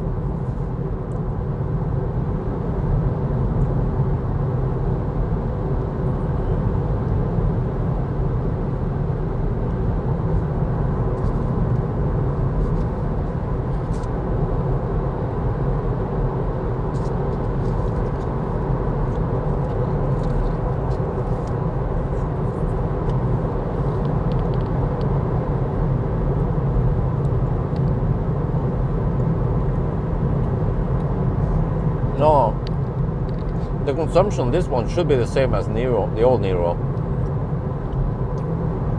I don't know where you got numbers from, but we never did the 1,000 kilometer challenge with the old Nero.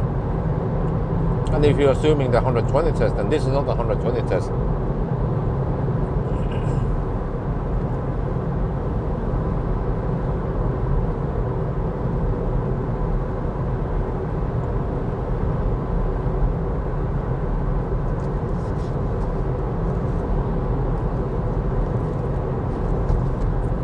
Wait, so Shell, what was it again? Shell Rygge.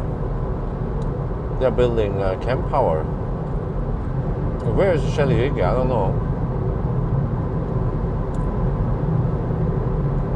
We have Circle K Rygge, but I don't remember where Shell is compared to Circle K.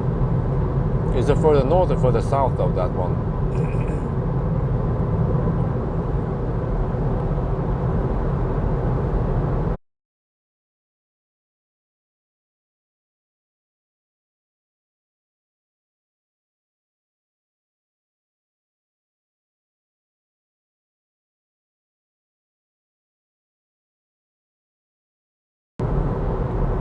When you ride from Oslo, and the next gas station after Circle K.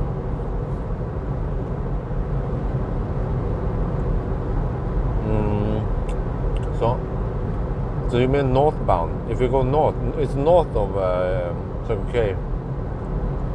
Ligger. Is that Storebø? Are you talking about Storebø? Not sure.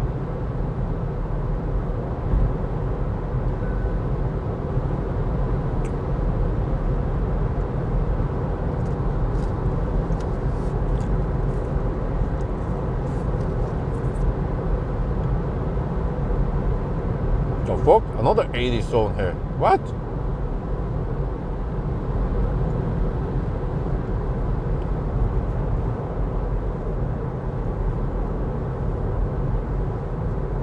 And then 110, okay. That was probably one of the most pointless speed limit changes.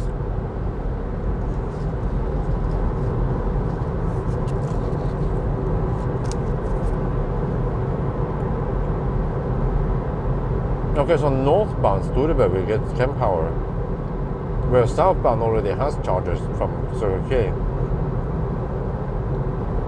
But is it recharge? I got a list of kWh sites in Norway from kWh, and recharge has the most kWhs, probably because they are Finnish region.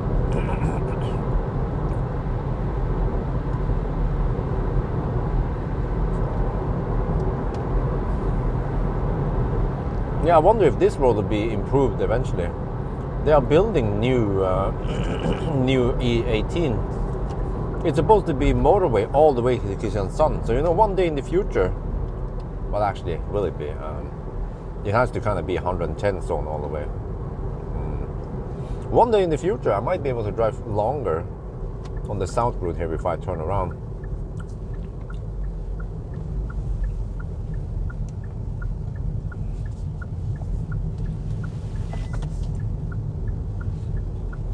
Icy conditions, really? 4 degrees Celsius. Wow, winter is coming.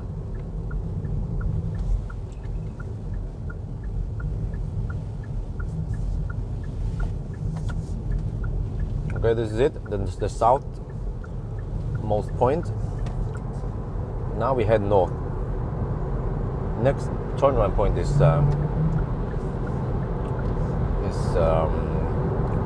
Rudshøgda.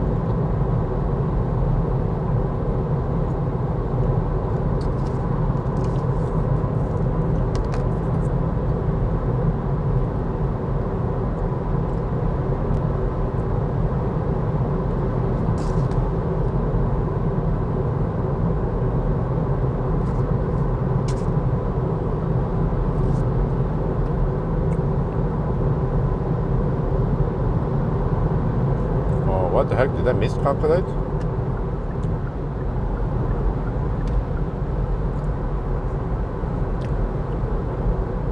We are 73 kilometers away from Nedlands, but I have 156 kilometers on Gom. Huh?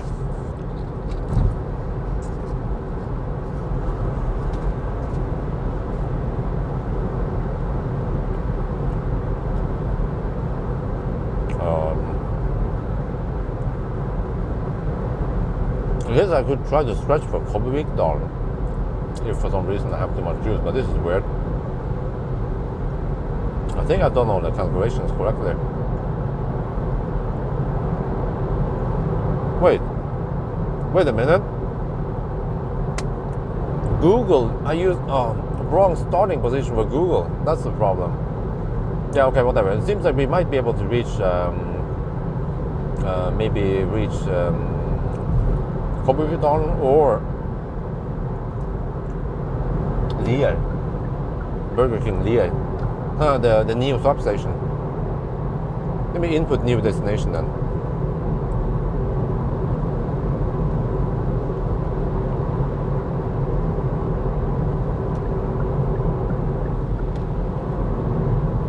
Yeah, it was my mistake. I didn't check from location. When I used Google on my phone, it was stuck on another position earlier. But no big deal. We kind of want to charge at 60% anyway.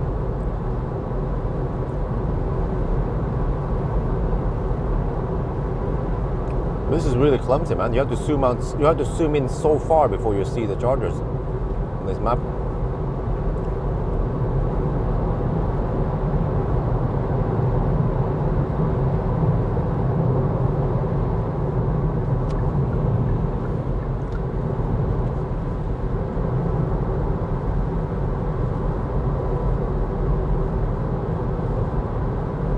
Okay.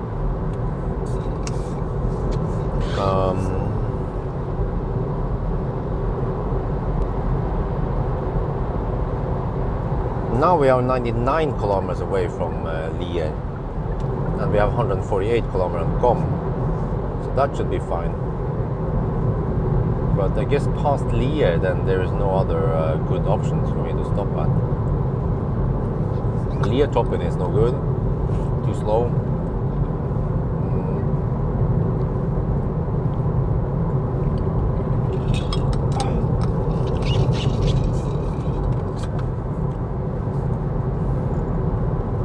Morning. It's Saturday morning actually, 7:42. Hopefully wifey and Isabel is still asleep.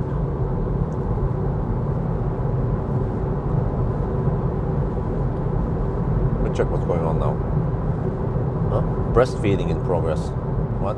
Oh shit. I hope Isabel will fall asleep after that one. Because wifey desperately needs sleep now. Then why does it feel cold in here? I feel cold all the time in this car. It's like it's stingy on the heat. I never freeze in a Tesla. It's just nice and warm when I set it to 21 degrees Celsius.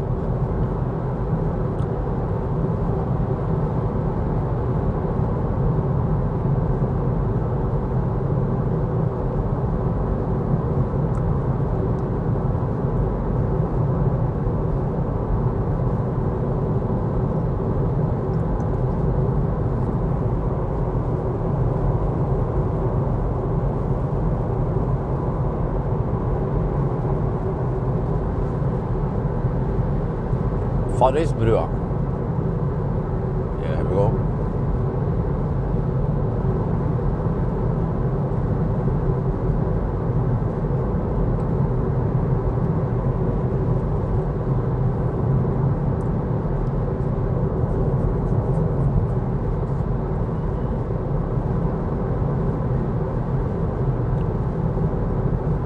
Okay, trying to get past Oslo now. Oh.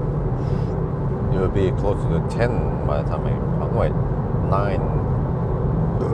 Yeah, it will be closer to 10 by the time I pass Oslo. 9:30 maybe. Man, why does it feel so cold in here, man? I have 23 degrees Celsius and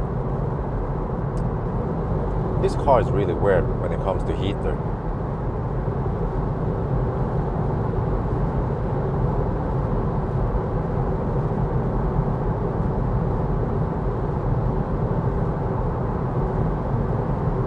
AC is off.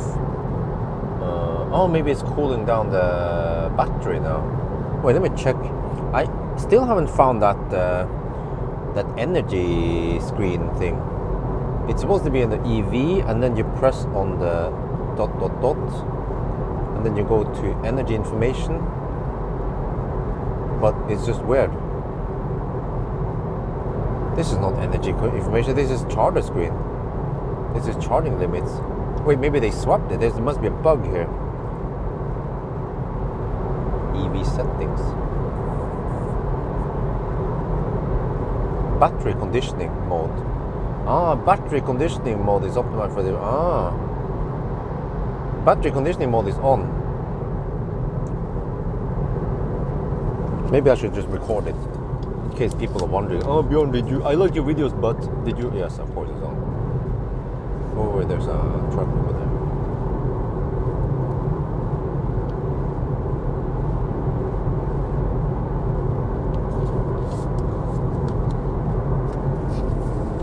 They changed the name, so it's not winter mode anymore.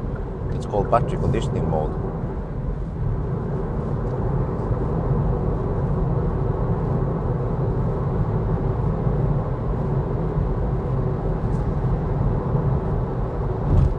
Yeah, but I don't see that energy thing.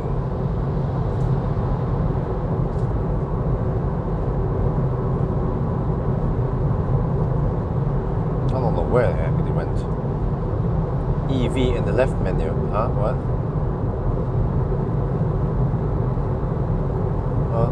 Then what? The left menu. Two line. Huh?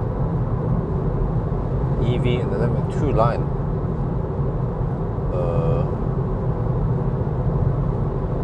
Huh?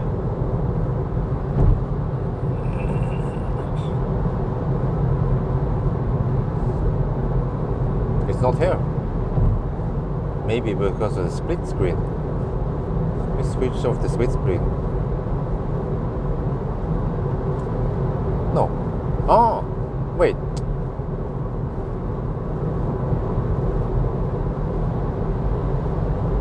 Are you serious?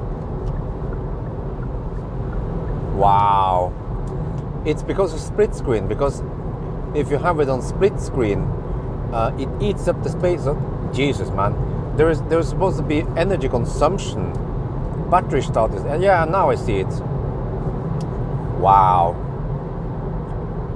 There is some items. There's a menu on the left side.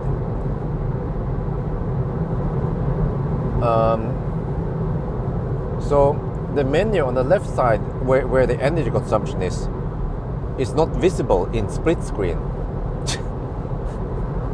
Seriously, they didn't design it so that you can see the energy consumption. Now I see it when I remove the split screen. Wow, this is bad design. Okay, but battery care is zero. That's what I'm looking for. So there's no stuff going on the battery care.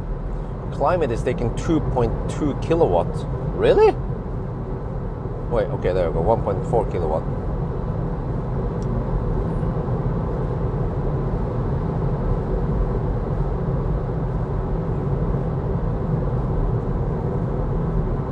It seems to be a sunny day today.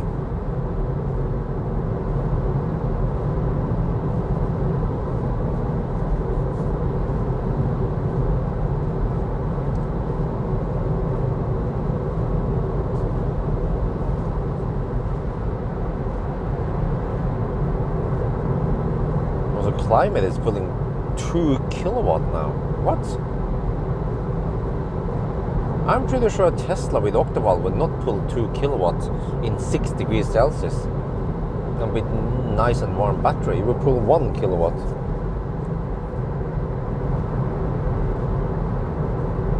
And this car has heat pump. It's pulling 2.2 kilowatt, 2.3 now.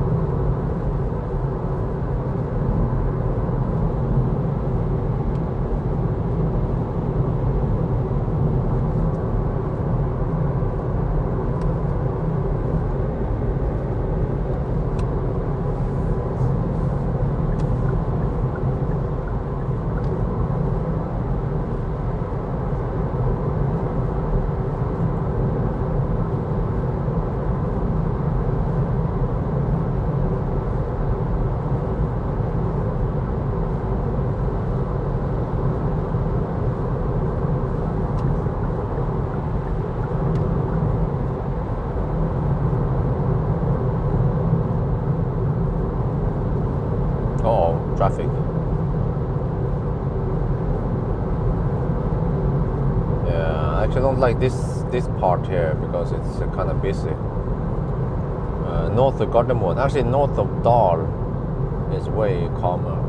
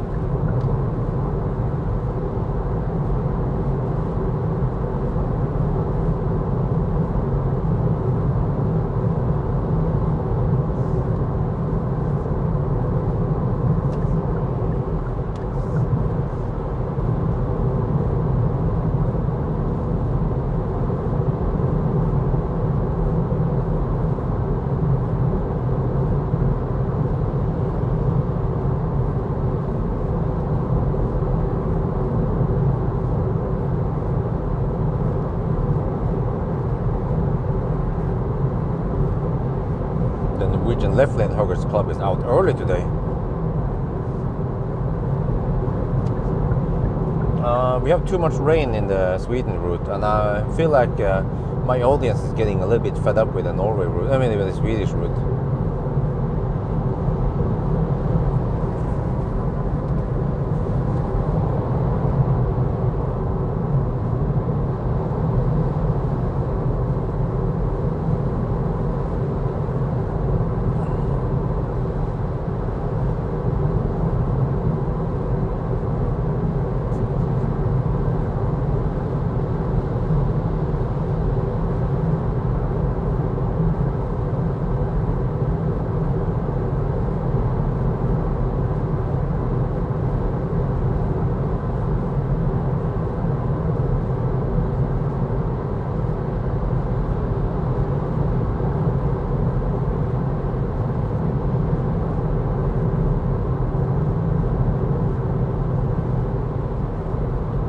It's a little bit twisty for Norway.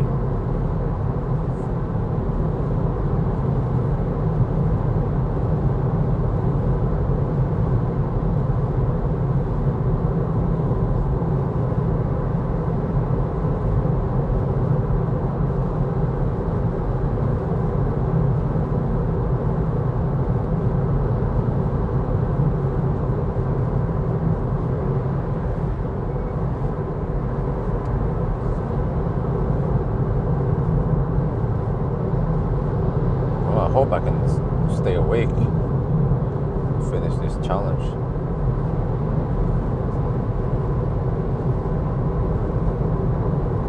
Yeah, and also, since this car is kind of thirsty at high speed, then I guess not too big of a loss that we can't hammer at the 120 zone.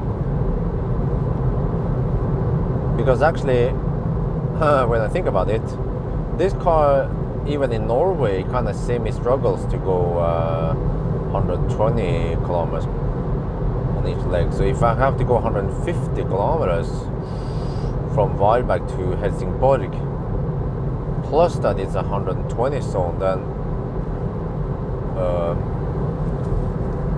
let me calculate here. 150 kilometers, let's say if the consumption is 290 watt-hour per kilometer.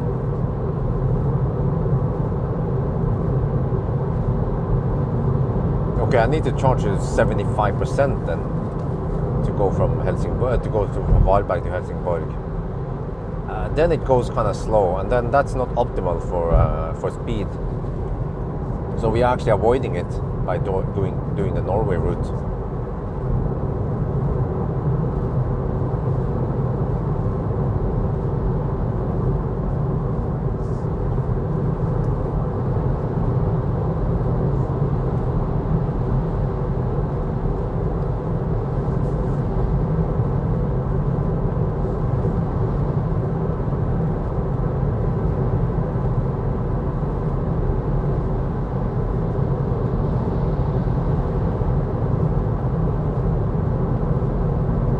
take a nap. The problem is that I didn't bring the heater with me.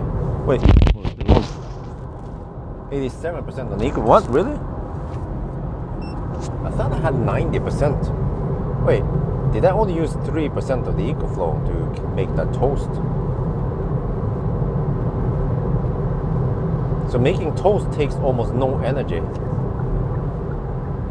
Making, using the air fryer takes a little bit more. And then using something like a waffle iron, that one takes a lot of energy. So mainly for heating up the waffle iron.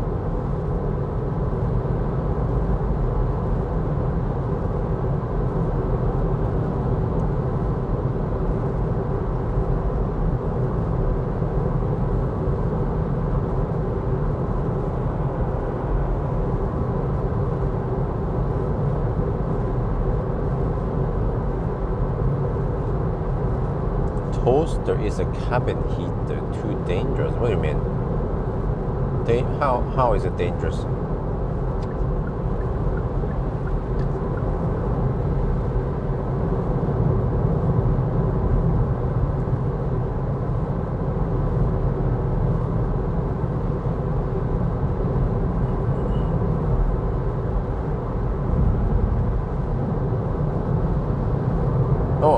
Toaster as a cabin heater. Oh, okay, now I misread it. Yeah, I could actually use the toaster as a cabin heater. But it will heat up. But then it pulls. The thing is that it pulls 900 watt for a couple of minutes, usually around 2-3 minutes only, and then it reaches the temperature, and then it shuts down. And it takes almost no juice until the temperature drops in. So what I could do is I can open the toaster, because then it will take longer before it reaches the maximum temperature.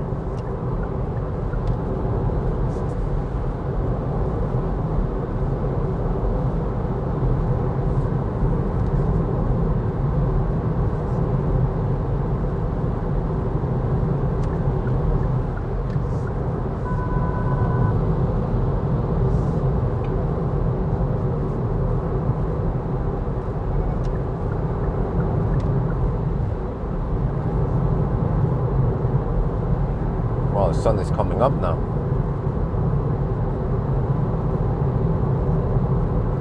But the problem is that I kind of need a heater with a fan, and the toaster doesn't have a fan, so.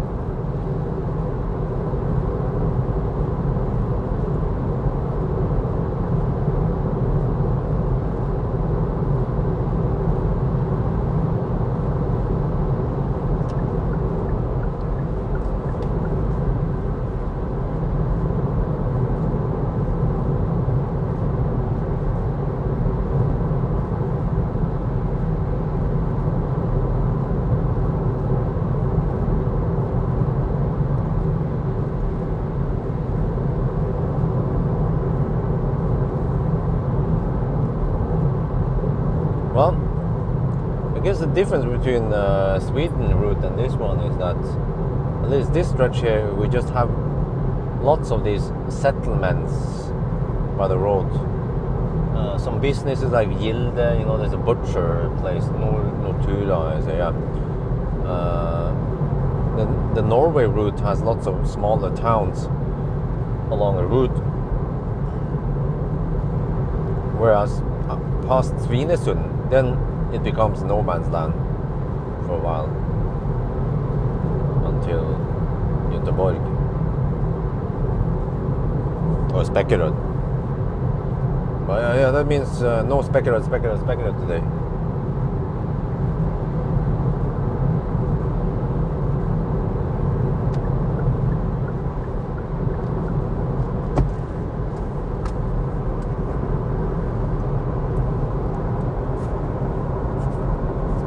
Hey, what the heck? Huh? They changed it. What? The sun visor, you're supposed to be able to pull it. It's always been like this for the Korean cars. You can pull the sun visor, but you can't do it here anymore. Oh fuck, man, they're downgrading the car.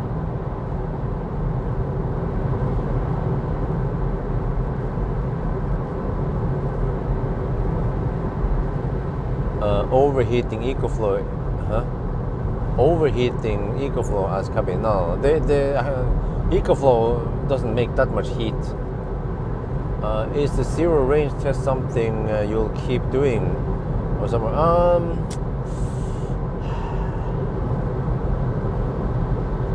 Maybe I'll do it in winter also. And you know what?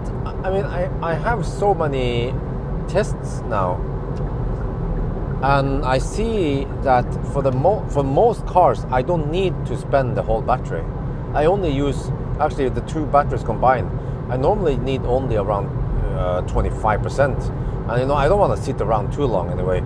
It will take actually almost 2 hours to empty out both batteries. So I should have plenty of juice to run the heater. Oh, except for that, the inverter is already running at almost max power. So I can't simply just keep the... Yeah, if I pull more heater power, then it will just overload the EcoFlow.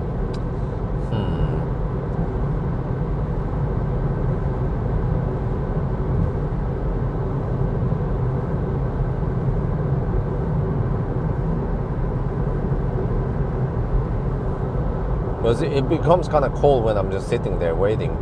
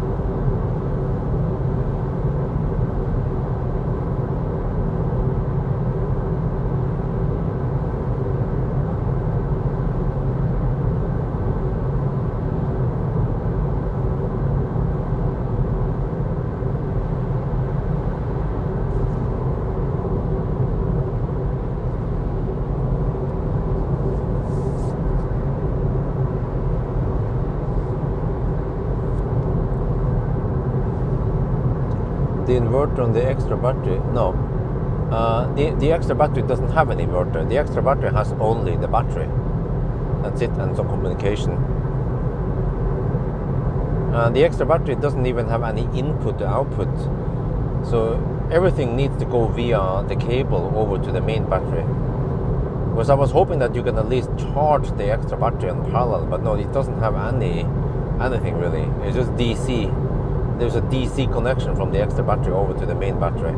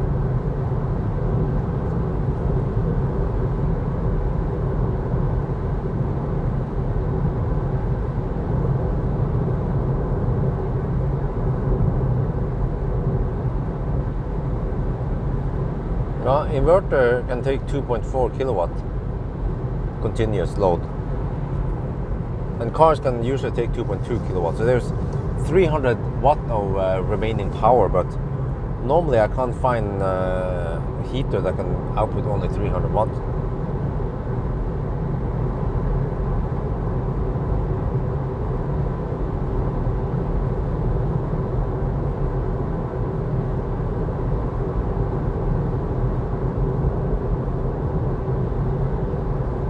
But you know, for example, in the case of Tesla, since Tesla has so good heat pump, right? Then it would actually be a good deal just to run the car's heater. Okay, it'll go a little bit slower, charging will go a little bit slower, but that's probably the most efficient way of heating up the cabin. It will even scavenge heat from the battery to heat up the cabin.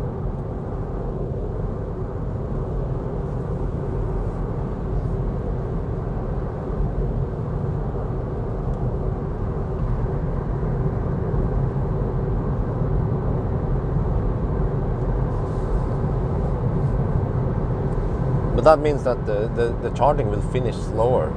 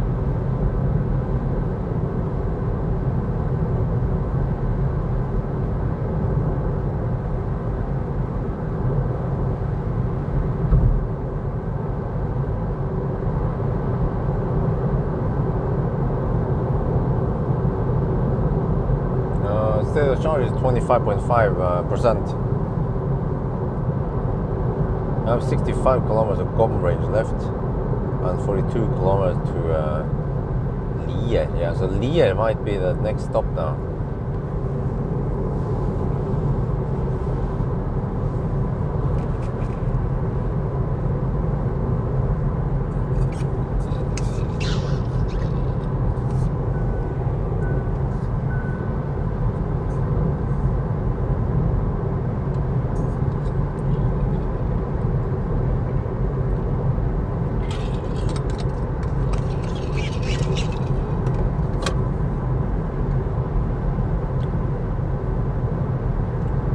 Nice sunrise.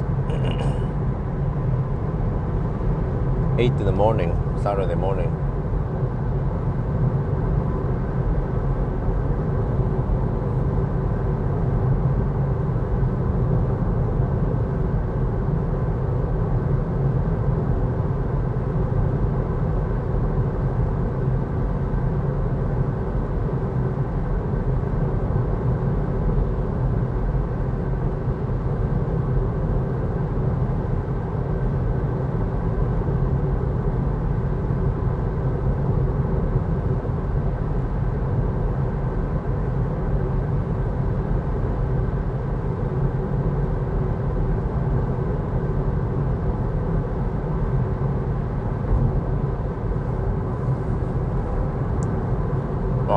The car became Shrek now. Yeah, you see? It has a Shrek airs. There's a Shrek in every car in the sunrise or sunset.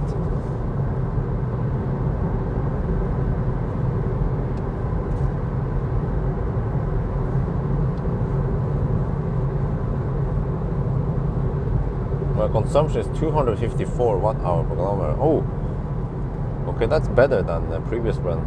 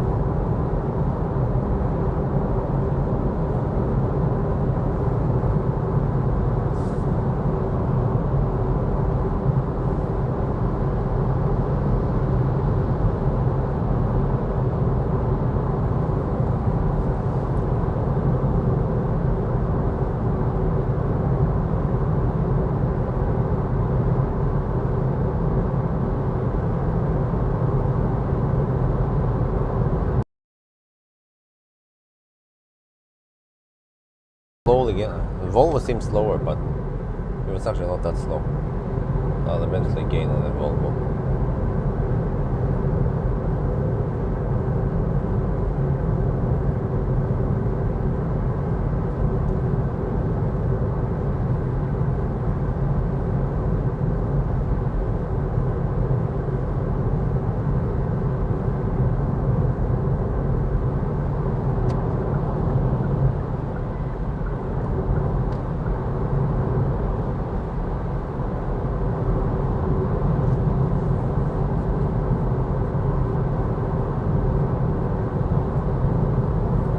Let me see what happened to the music here.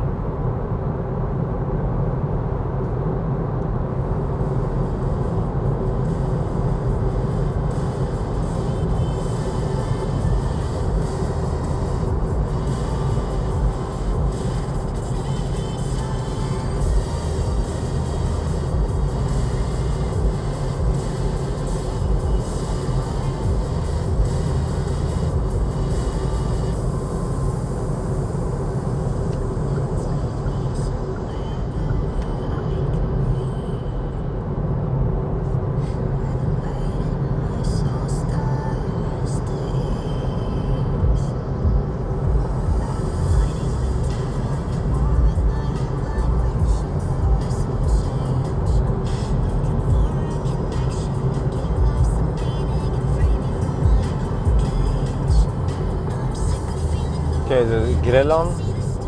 First I thought about stopping here, but I miscalculated. We're 21.5%, so it'd be way too high to stop here.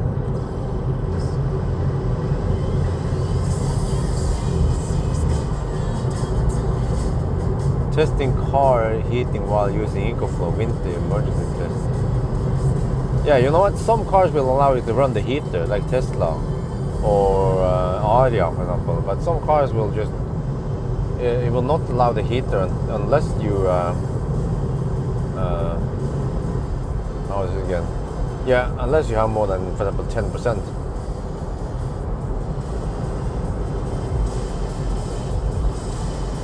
Maybe the scenery here. Yeah, some people say that the scenery in Norway route is better than Swedish route.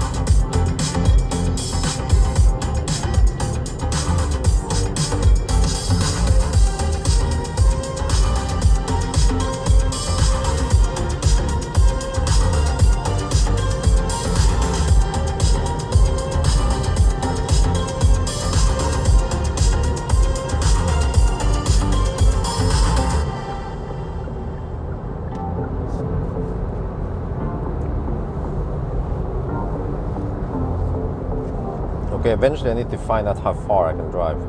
But as it looks like right now, seems like we can go to Liel with 10% left.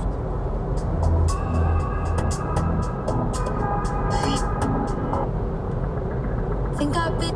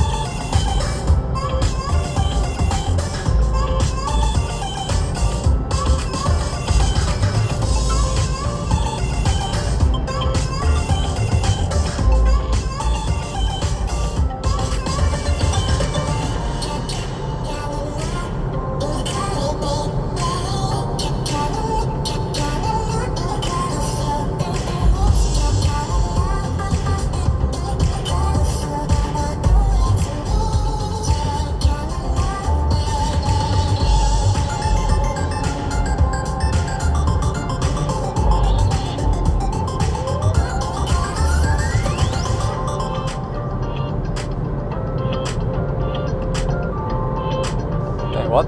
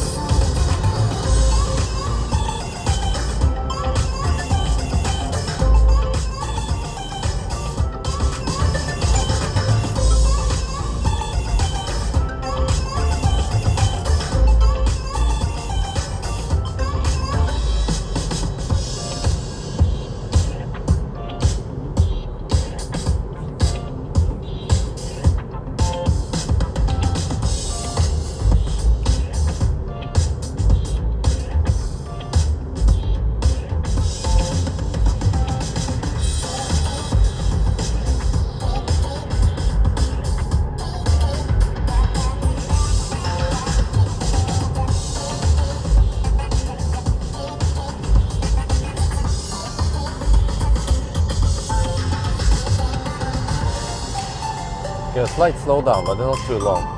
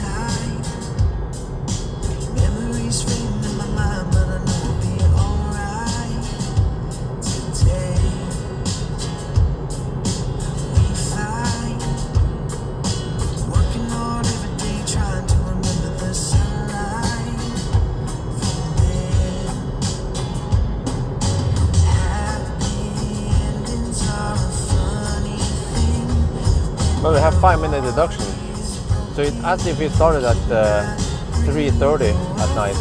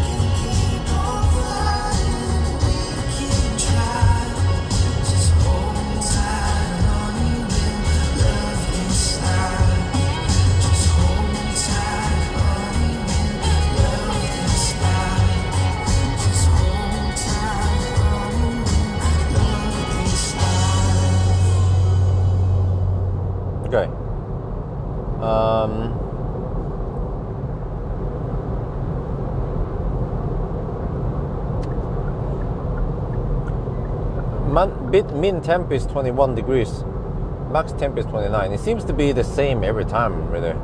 So it's going to slightly cold again. So the trick is that we have to arrive with low state of charge. It's 13% now. Yeah, we should try to arrive at 5% if we can. That would be better. Actually, I guess 1% would be optimal, right?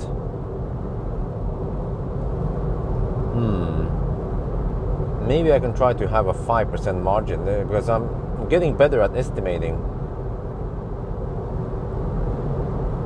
Initially, I wasn't sure how much we had and all that, but now I'm more confident in my estimations.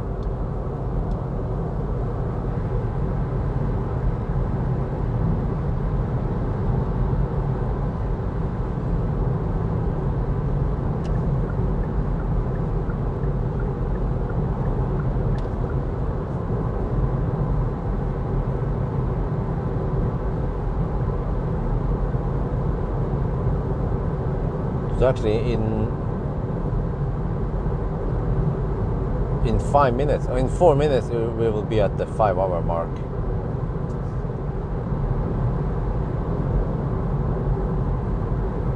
Oh, there's a sign for recharge there, huh? I'm surprised they were allowed to put it up.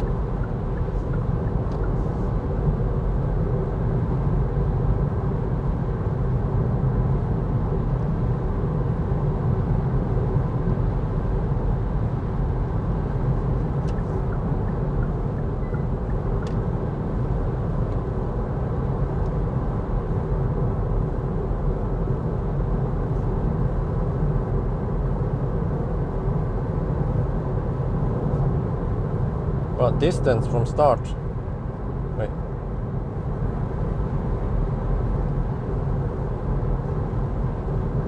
$467 kilometers.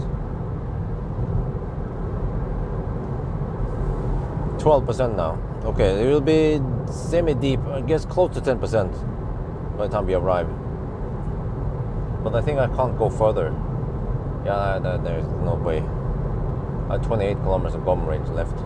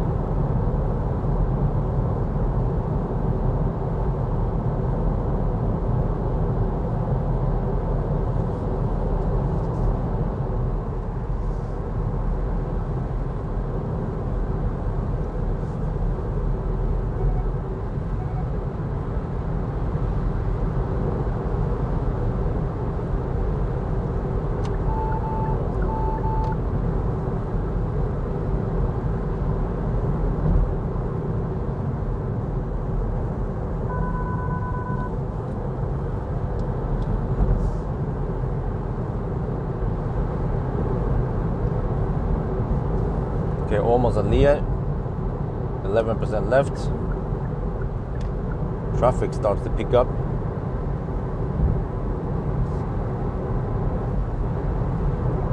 So I haven't checked the status, but there should be plenty of mere chargers available here, right next to the Nero charging swap station.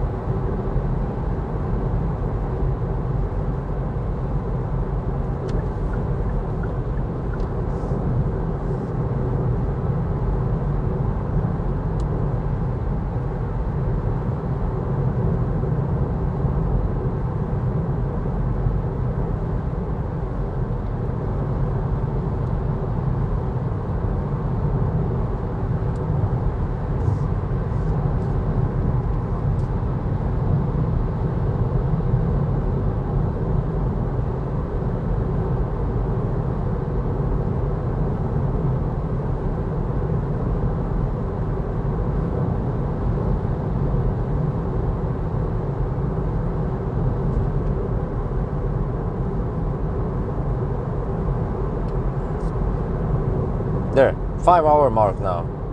Let me check stats. Okay, we're about to exit. Wait, is this car exiting? No, okay, good. 474 kilometers, 240 consumption.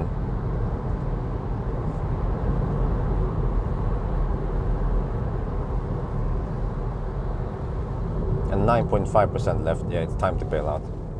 Okay, let me check the mirror chargers. Nose in with this car. Let me see.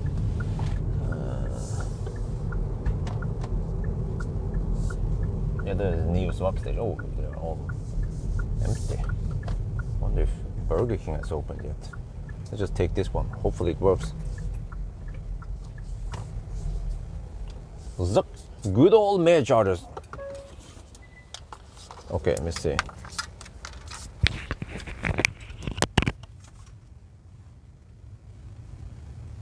Leah.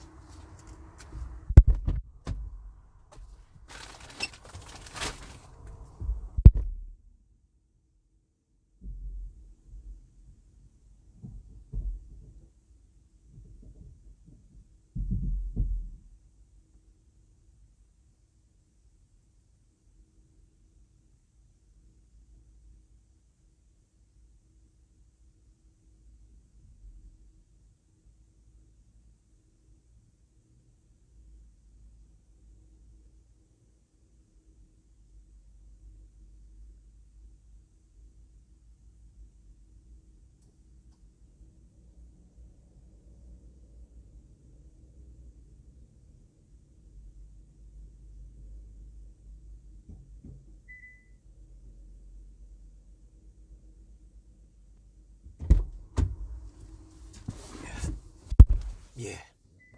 Okay. Yeah, every time now we start with the same. Yeah. Let me mount the shaft.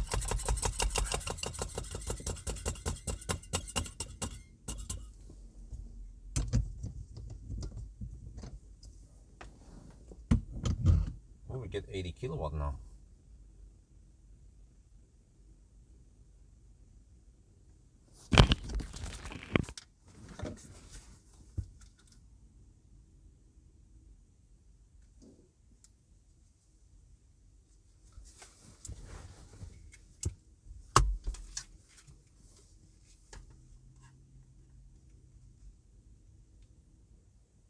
We are now at Lear. Ooh, 81 kilowatt. Yeah, you know, the trick is that I need to arrive with low state of charge. So up until now, I've been having around 10% margin, but I think from now on, I should try to arrive with 5% margin if I can. So every time now, this one is 20. Well, let me fire up this. I'll show you something. So there's a new feature supposedly. Oh. Then the music comes on every time. This is a stupid feature. When I mute it, I want to keep it muted until I play the music again, right? But the way it works here is that when you stop the car and then you fire it up again, it will start the music. If I mute it, I mean, sorry, if I mute it and then do this, stop it, and all those ding dongs, right? At least it's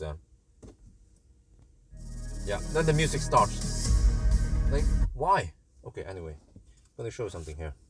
If you go here and if you go to the you have to go to the EV setting, and then you click here, and then you go to EV settings and then here it used to be called winter mode, but now they call it battery conditioning mode. And this one is supposed to start preheating before arrival, and it will heat up the battery, the min temp here, to 21 degrees Celsius. That's what we're seeing now, 21 degrees, and then we get good speed. Ooh, we actually get 82 kilowatt for a little while now. Oh yeah, I like this.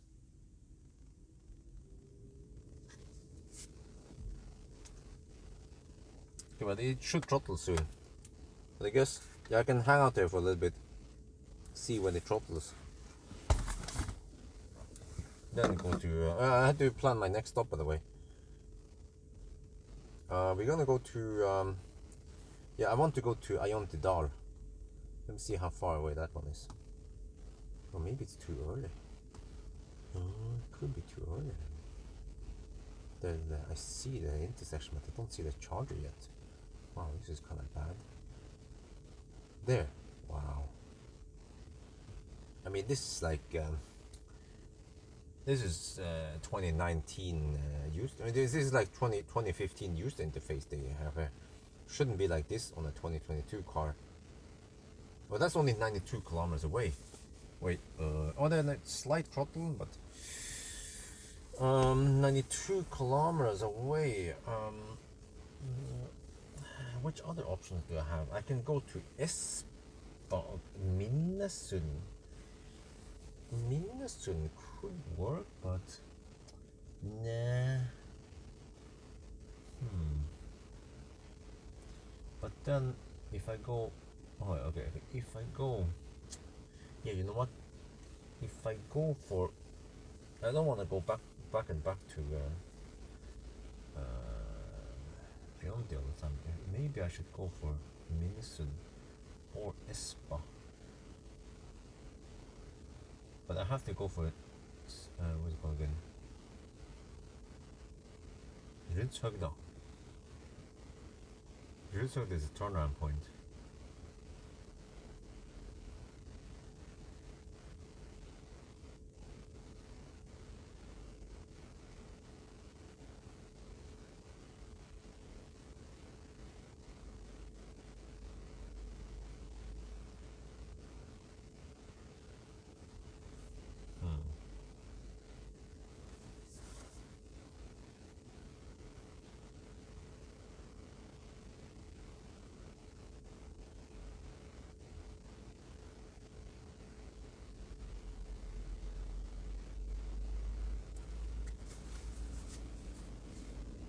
Okay, we might actually go for only 40%, 45%, maybe 45%, and then we stop at Untitled. It's actually a very nice pit stop, right on the right side of the road. Okay, well, let me go to the restroom. Oh, no, wrong one.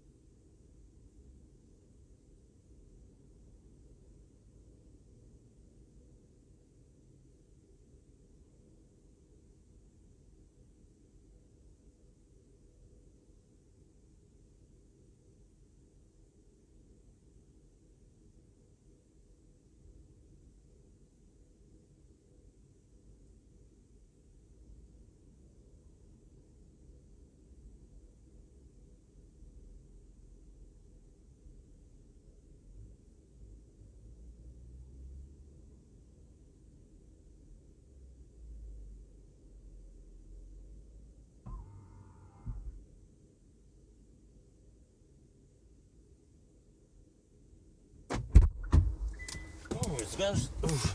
It's getting cold outside, man. Wait. Look at that speed. Ooh.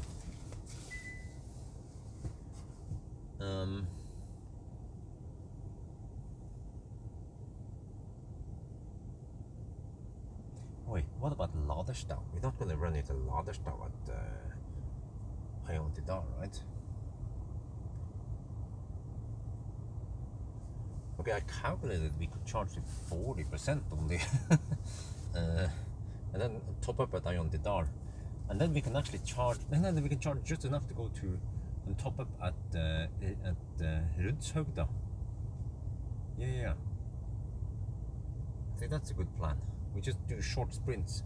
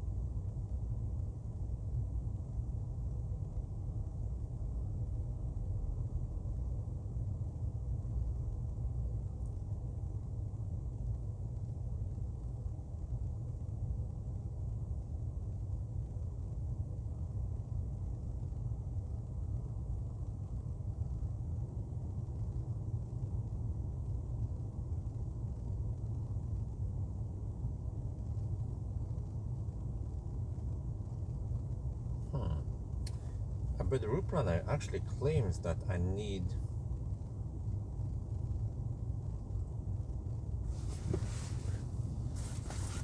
42%. Then I need 31% only. So I guess 40% would be safe.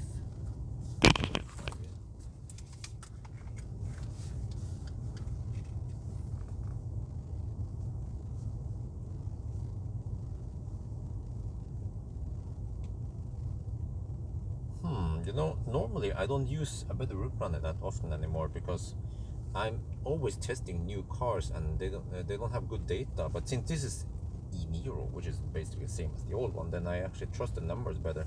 So if I want to go for Untitled, that's only 92 kilometers away from here.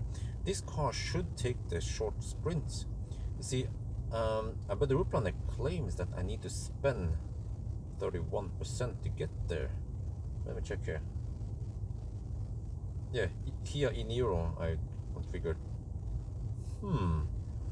That means that I should have enough juice now.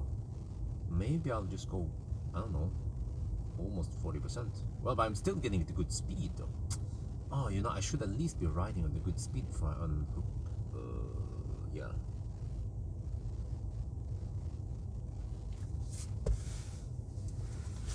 Well, actually, maybe I go further. But then where? Okay, what if I go for Minnesund is the next possible one, or what about Espa? Yeah, I haven't been in Espa in a while. Maybe I'll go for that one. Let's see, that's Espa.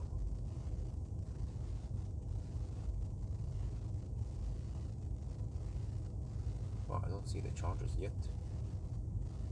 Holy crap, man, where are the chargers at Espa? The fuck? There, I see something with some question marks. Recharge. Alright, go. How far away is that? Let's see, what if I go for Espa instead? Shadow with recharge. Espa. Shell S balloon recharge. Oh, I found it. Okay. Let's see, what about that one? Then I need to spend 40. Really? Hey, what car is this? Then I need to spend only 44%.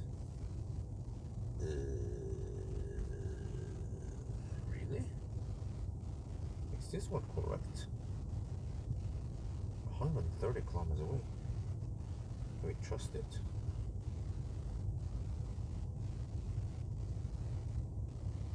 Reference consumption 182.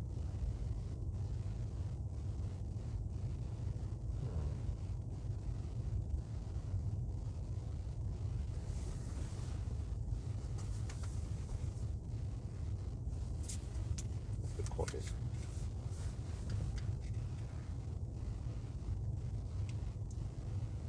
See, I haven't used a battery plan in a long time because normally I'll be driving fairly new cars. But since this one, the Nero, is more or less the same as the old one, then we can actually trust these numbers. So if you want to go from here all the way to Espa, Bolleland, the car, a battery planner estimates that we need to spend 44%. That's 130 kilometers. I'll be driving through Oslo. So okay, so 44% needed.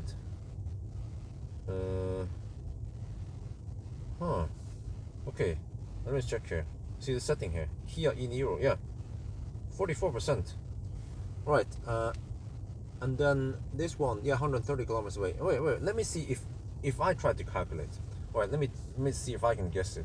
So I'm going to drive 130 kilometers, and then I guess the consumption should be. Let's say 230 then.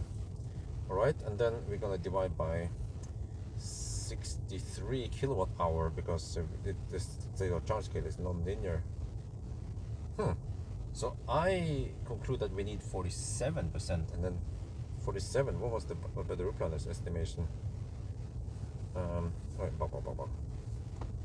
44. Wow, that's close.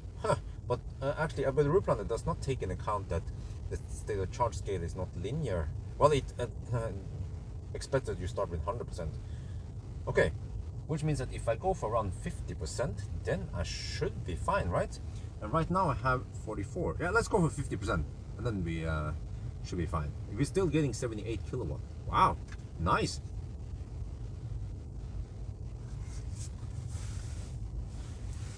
All right, so I'm pretty confident now that 50% is enough.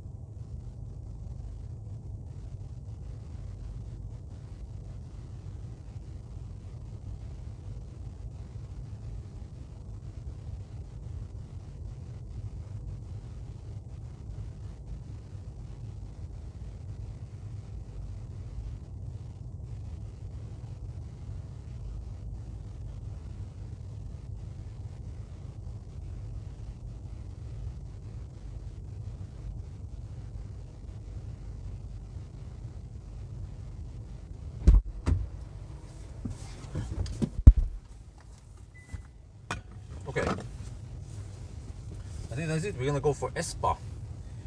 Hopefully 50% is enough. If not, then I have to bail out at Minnesund, worst case. But yeah, but the route planner claims that I need 44%, but I estimate I need 47%, and I think my estimation is based on that that the state of charge scale is not linear. So if I need 47%, I should arrive at 3% okay, let's make it 52% then. Yeah, then we are safe. 52% we go to, and then we should arrive at 5% at Dal. And even if I miscalculate and we arrive at 2%, that's even better. Or 3%, yeah.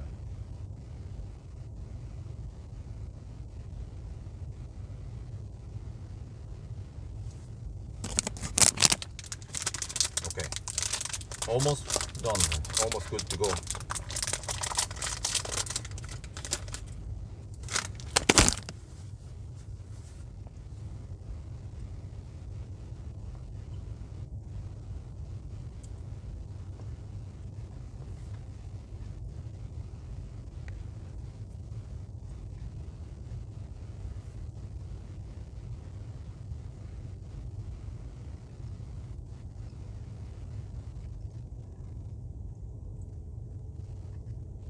chat is bugged. Let me restart the stream. You know what it is? ABC. Always buggy chat. Buns. Yeah, I used the new Nero 2022. Yeah.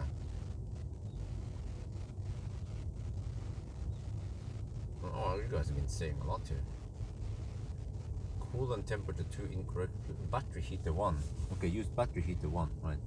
Let's see. Could we change here?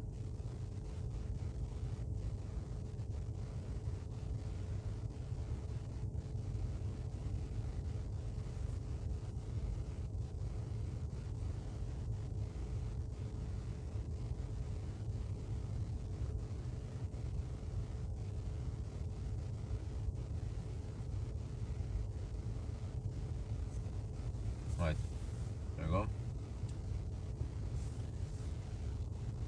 Yes, no reboot. Okay. Wow, the chat was bugged for a long time. I didn't see this. Okay. Whoa, I'm supposed to 50. Okay. I'm supposed to go at 52%, 51.5%. Now let's get ready to leave. Yeah, we should have enough. Let me check now. 153 kilometers. Oh, yeah, we have to go through Oslo, so this should be fine.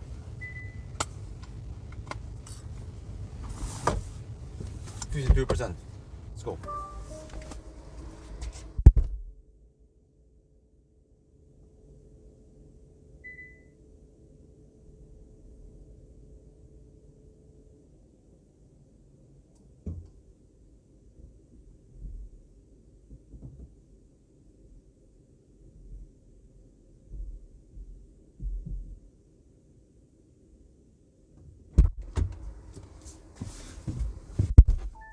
Okay, that was 23 minutes of charging.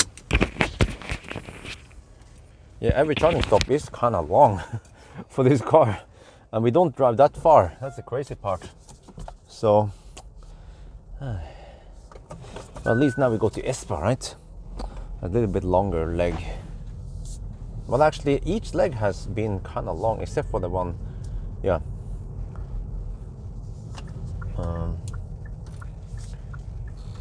If we try to do around 120 kilometers between each charge.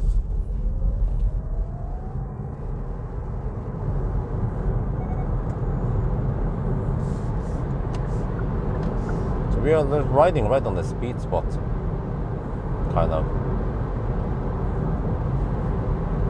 Yeah, well, let me see. I mean, if I want to go further, I could charge a little bit extra and then stop at Inlandsporten at Circle K.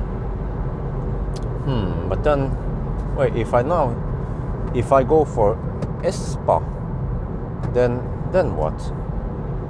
Then Espa to maybe Espa and then Rudshøgda and then Ionity. I don't know if maybe that's too far. So I might visit Ionity twice before I end it.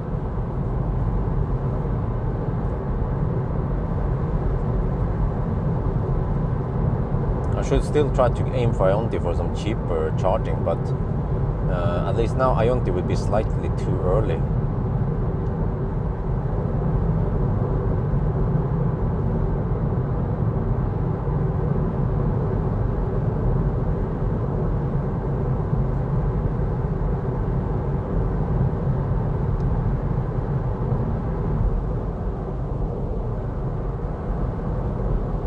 I'm actually not sure if I would want to go for Espa. Oh, traffic. Well, it is as expected, right?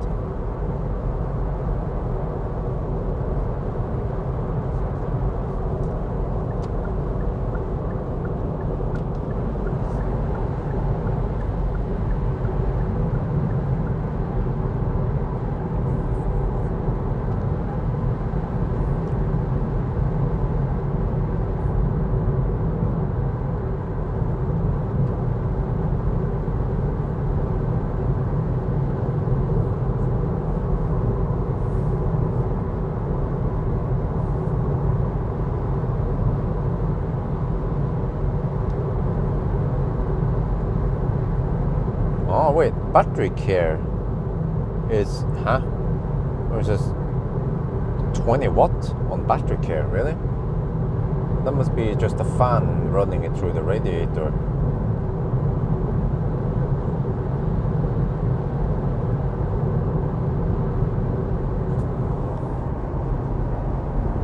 The battery care is slightly active now. 0.24, 40 watts on battery care, supposedly.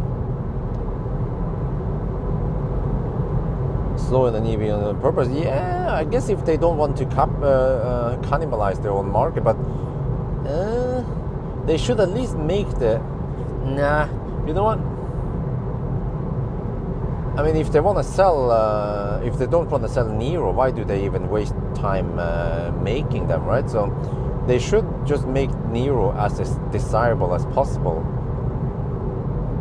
Because what could happen now is that some people might not want EV6, and then they also don't want, but they could maybe want Nero, but then because Nero charges slow, they'd be like, okay, fuck that shit, go for Aria instead.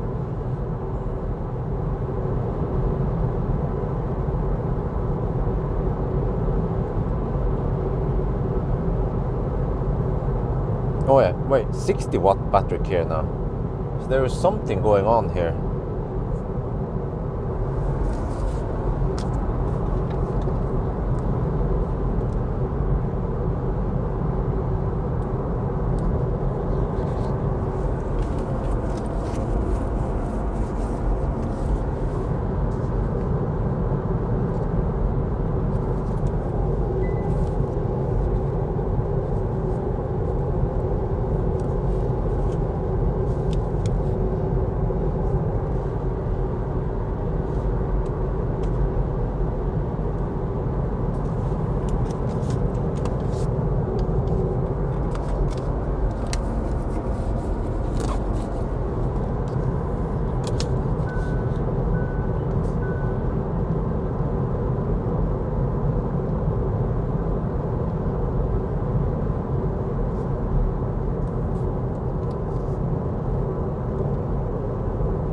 We are on the move again. Wait, let me see.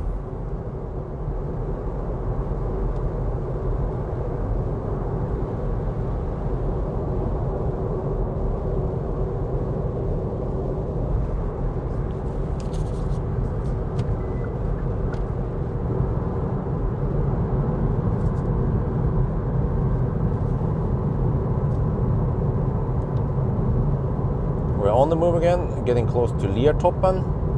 Oh, we just passed Liertoppen, never mind. But you see, the battery is now at 31 to 38 degrees Celsius. And then if you look here, well, this is kind of funny. I've discovered a bug. So you guys remember that that energy screen, whatever, right? So you see, when you go to EV, and you have to click here, and then you have to click on energy information. You'll be like, hey, wait, I was looking at like, where is that energy information thing? This is something different. This is just some charger stuff. Well, guess what? You have to take away this one. Then you see this menu here. You see? This menu disappears. And now you can see this one, the one I was looking for. But you see here that battery care, ABC always battery care, it's pulling 80 watts. That's it, 80 watts. So I suspect that it's not using the AC compressor. Climate here is using the, oh shit, oh, yeah. So this is probably just maybe the radiator, the fan running the radiator to cool down the battery. So I guess it's just trying to cool down this one, but not using too much effort into doing it. Yeah, similar to what Tesla is doing actually after a charging session, and they want to cool down the battery.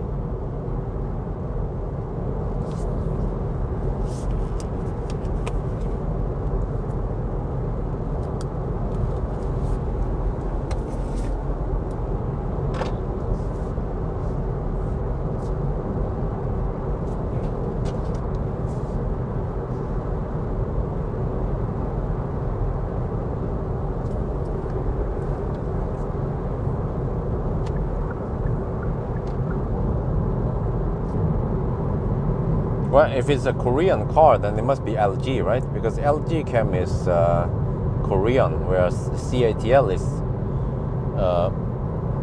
Chinese, if I remember. And they wouldn't use a Chinese supplier for something that is made in Korea. They will use their own supply in the country, right?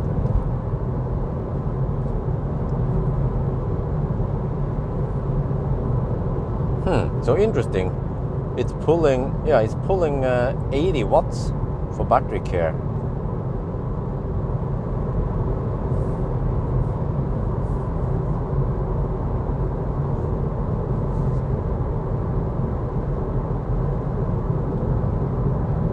Battery heater, yes, I'm pretty sure it has it.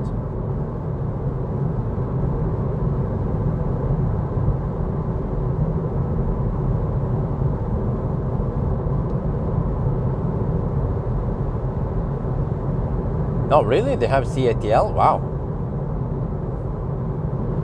I would expect them to use their own country supplier, which is LG Chem.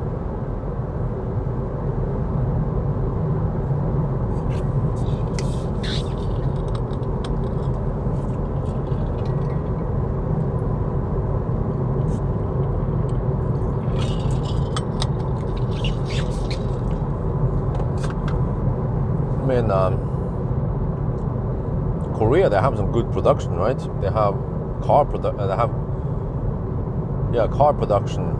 They have what else? Electronics. Yeah, lots of phones and shit. So Korea is producing lots of stuff that the Western world needs. But also China. So maybe you guys have a good explanation that. Like every time I look at something, right, there's a tag and it says made in China. Clothes are from China, electronics are from China, even cars are from China now. So how did it end up that China is the main supplier for almost everything the Western world uses? And then why can't Europe start producing shit? Because it's, I guess, everything from China is cheaper, but why can't Europe start producing for also cheap like China? Cheap labor, well, good point. Okay, at least what about Central Europe and Western Europe? But I mean, that's got really so labor, but I thought it was just machines and shit. The machines are building stuff, right? Manufacturing stuff. So at least you can set the machines to do the job. Then Europe should be able to produce their own shit. Why in business is very yeah. Now, but do you guys really think that the clothes are handmade in China? They're probably machines making them. There's no way that cheap labor can beat machine power.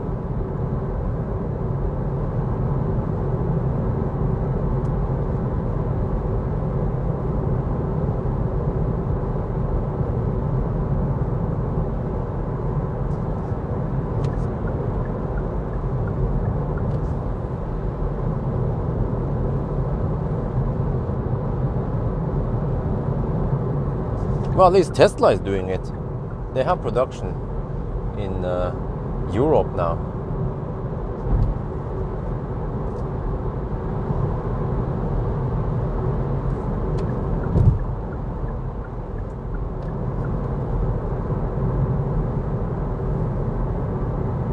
Political background, well,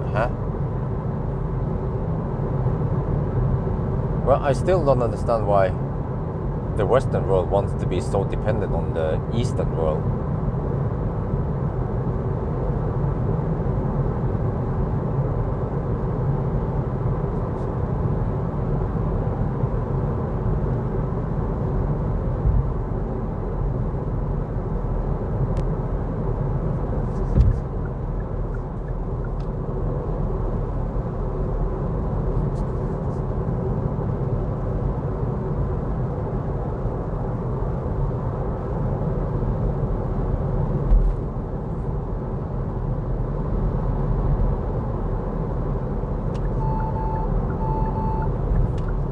Well, it's going to be a lovely day at least.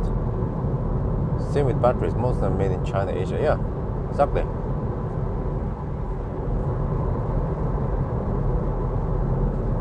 I mean, it's easy for me to sit here and say that, oh, you know, we should be less dependent on China and we should start producing our own shit in Europe. Like batteries, electronics, clothes.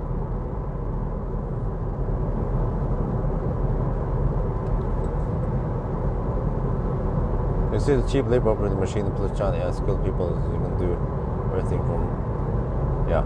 Well, yeah, but, I mean, what the heck is the point of Europe? What is Europe doing then? Well, I mean, actually Germany is a big manufacturer of at least cars.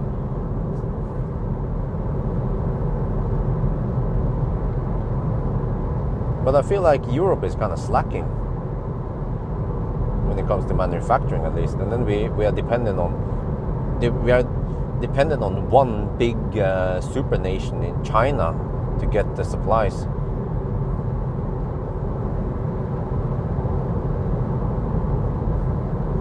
But I guess it's driven by the consumers. The consumer, it's the consumer's fault because they.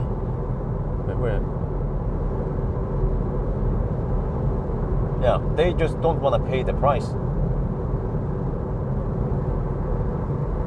Like if they can save a little bit of money and buy cheap stuff from China, then they will do it, right? Instead of buying something like made in Norway, made in Germany, made in France, rather than made in China.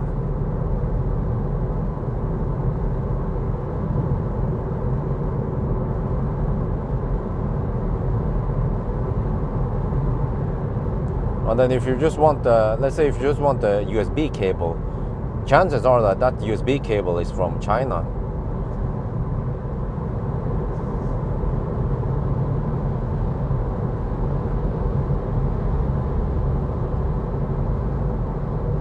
And then can you choose? Nah, usually you can't choose, right? If you go to a gas station and or an electronic store and you want a USB cable, it's not like you know when you buy fruit at the grocery store. I don't know if maybe this is enforced by law, but the vegetables and fruit, it will always say which country it's from, like Spain or right. Oranges from Spain, but for some reason you don't see clearly on a big, what do you call it, sign that these USB cables are from China and these USB cables are from America or Germany, right?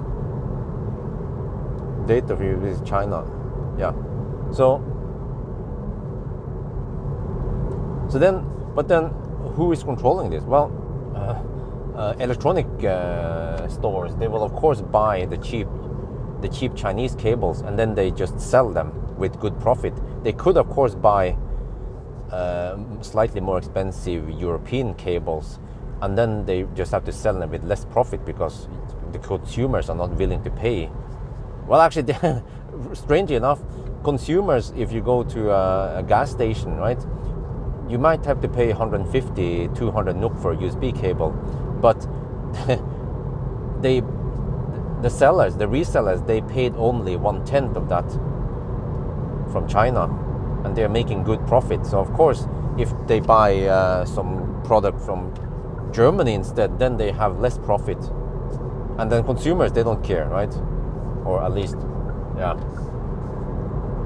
But it's kind of funny because I think most consumers, they don't care about buying a cable or I don't know, whatever they buy, right, from China. But then they start bitching that, oh, I will never support China and I will never buy a car from China.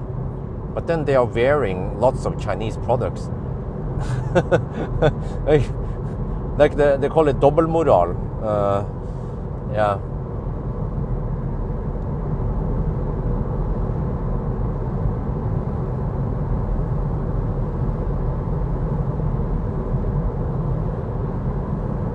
But there is even some Norwegian company that makes Type 2 cables, and they are also tailored for Norwegian weather. So it actually stays flexible even in minus 30 degrees Celsius. Double standard, yeah, okay, that's what it's called. Oh, this guy is hammering it. Not sure how he is able to bypass the speed limiter on his trucker. Oh, this guy went over, phantom brake, because the ENV 200 went over the line.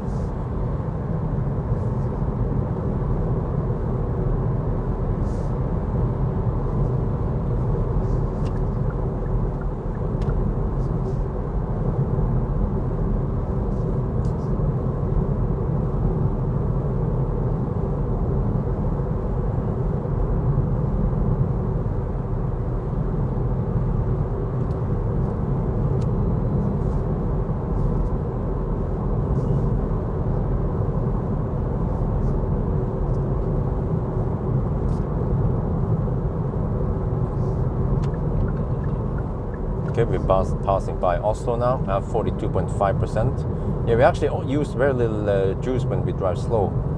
That's the beauty of this car, at least. And then temperature is rising, that will also help for consumption. Oh, be careful here, it could be slippery.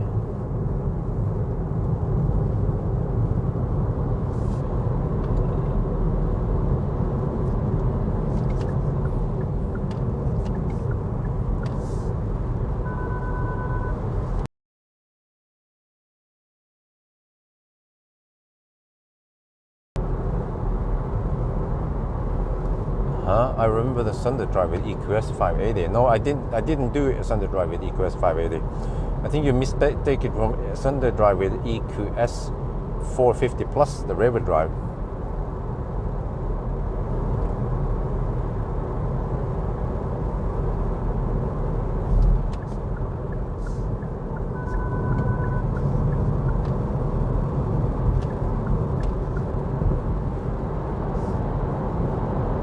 Watch out for the Undertaker. The Undertaker is back, and he shows no mercy. If he has a chance to undertake, he will always undertake. That's his task in life.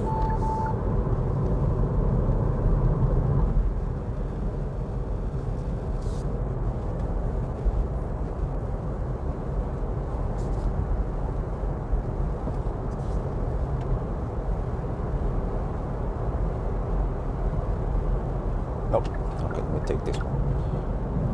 Italian registered car, wow. Fiat, of course.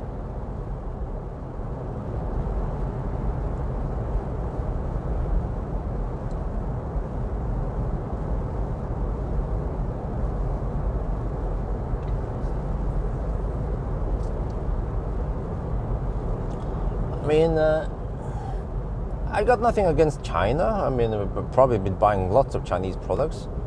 It's just that if shit hits the fan, just like what we saw about Putin and Russia, then suddenly some kind of conflict between some messed up people could seriously injure the whole world economy, like what's happening now.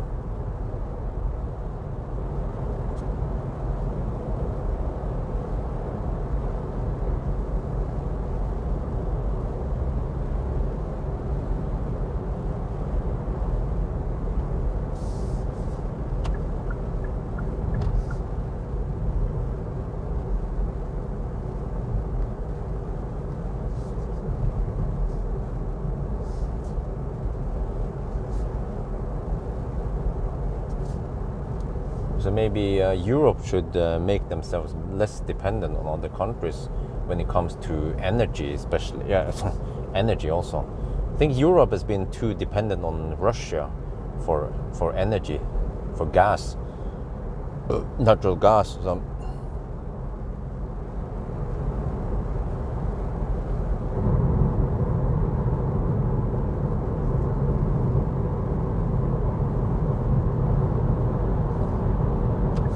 Norway, fortunately, produces most of its energy from renewables, so we were not so affected by the Russian war, the Ukraine war, rather.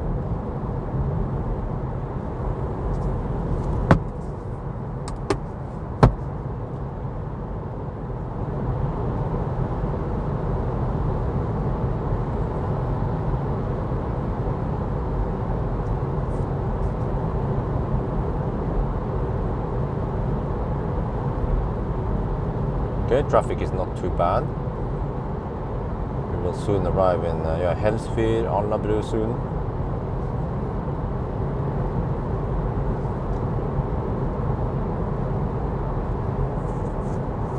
Germany's idea was peace through mutual dependencies. Okay.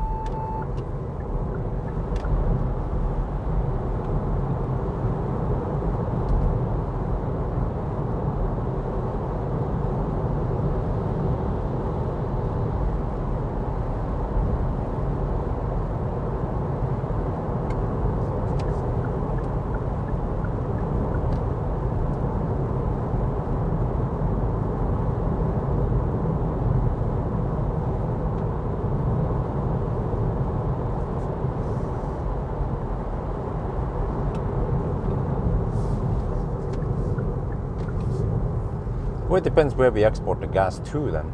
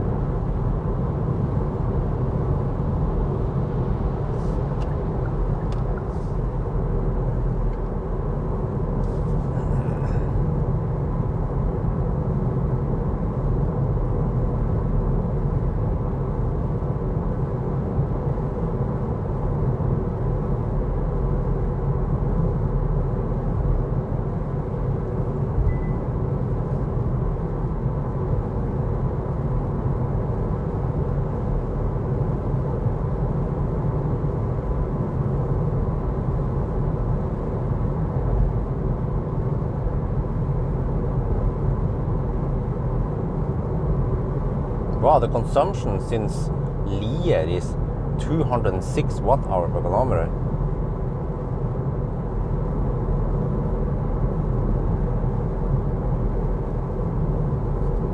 So it's the city driving that drives down the consumption. Okay, but we passed, I'm passing by home soon. That means, okay, we are a little bit past halfway mark.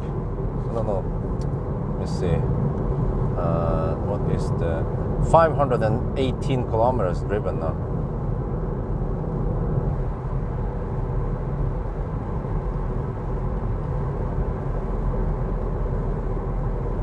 And we can supposedly go all the way to Espa. Okay, so seems like I rarely have to go much past 80, much past 50%, 60% maybe on this car. So at least that's good.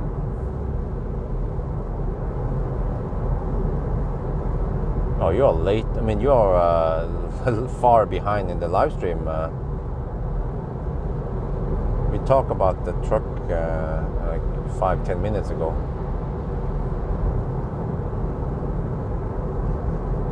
Consumption for status. Okay, let me see. Let me get the update here.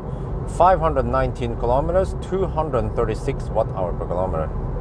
That's actually a lot lower than Aria. Yeah. But the Norway route is slower. But it has better charging options. Actually, way better charging options.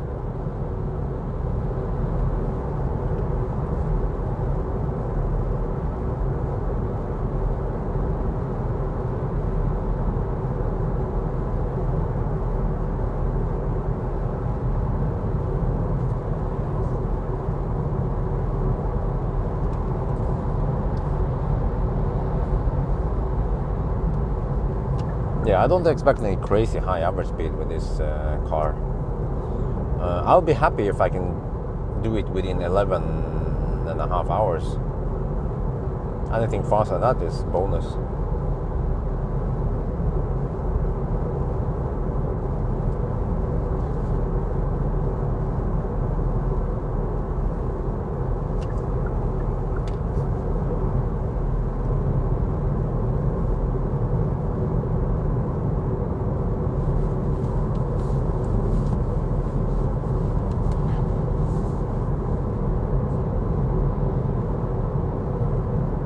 Yeah, it's an exception. We do Norway route because Sweden route is very wet today, and I don't feel like hammering in the Sweden route.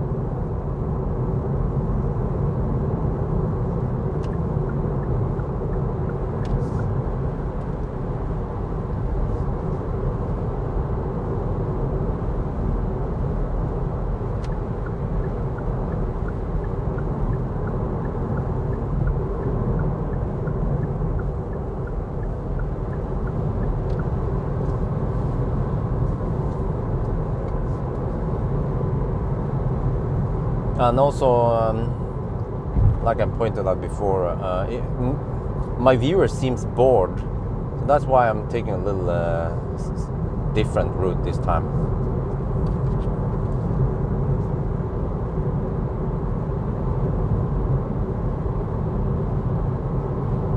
Just so we can experience more Norwegian left lane huggers. Yeah, why not?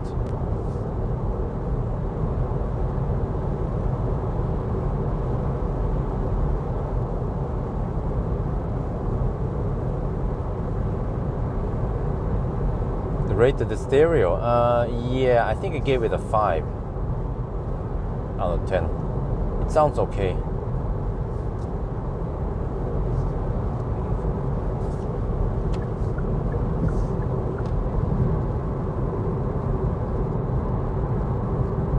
Is the Warrior 3 also being tested? Not much, unfortunately, because there is no cruise control there. Not even manual cruise control. I tried every combination. And then without cruise control, then it kind of limits my test.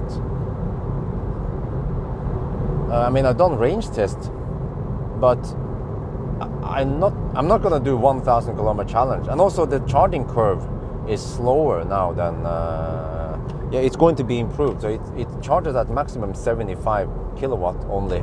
They're gonna boost it up to 125 at least. But that will come later, so it's pointless for me to do 1,000 kilometer challenge. I've already done the range tests. I will probably not do OnlyFans anyway. What else can I do? Even acceleration noise test, I'm not sure, since the tires there is not the one we're gonna get on the Norway version. Even the headlights will be different. So anyway.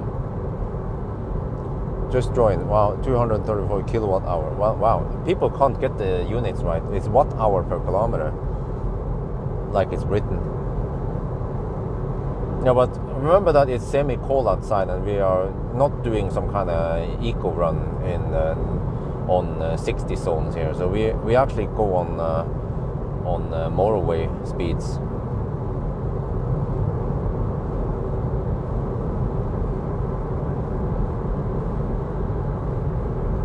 Yeah, but like I pointed out many times, the Korean cars and the Kia Niro is quite efficient when you don't go too fast. I averaged around 125 watt hour per kilometer when going 90 in Korea when it was 25 degrees Celsius outside. But of course, if you hammer at 120 plus kilometers per hour, then the consumption goes up. Mainly because the drag coefficient is 0.29.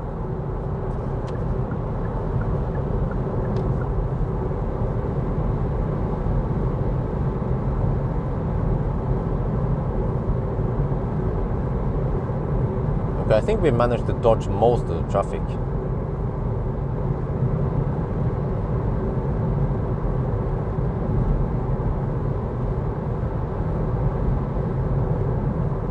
Well, it's still not correct, because to be correct you need to have a space between the number and the unit, and then what is expressed with an uppercase W. So it's supposed to be 234 space and then watt hour and then slash kilometers. So you didn't actually get it right second time either. But whatever.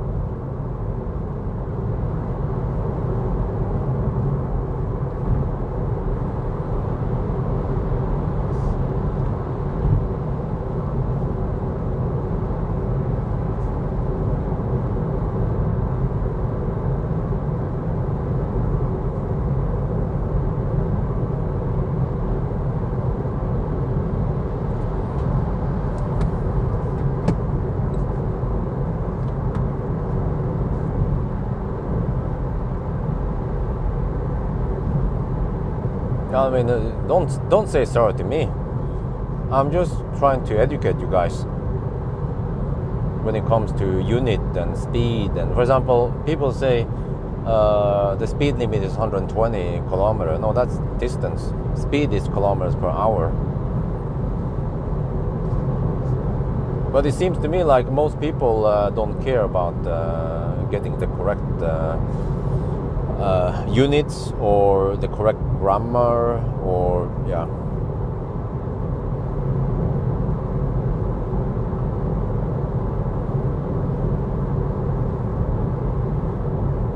Okay, 9:30 now. Wait, let me see. So we have 5-minute deduction. So it is as if we started at 3:30. So that means 6-hour mark now. 6-hour mark, and we have done 532 kilometers.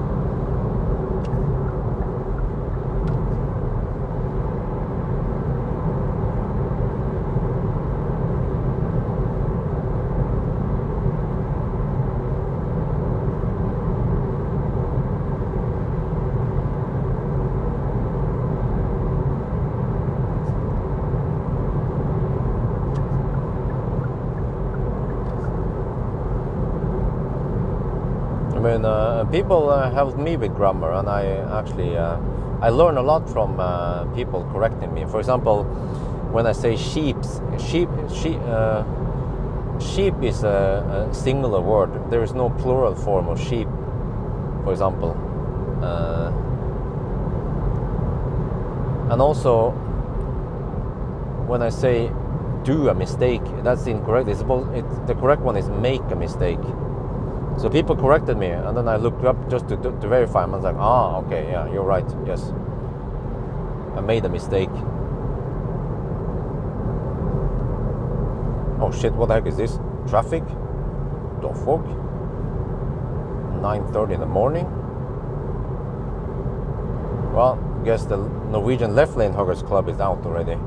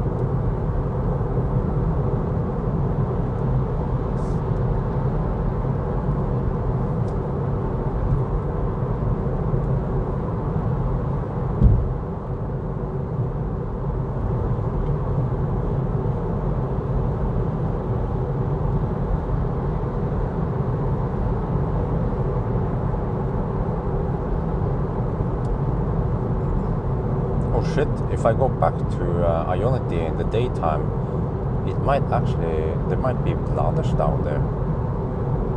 I guess I'll just deduct for Ladersdown.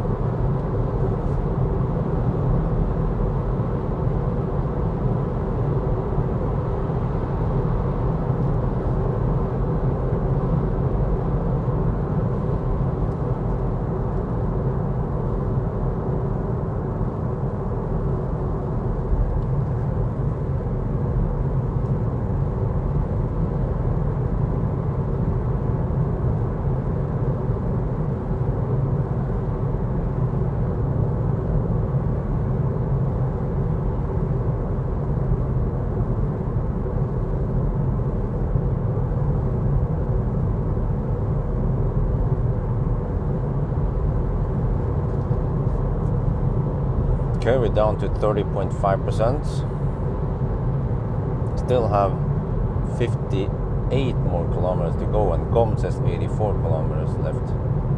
We are stuck behind Norwegian left lane huggers. No, soundproofing seems to be more or less the same as before. They haven't improved much there, or if at all, really. But let me just show you the problem now. We have a bunch of, oh holy shit, there's a bunch of slow pokes on the left lane.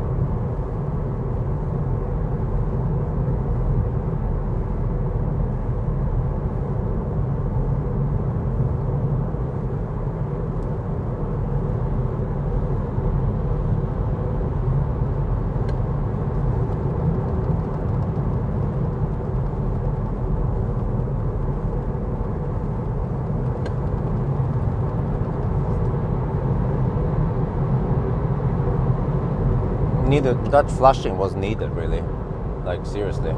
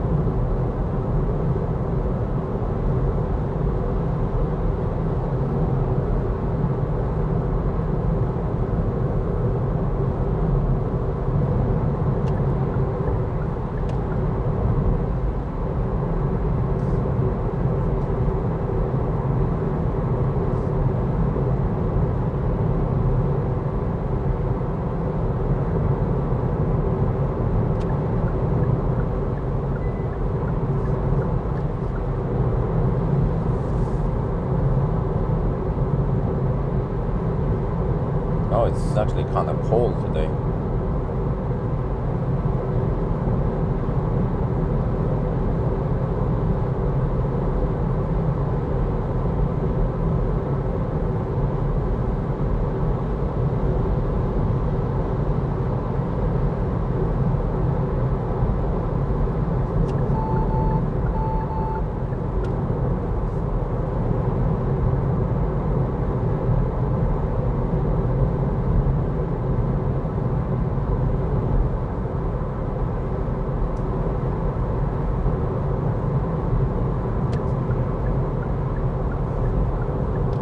Okay, so I'm supposed to go all the way to Espa now. Yeah, kWh. That's the first kWh site in Norway. Alright. This car charges dog slow, so it doesn't matter what kind of chargers we use, as long as it can give us 82 kilowatt. Let's say 90 kilowatt. Yeah. If next stop less than 40 kilometer and battery care 0, huh? What do you mean? If next stop is less than 40 kilometers, well, it's 46.8 now, away from Espa.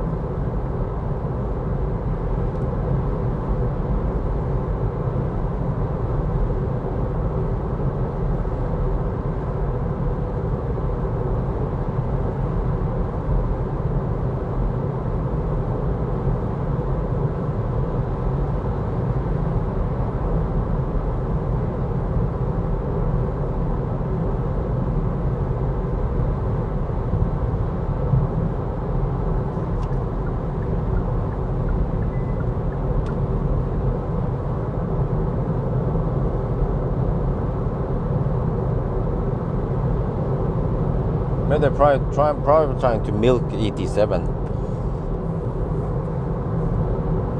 Oh, it's a sunny day now.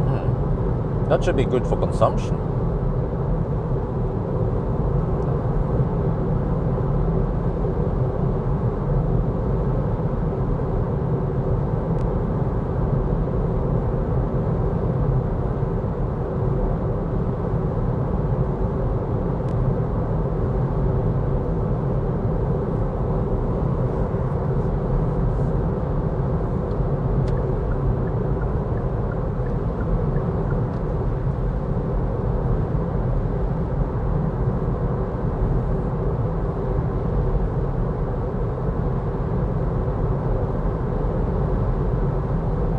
Well, it's low charging speed. Well, you know what? I think I know why. I think the battery pack has been poorly designed. Well, actually, the same case is actually even for the eGMP platform. But there's a big gap between min and max temp, 22 to 29 degrees. Yeah, right now it's 22 degrees in the coldest cell. Well, at least according to the car scanner. So supposedly the coldest cells are 22 degrees and the hottest cells are 29 degrees. And that's a huge gap, 7 degrees Celsius delta, and it can be hot, even bigger. Sometimes it can be 12 degrees. Yeah, the highest I've seen is 12 degrees Celsius diff between min and max, which is freaking huge. It maxes at 82 kilowatt.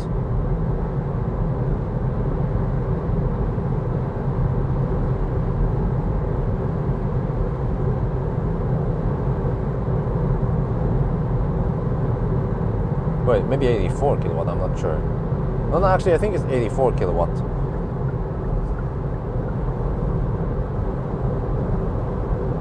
So I think Kia probably didn't bother redesigning the thermal design on the battery pack. They're probably just reusing the same ones, copy-paste. Whereas, for example, Tesla, even though the latest and greatest Tesla seems like the same, but the whole cooling and everything, the whole battery pack has been totally redesigned. Even though they still use the 18650 cells, but it's just different chemistry and different cooling design.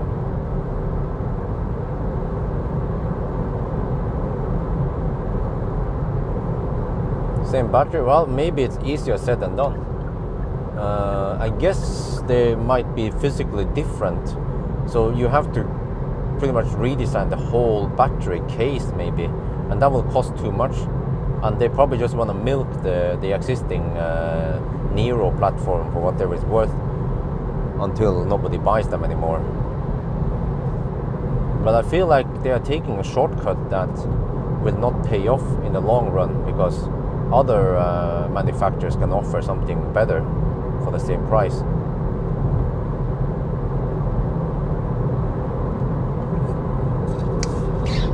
The wrong color, wow, shit. Maybe they can just, maybe they can, the manufacturer can pay for a free wrap.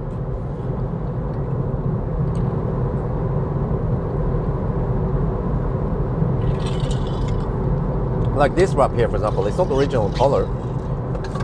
White interior, by the way.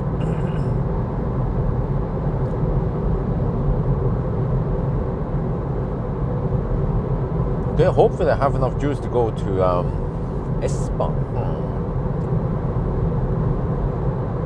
Wow, it's kind of noisy there. I don't know if you guys can hear it. It's kind of noisy. We are on some of the roughest asphalts, and yeah, and for the first time, you know, I've been driving with wifey. Yeah, we use the Nero.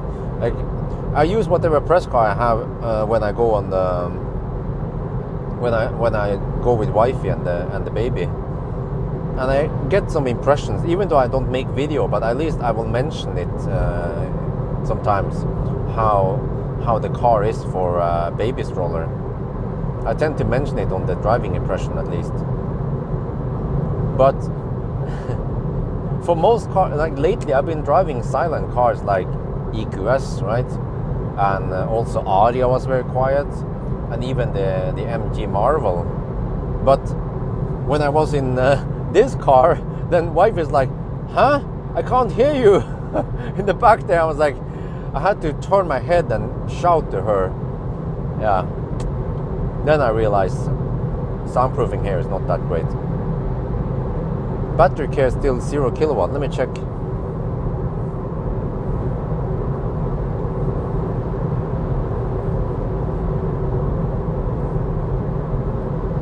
Yeah, 0 kilowatt.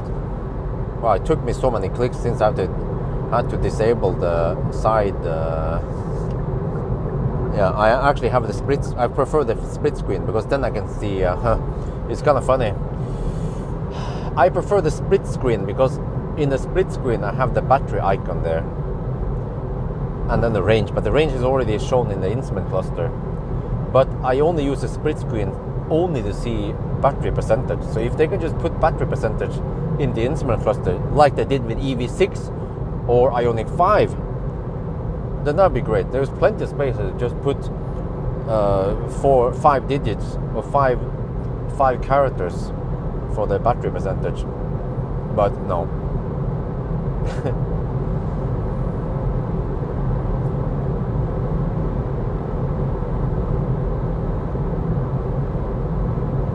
Wait. You got the wrong color. You're talking about the Tesla, right? Because Tesla seems like only Tesla has poor quality control, and they will make a mistake like that and let it slip through.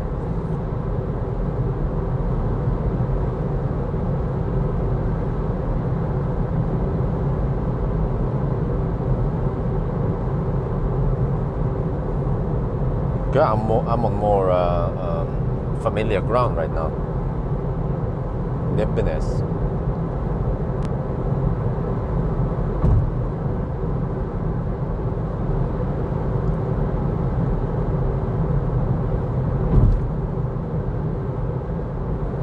Wow, the consumption right now is 213 watt hour per kilometer. I guess 230 for the whole leg. We'll see now once it goes up. But it's getting better and better because temperature is rising now, so that will improve the consumption, and then the road will dry out soon.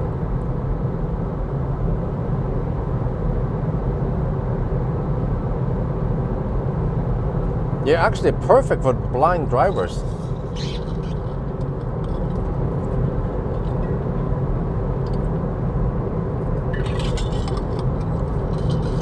At least colorblind. Wait. Can colorblind people drive cars? I guess they can, right? They can see the difference between red and the green. Well, they should at least give you a humongous discount.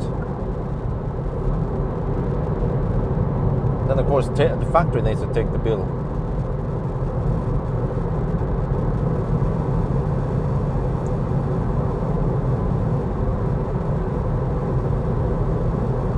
Yeah, usually the traffic becomes way better past Gardermoen. Yes, same.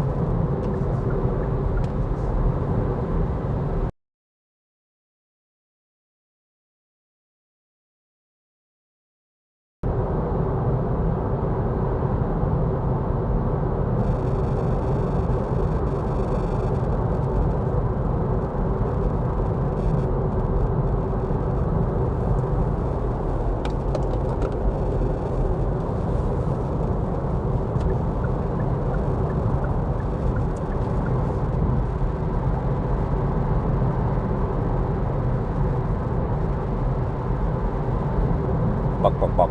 Okay.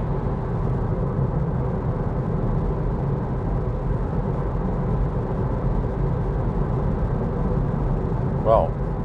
You know, license plate on electric cars in Norway, they are at the EE series now. This one was EE25. EE-avfall.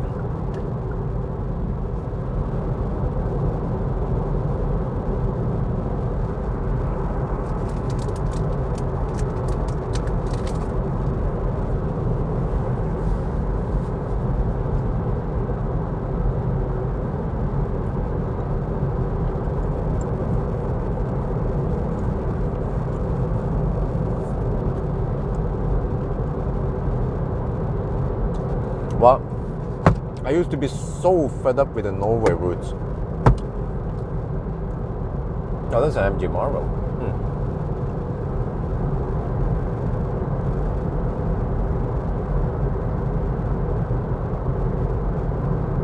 What? The right color comes on the display. Do they actually have the right color there? Wow, it's been raining, but it has not dried out yet. You know, I wonder if Norway actually has a rain season, like a monsoon. Because I get the impression that September, October, November, those 3 months, it rains a lot more than other months.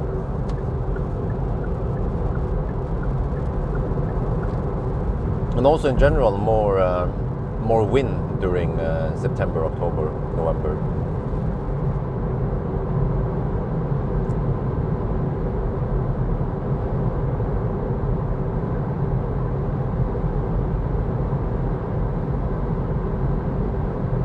Yeah, exactly.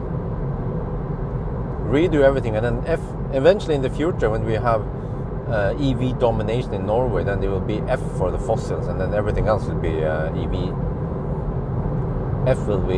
Fossil will be the exception.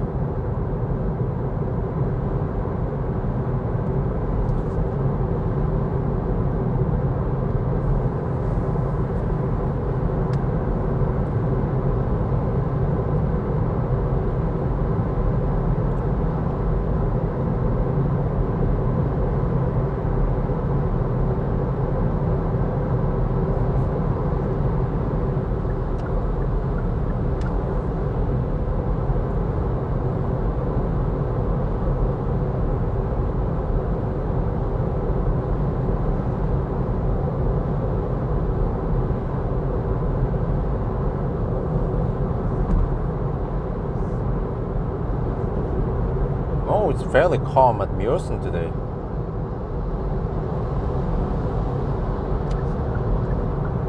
Wow, this crafter is hammering it.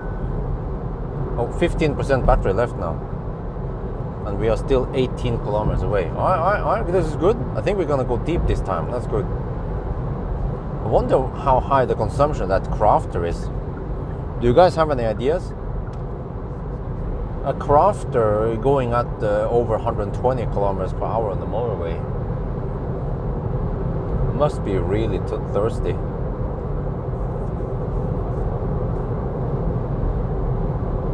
because for the e-Crafter, Volkswagen didn't dare to allow the e-Crafter to go faster than 90 kilometers per hour on the Speedo. Even yeah, wait, was it that one? Yeah.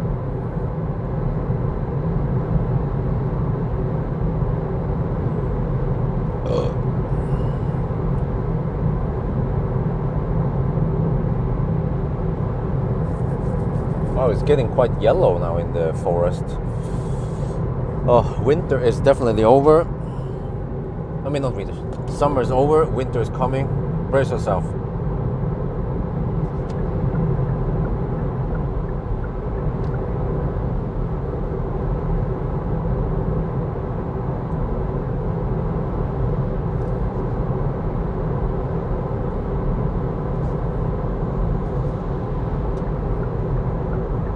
Oh, this is good. Wifey and baby is sleeping now.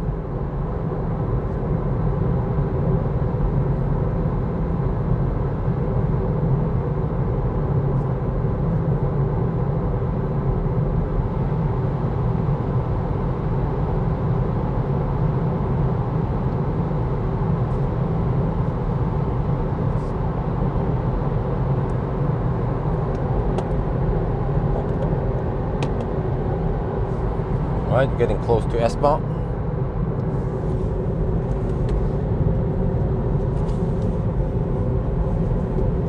Let me check here. Wow, consumption is only 212, lower than I expected.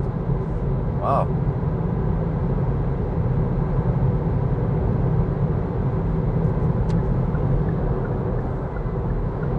Getting close to 600. It will be right around 600 kilometer mark at Espa.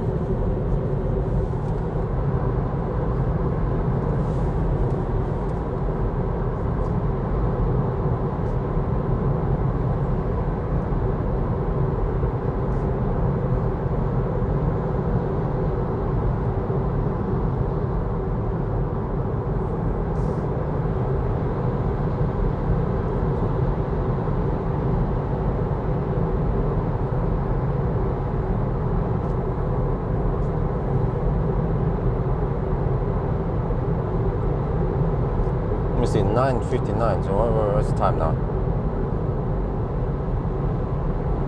5. Wait. We started at 3:30. We count. So it's actually 6.5 hour mark soon. 600 kilometers. Yeah. So okay, 600 kilometers after 6.5 hours, roughly. There, 6.5 hour mark, 592 kilometers after 6.5 hours.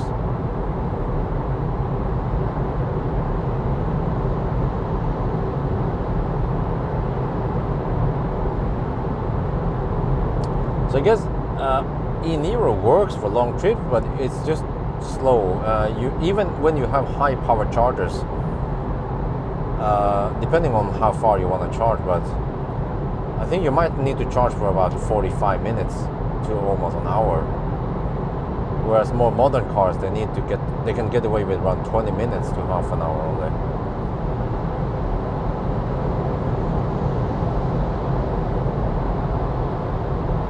Okay, 11.5%. Oh, is that the Crafter again? Dude, why are you not hammering it? And now we go slow, that's kind of annoying.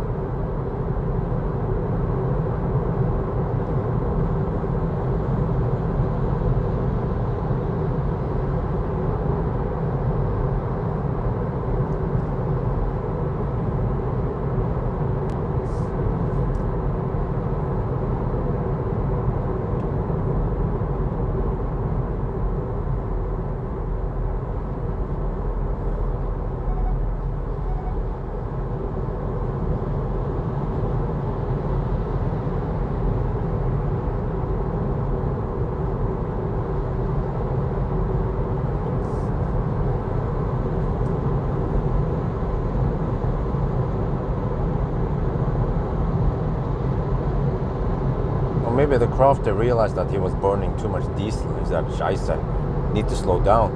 Fuel prices are high today."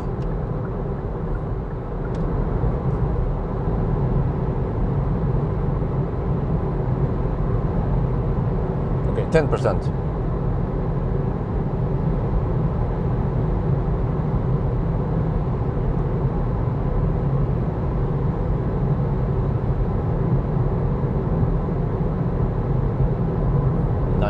Kilometers per hour. I guess that's not too bad, but it's going to keep dropping. Actually, it drops quite a lot for every time we charge because the charge is so slow.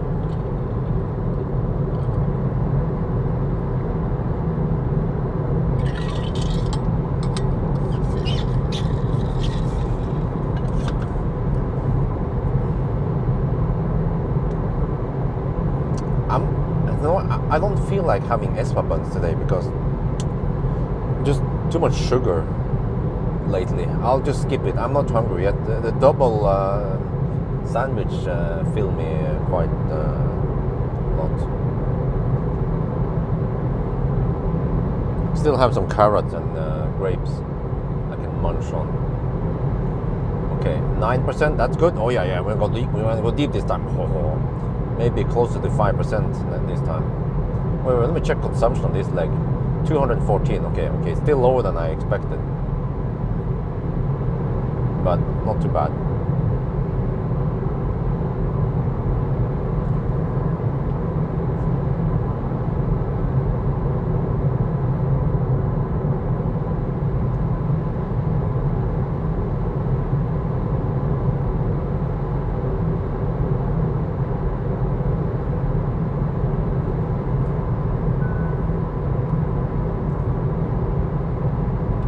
.5%.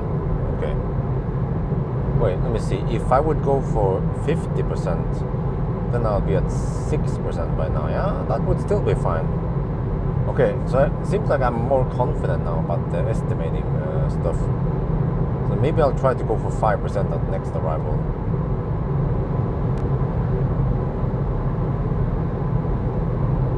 I'm not sure where I'm gonna stop next yet. But probably not at, no. Rudshøgda is way too early.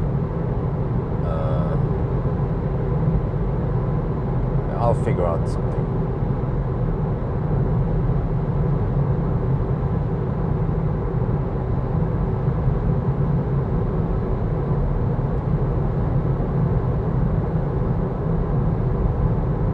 Exactly, if we take longer trips on journeys, yeah. But then other cars are also good or even better.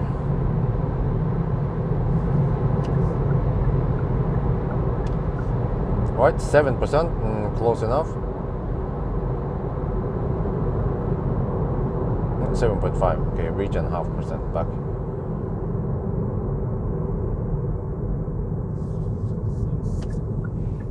Oh, there's some cars charging there. Is that an EQV? Seems like an EQV.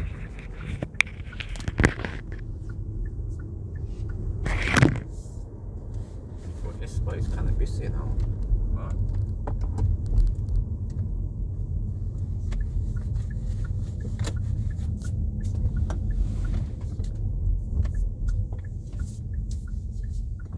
Okay, let me see. I guess I can take this one here.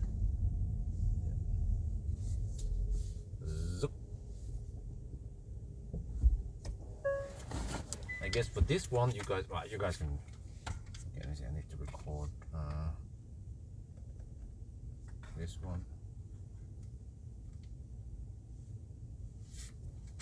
ESPA.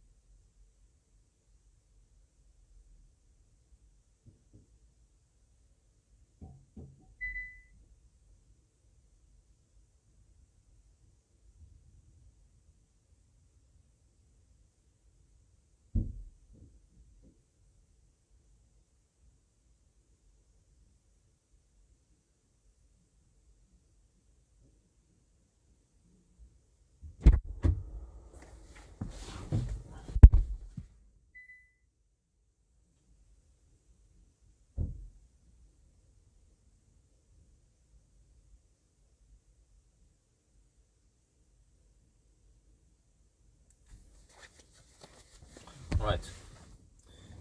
Why we have coal? Wait. Why are we getting only 65 kilo? Oh no, it's wrapping up now. Okay.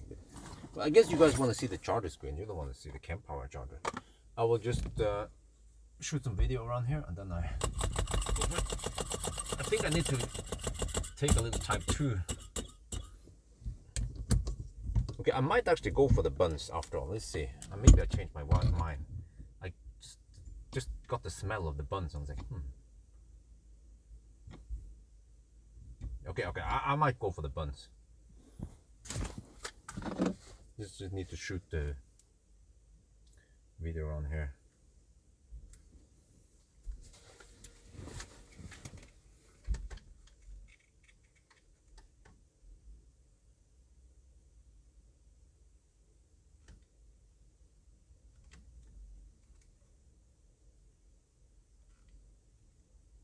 We are now at Espa juicing up. Hey, wait a minute. We're getting 81 kilowatt here, but then according to the whoa, can you see that? Focus. There.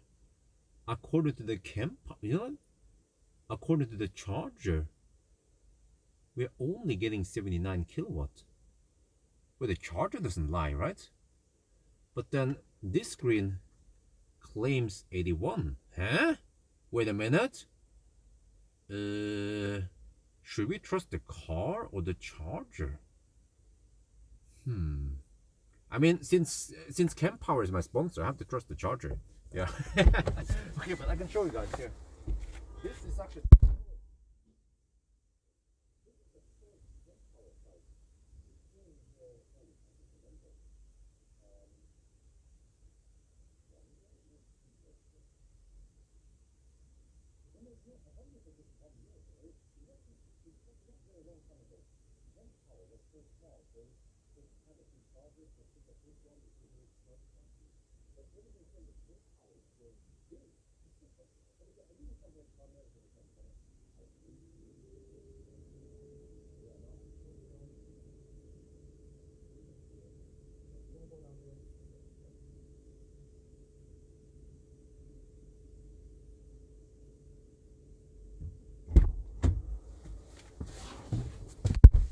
I don't know if you guys see it. kWh reports 80 kilowatt, whereas this one reports 81, 82. Huh? Wait. Which car? Is the charger lying or is the car lying? That guy seems to be filming. Probably noticed me because I'm my neighbor. Okay, I need to go to the restroom now, so I'll be back.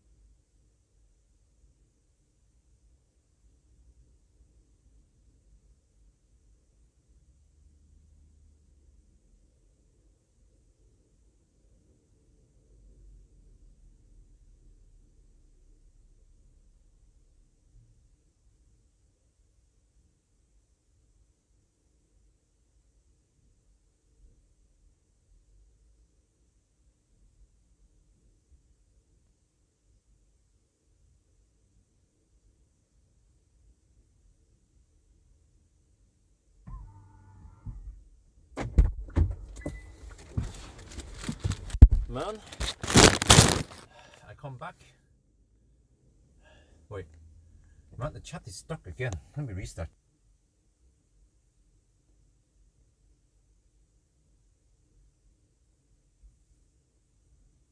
No, maybe I'll just stop posting the video on Facebook because I think it doesn't matter too much. I might just post it on my main, on the YouTube channel. But maybe I'll just post the video on, because I don't think it gives me much extra exposure, to be honest. What is it, drop out or what? Are we back? Are we back? Are we back?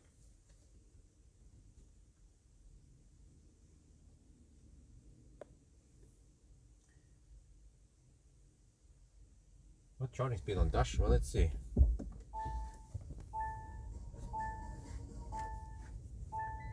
The Dash claims, let me switch over to, okay, let me see. Dashboard claims 75 kilowatt, same as what a kWh is. But kWh says 76, Dash says 75, and then car scanner says 78. Wait a minute. It could seem like the car scanner is lying right now. Charger and I need to fill this.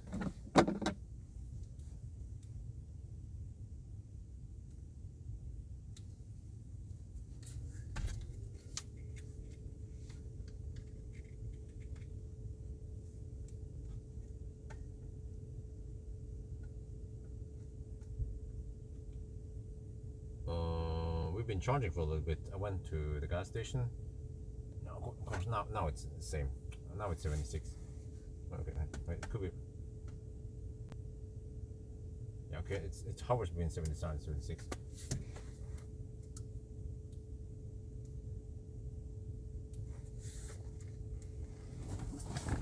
What, do I need to set up everything though?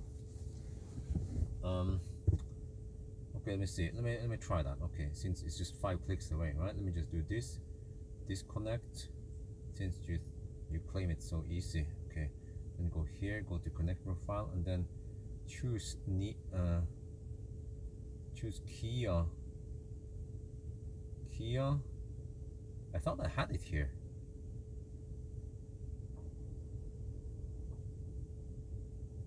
Nero. Huh? Where the heck is the other Nero then? What? Wait. Soul EV. That's Soul. Where? Where? Okay, there is no such profile. Okay, let's go back. Let's connect again. We want to see the charger screen. I want to go to my car. Select new car. Okay. Okay, back. Disconnect. Okay, my cars. Where is my cars? I guess here. My cars. Do I need to? I have the Ionic new car maybe plus. Okay, my car. Right. Then what? Then I have my car. Edit. Huh?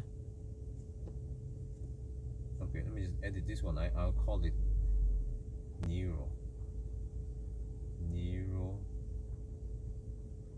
EV. Alright. There. Right. Then what? Connection profile, right? But then I just find Kia here, right? You know, I usually don't want to dick around with this while we are charging during a charging session or during 1,000 kilometer challenge, because some people might want to look at the charger screen. We're just dicking around trying to find where the heck is the new Nero?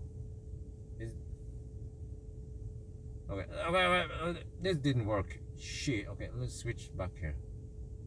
Let's switch over to this one again. Wait, front car. Okay, whatever. Kia Niro EV. Alright, let's just connect. See if we still have the same charger screen. Ah, okay, connection profile Ionic 5. Okay. Oh, I have to use Ionic 5. Okay, let's try. But do I need to set up everything though? Oh Jesus, man. Okay, disconnect. Right, if I go here, and I go to I go to, I guess I have to go to Hyundai, right? Hyundai. And then there's a be some kind of Ionic and some shit here. Ionic EV, is that it? So it will also work for me, huh? Ionic. Which Ionic is it then? There. No wait, that's Kona. Where the heck is it then? It's not here. Man, you see, this is the problem. Now we are wasting time just trying to look for something that is not there. Is there something else down here maybe? No? Okay, can we just go back to whatever we had? If it's working, if it ain't broken, then don't fix it. Okay. Connect.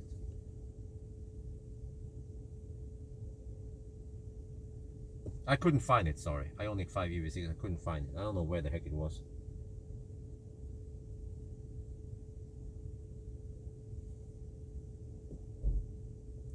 Let's hope we have numbers. Okay, at least we have some numbers here. Right, we're good, we're good. 1 kilowatt difference between, oh, okay, huh, interesting. Maybe that's a bug, round off error or something. Okay, but I calculated that I need, let me check here.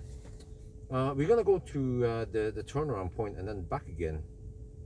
Yeah, if I go for 65%, which is kind of high, then I can go straight to Ionity, supposedly. Yeah. I could bail out at Nedlands if I have to. Yeah, except for that, I don't know if it works with the Tesla supercharger or not. But okay, so that's the plan. Let me see if a better route planner agrees with me. I have a little bit of time now. Let me check quickly.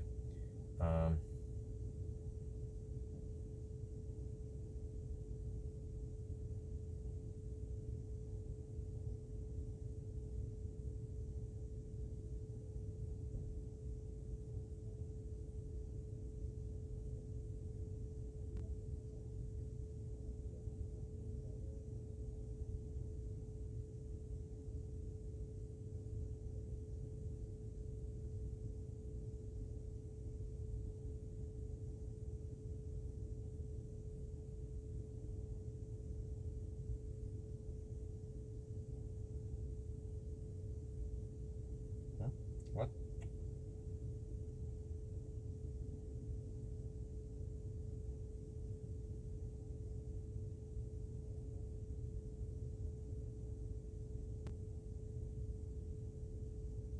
What the heck?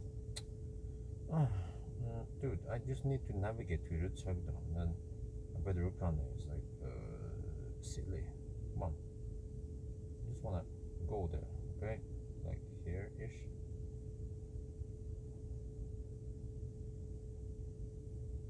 Go. Huh? Why is it not working? Rudshøgda. Wow. Rudshøgda Koppel. No, I'm not going there. Okay, whatever. Let's just navigate to Koppel, right? Huh? Why does it say 100%? There. Okay, now we get something. Alright, and then we add waypoint here, okay. And then I add, not along the way. After that one. No, how do I change? Oh no, what the heck? Shit, man. You see, I haven't used a better, okay, Ionity down.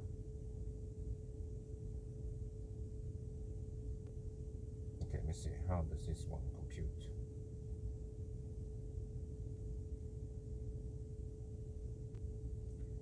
Okay, 3% there, and then for this is weird. Why the heck do you want to charge that long? So it's 45%. Oh, really? Okay. 55%. Ah, okay. But the route planner expect me to use 55%. I expect to use 57%. All right. So I guess if we go for 65%, then we should be safe.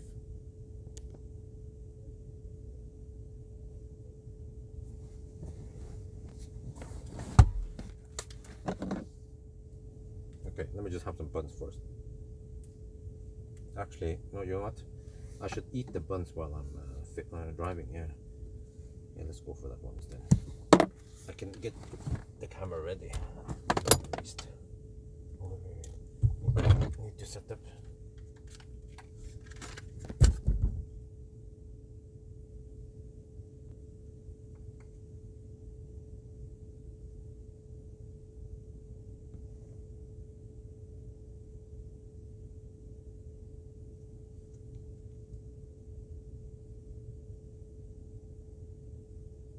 Okay.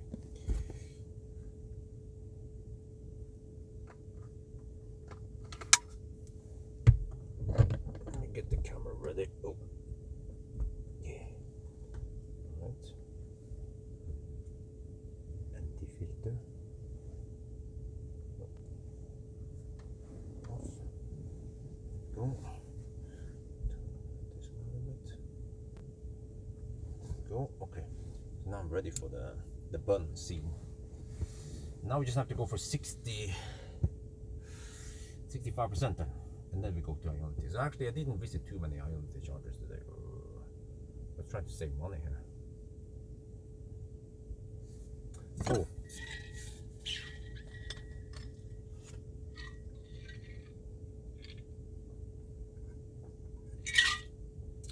Actually running out of drinks. I should have bought more drinks when I was there. Do I have time to grab drinks now?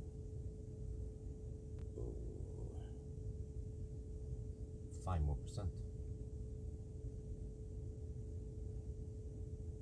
Whatever. Let me grab drink on the next one. Hopefully I don't run too dry. I have a little bit of drink left here.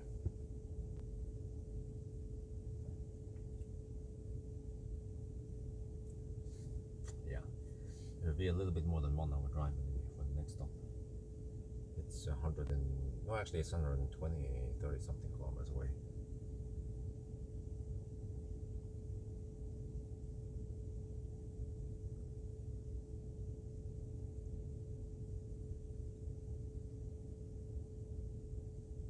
Oh, at this point it starts going a little bit slow, but I kind of want to have that margin in case I spend a little bit more than expected. Yeah, okay, this is not optimal, but, well, actually, is it? Well, I could stop at Minnesund, I guess. But no, I just want to stretch it to keep the number of charging stops. Oh, you know what? I need to also start cutting down the. I forgot. Let's see. 603 kilometers left now, which means we have 400 kilometers left, so we can split it. No, actually, okay, 603. Let me see. 603. That's 100 kilometers. Oh, yeah. You know what? If I can split it in 130 something, roughly 135 kilometer segments, then that would be great. Yeah. So next one will be 730 ish, and then I just need to split it. I need to go back to Ionity, I guess. A couple of times. Yeah, whatever. Wait, how do I do it?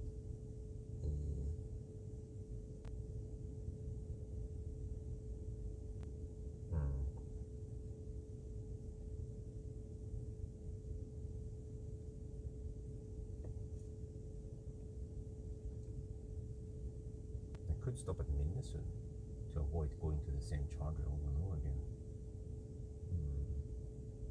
But we are kind of far enough, so we just commit for it. Yeah, we should just go for Ionity at this point.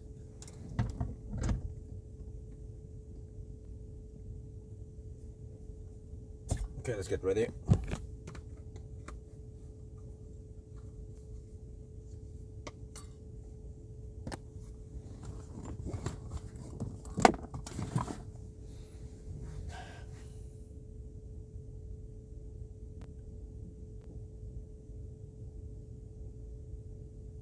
Yeah, the charging sessions are long now, 64%. Okay, see, yeah, let's go 1 more percent just to be sure.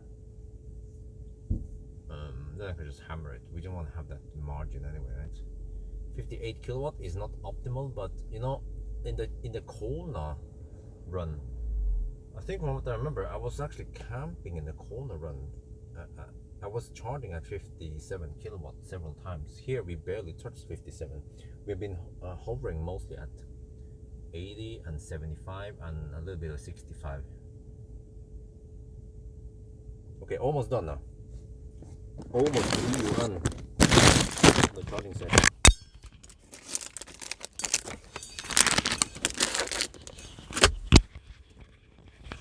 There, 65%. Let's go. Oh, finally.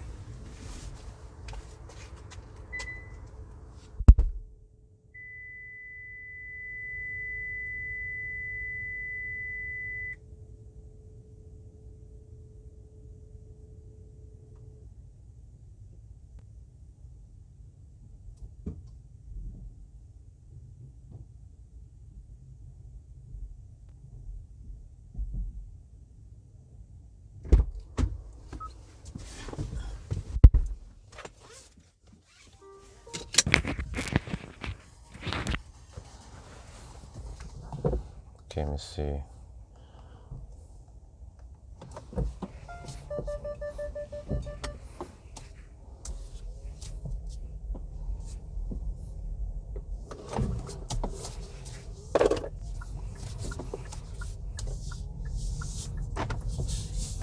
Why not Espa buns? What do you mean, why not Espa buns?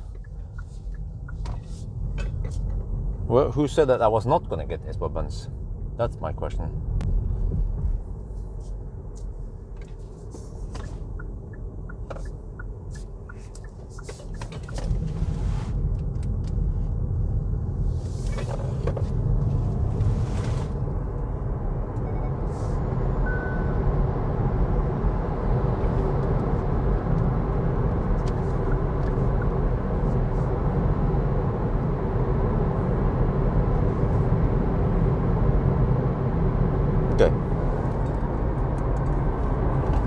And I need to shoot the scene about Espa buns. We have to wait until after the tunnel. Wait, there are several tunnels here, right? Or Espa tunnel. No, that's only the one. And from this one, after this one, then we don't have any tunnels.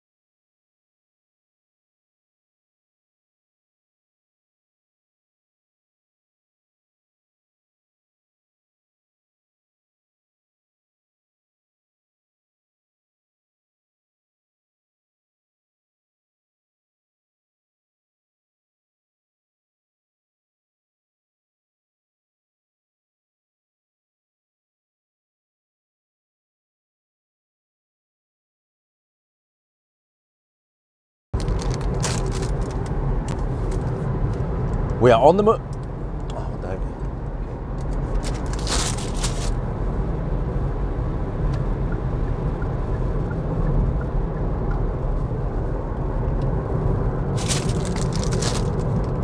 We are back on the move now. That charging session was over half an hour long. Yeah, this is it. We have to charge for about half an hour and then we drive for about 1 hour. Welcome to 2015. But okay, anyway, we came here for the buns. Caramel buns. Look at that shit. Oh, this is cancer on the stick. Well, it's not cancer in the bun. But it's so good. On general, I mean, on average, I have these buns maybe once per month or maybe even less than that. So I don't care too much, man. Sometimes we just have to have a little bit of fun.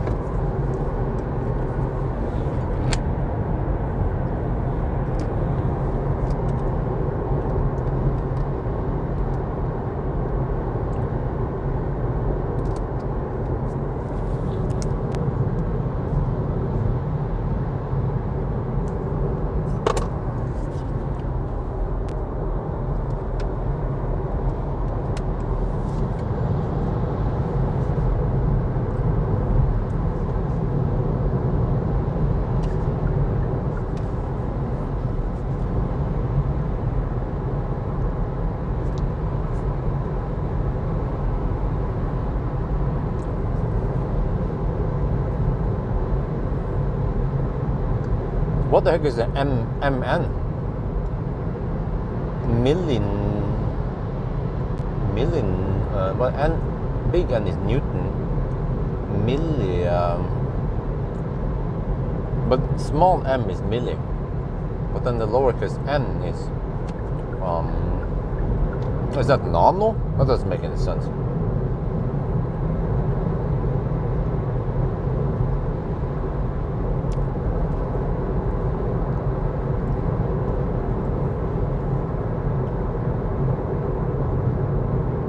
No, I got sleep tonight.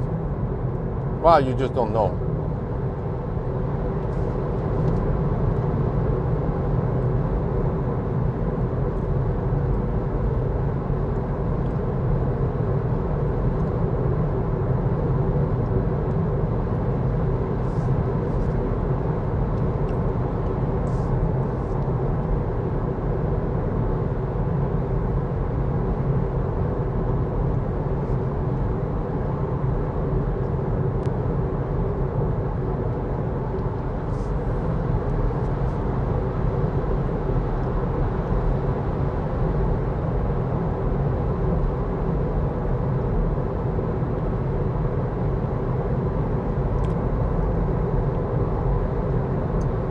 It's nano, so it's actually MN is milli nano. Wow, that's interesting unit. Nah, I'm just trolling with you guys. Wait, what the heck? The left lane is drier than the right lane. How come?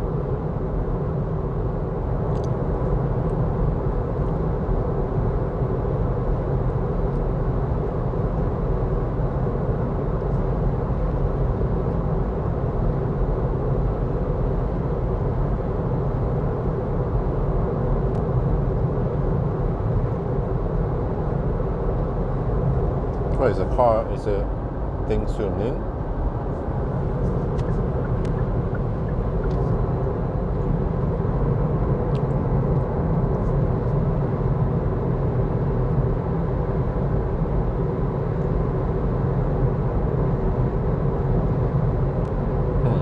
Interesting. You know what?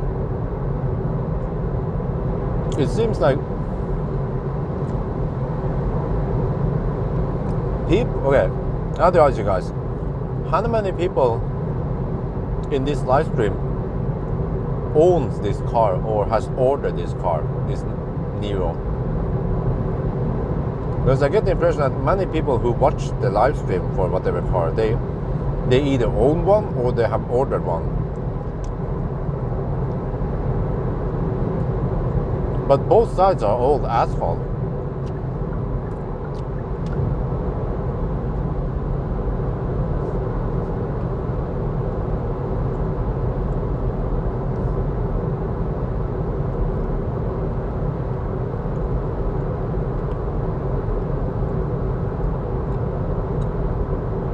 Well,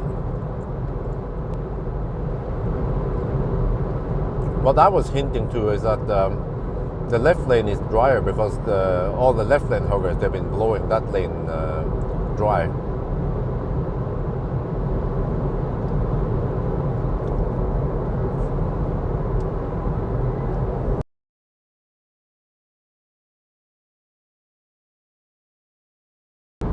It's been raining over here also. You see here, for example, the right lane is really dry because of the roads. Here you can see it very clearly the effect of cars driving over the road. Actually, don't want to stay in the right lane the left lane too long. Oh, they're mine. Okay. Oh, don't want to. Don't over. Okay.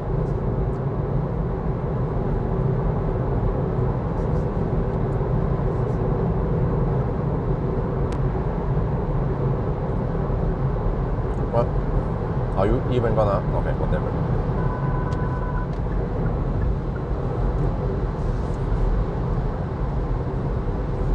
Yeah.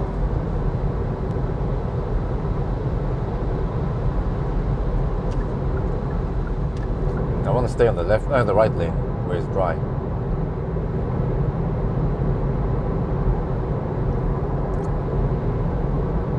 That's a sperm. To the right here, you have a big ass sperm, and that's not a spoon.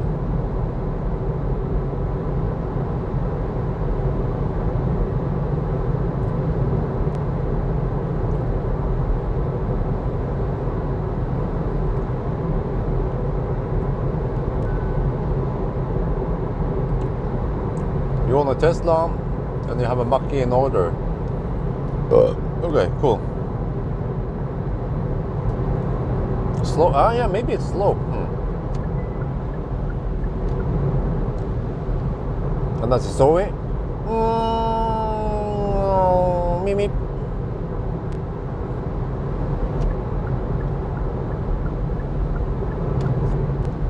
Man, I you know, back in the days, I think it was around 2017, I drove that classic first generation Zoe all the way to where was it again? Bangkok. Holy crap, man, what was I thinking? Freaking Zoe, man. I think it was a Q90 all the way to Bangkok in freaking winter, and it was freezing cold. I think back then I didn't check weather forecast and everything. I think it was today I was like, oh, hell no, I'm not going with a Zoe in minus 30 degrees Celsius.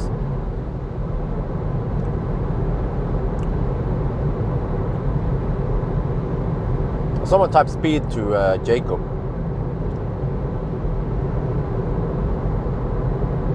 I ordered one. V2L, is it? Wow, really? Vehicle to load, but okay. I want to ask you, Steve, how are you going to use vehicle to load? When and how?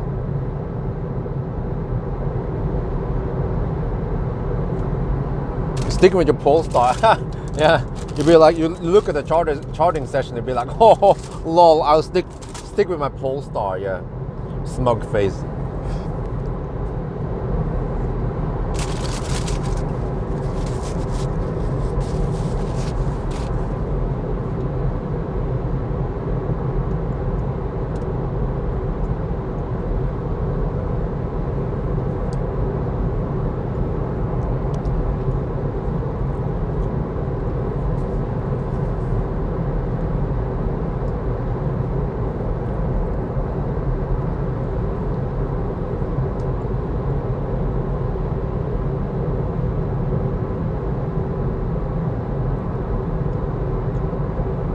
What? Philip, did you actually get a date? A delivery date?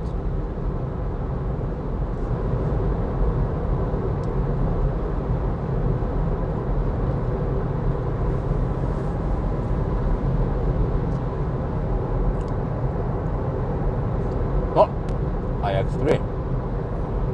Woman in iX3 is slow poking behind the truck. Well, well, well.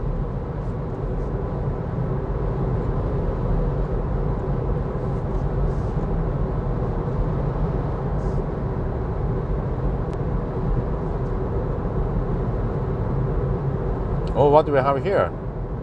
Nero, the old one.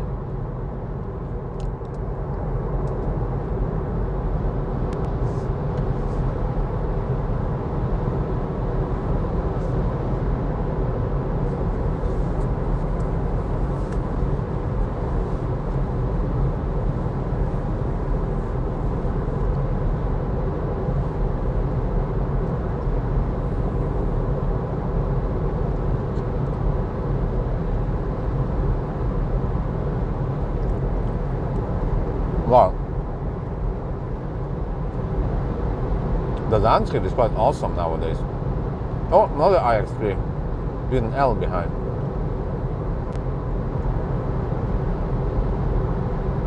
It's autumn now. Winter is coming.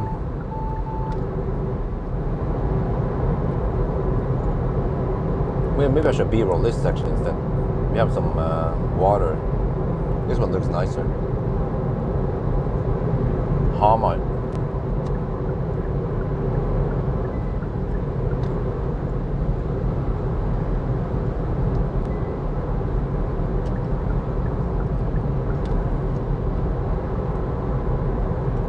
Well, so up to you guys. Which 1,000 kilometer challenge is more beautiful, Norway or Sweden?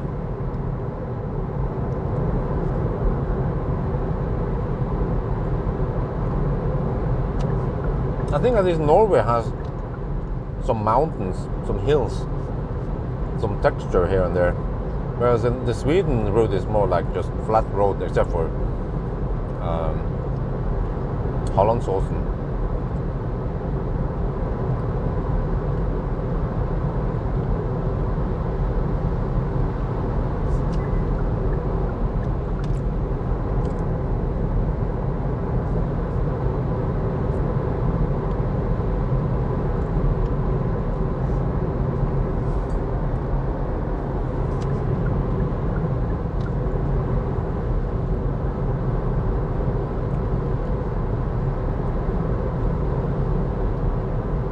Oh well, the consumption is 255 watt-hour per kilometer.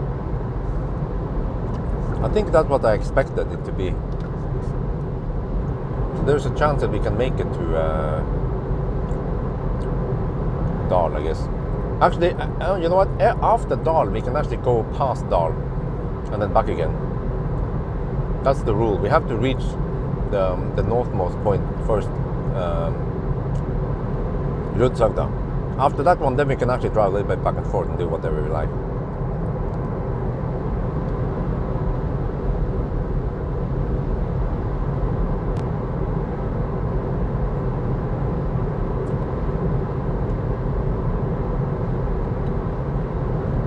You know what? I actually have all the equipment for running out of juice. But I just brought one EcoFlow. And it's at 84%. I could actually do a quick,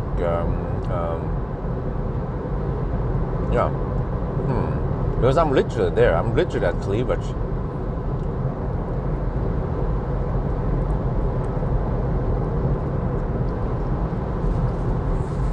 You know, if I end the 999 around cleavage, then I could quickly just do the 0 mile test, and it will cost me only maybe 1 hour extra, rather than having to spend 2-3 hours extra. Maybe I'll just do that. But then I should charge up EcoFlow to 100% on actually on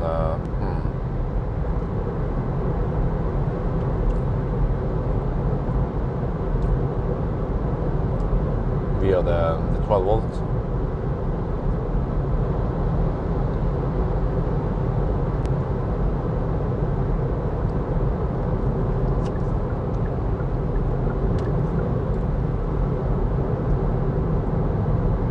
Well, unless I go somewhere and I top up with the Type 2, then I can use the Type 2 adapter.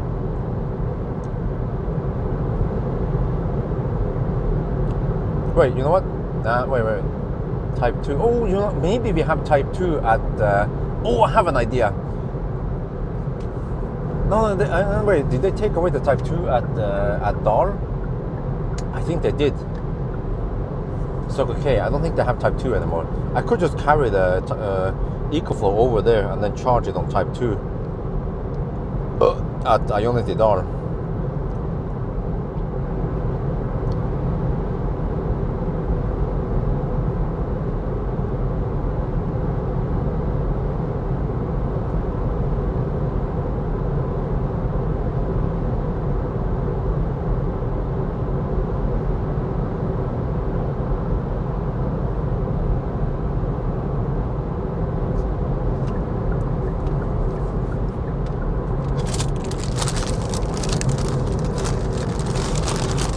Well, somehow I managed to eat at least 2 buns.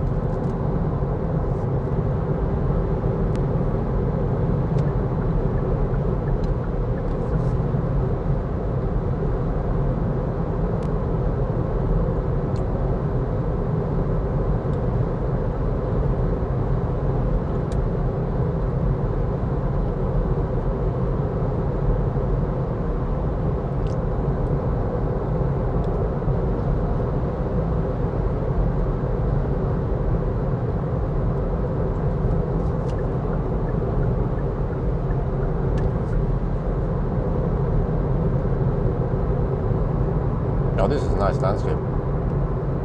Namsskogan with Ionity, nice.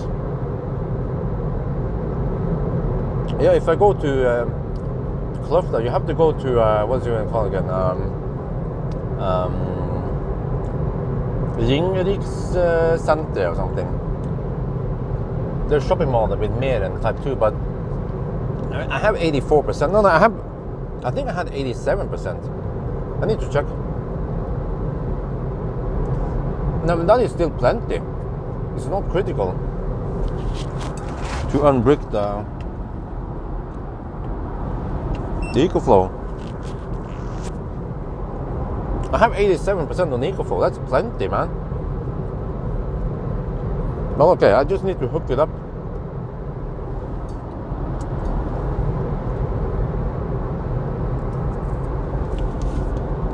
At the next charging stop, maybe.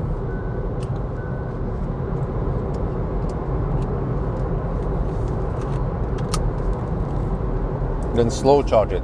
I mean, the consumption will go up slightly, but it's just a drop in the ocean, really.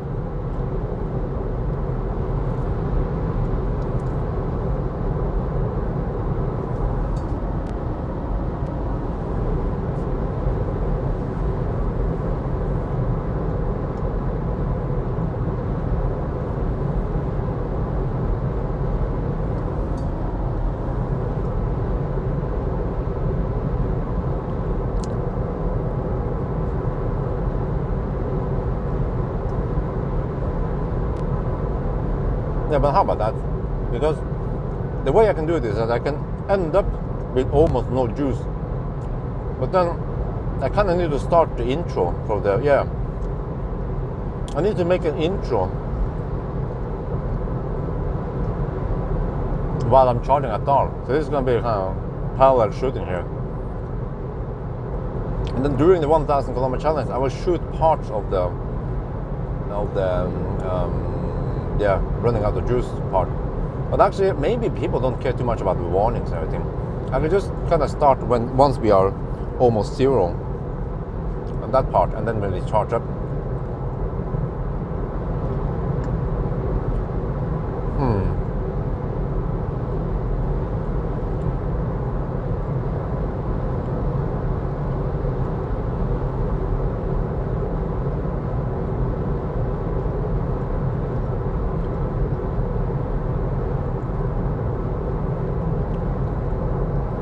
Well, you know, if I don't go to Ionity, I could go to Nedlands, and there we have Type 2.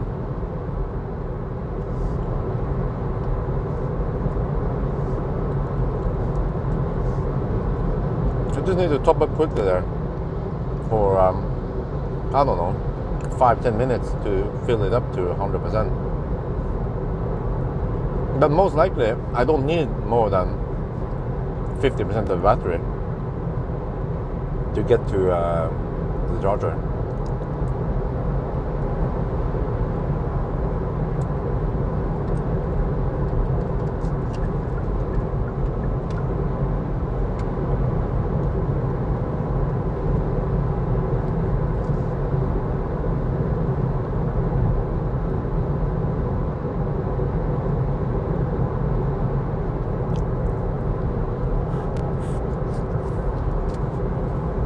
Yeah, but will the Ionity be at Circle K, Namsskogan?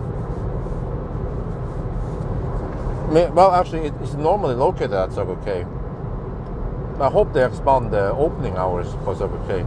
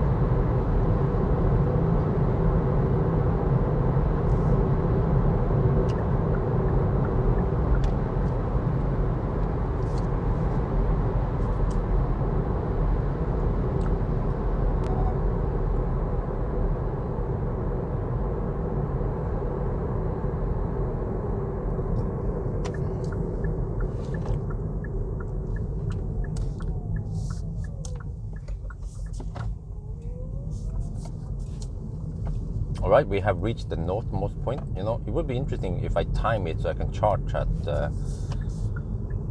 Rutsøgda. Yeah, ideally I should have timed it for this one because there's a lot of charges here at Rutsøgda. But timing wise, it would be kind of I don't know. I have to then time my charging stop so I get here, and then it makes sense to stop here.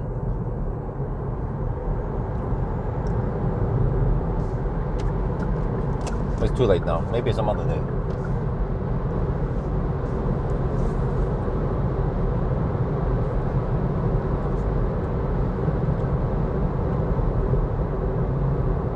Okay, let me navigate towards Untitled. Let me see if I can find it even.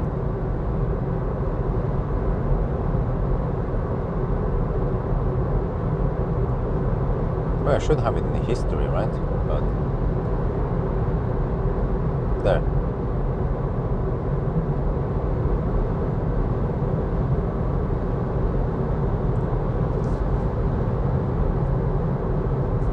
Okay. 90 kilometers there and 110 kilometers on GOM.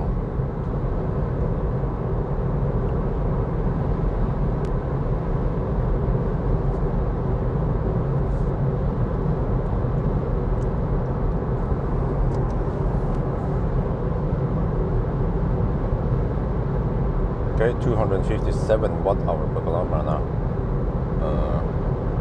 Hope I have enough. If not, we have to bail out at Nedlands.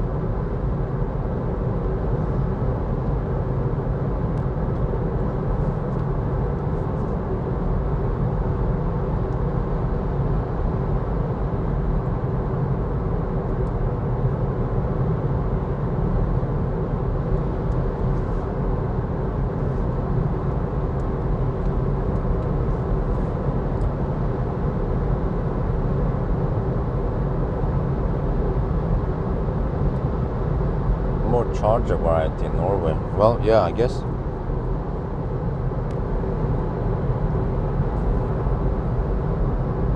Oh, now I understand what you meant. You were replying to my question about Norway versus Sweden.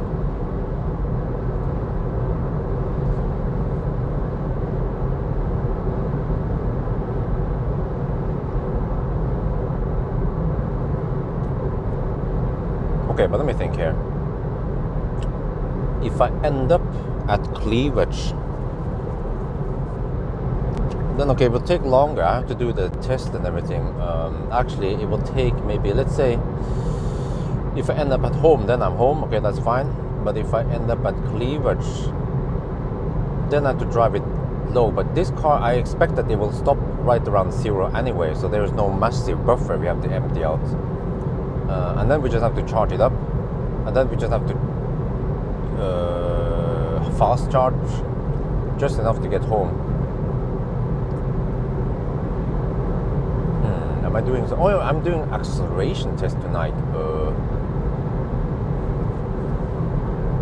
Oh, you know what? I should do the wrap up while I'm charging, while I'm stranded, or while I'm fast charging, so I can save time. Yeah.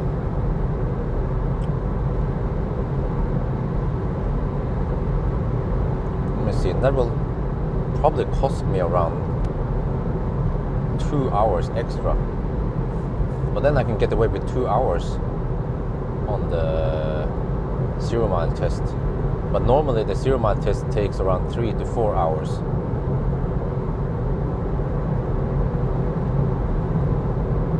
Yeah, maybe I'll just do it. One EcoFlow should be enough. I actually thought about bringing the extras for EcoFlow, but I was like, I forgot about it. Yeah.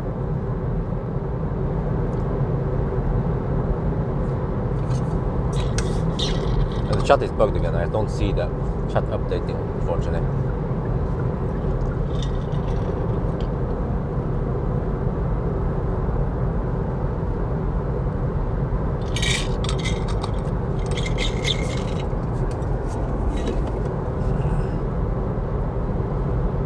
Let me restart again.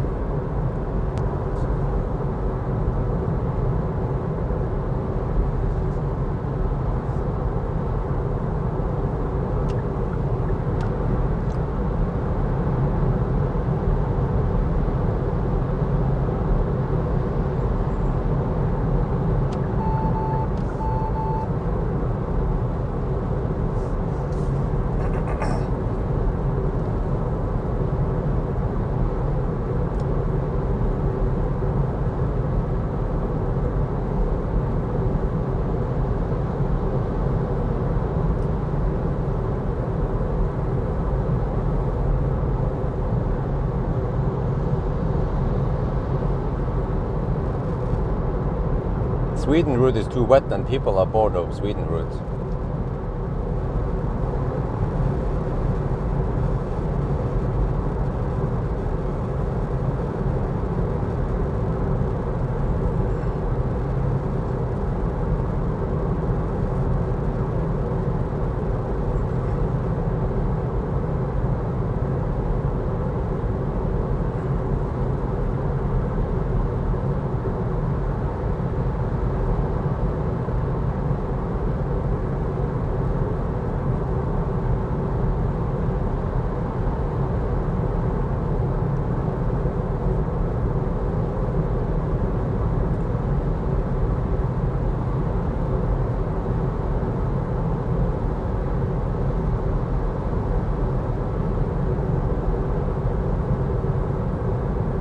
It's a nice change because I feel like I've been driving Sweden route a lot, like every weekend, literally.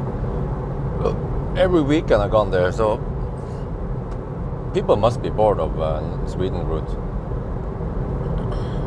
And I tend to also go to the same chargers, so there's not much to. And I tend to film during charging sessions, so you just see the same place, like Viberg, Spekkele, Helsingborg, this is, yeah.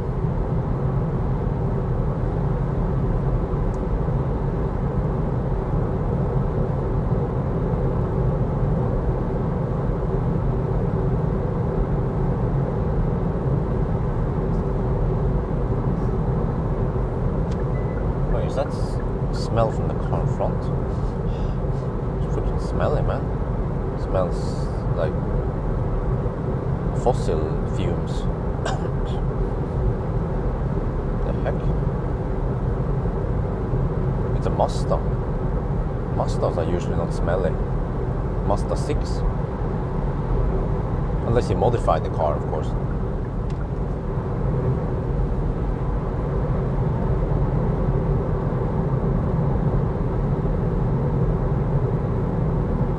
Okay, consumption 251. Ah, okay. That's right on my budget.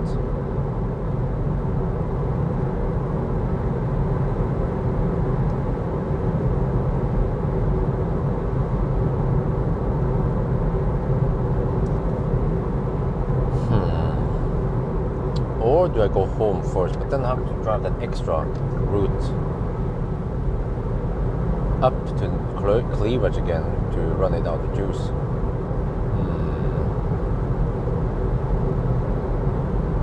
It would actually be perfect timing for me to just do 0 mile right after 1,000 kilometer challenge.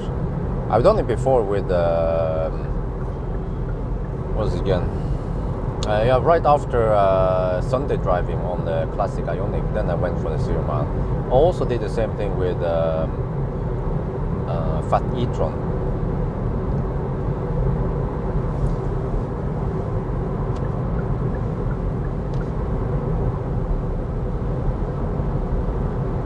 That will be good, because once I'm home, then I don't have to do any tests until later tonight.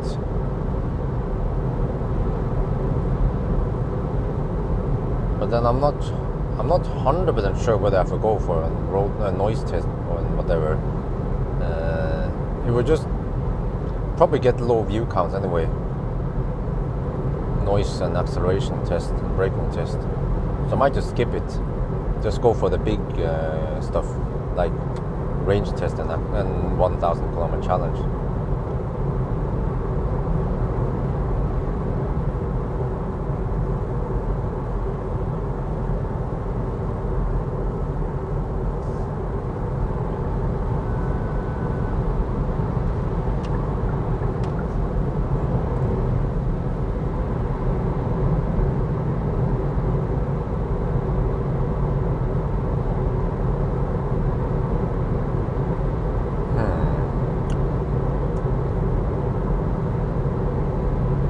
Okay, if I end up at Cleavage rather than Oslo, then that would mean another 15 minutes of drive, extra drive. I'm trying to estimate here, but then I will be almost out of juice, or I should estimate so I almost run out of juice, and then I just have to drive maybe just 15 minutes before I'm out. No more than half an hour, I guess. And then I charge for about half an hour.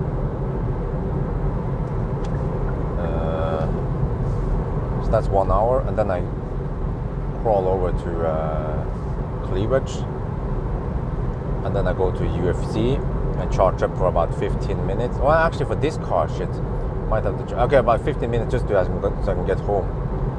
And then, yeah, you know what? The 0 mile test can actually be done in 1.5 hours for something that stops right around 0 kilometers. Oh shit, the only thing is that I haven't tested if the EcoFlow works with charging, but I mean, I've tested so many cars now and they all work, so why shouldn't EcoFlow work with Kia, right? Okay, one thing I can do is that right before I start the 0 mile test, after 1,000 kilometers have been done, then I stop at the resting area.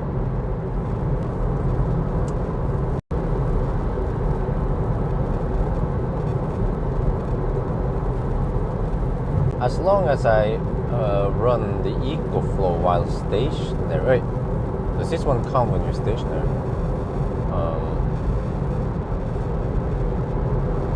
If I run EcoFlow while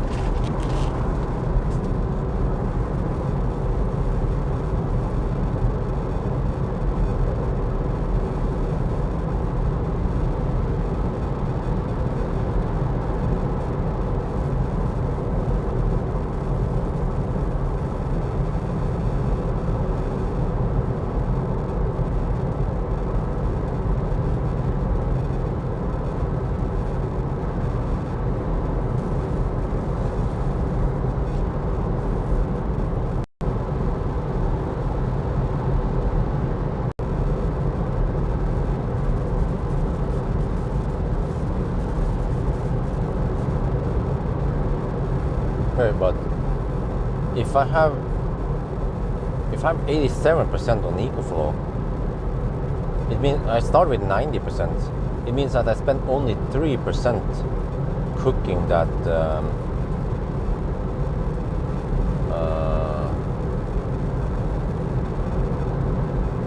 that sandwich. Really? And that means only 60 watt-hour was needed to cook the sandwich, the heated sandwich. Oh, that is madness. I see that the heater element is pulling 900 watts, but it's only doing it for a couple of minutes until it heats up.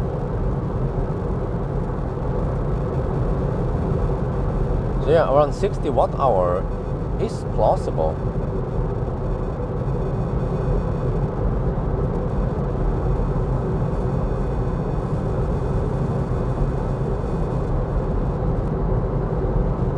Okay, at noon I have to start a new part two. Part two starts at noon, and that one is long enough for it to cover 0 mile test also.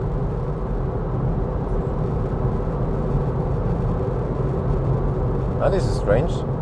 Right lane is dry, but left lane is wet. I'm just go over the right to the left lane then, since I have no one behind me.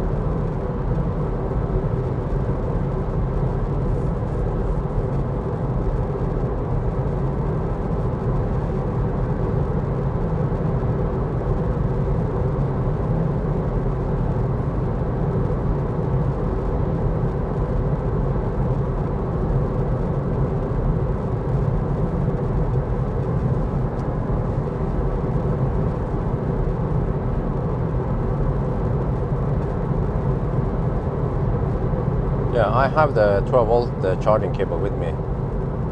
So EcoFlow will then pull around 101 watt hour per kilometer. So instead of 250, so I need to add 260 watt hour. But the problem is that there.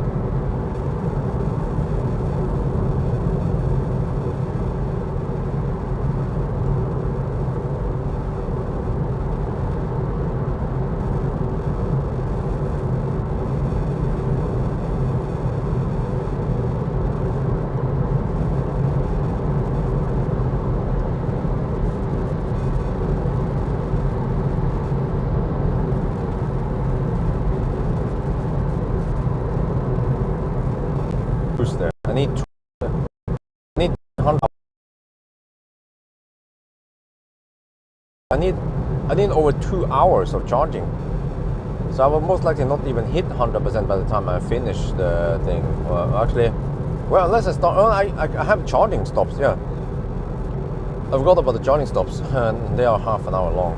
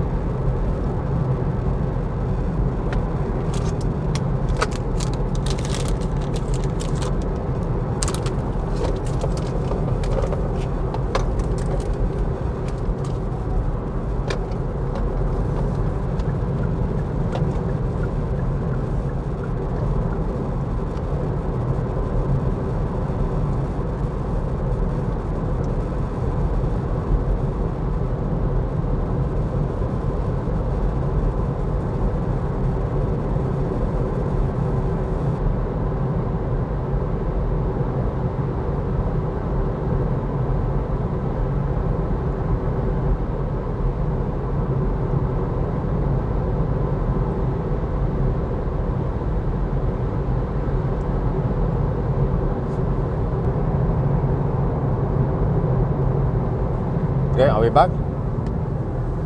I wonder, you know, I think I want to start part 2 before we arrive at the fast charger. In case I'm busy at the charger. Just have to deal with the EcoFlow and stuff.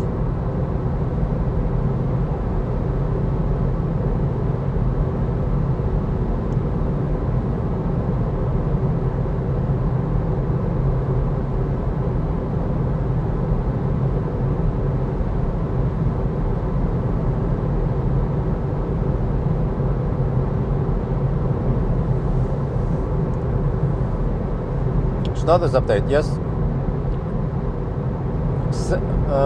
708 kilometers, 236 consumption.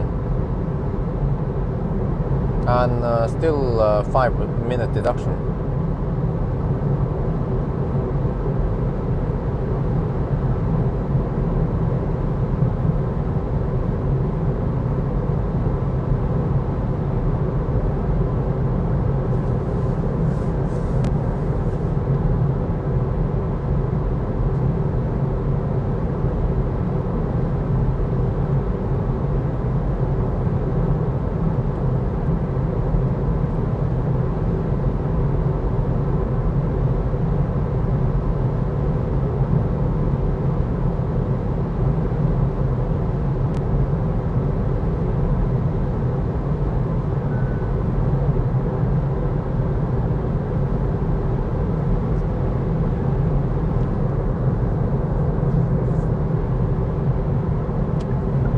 Well, 236 is not that bad consumption.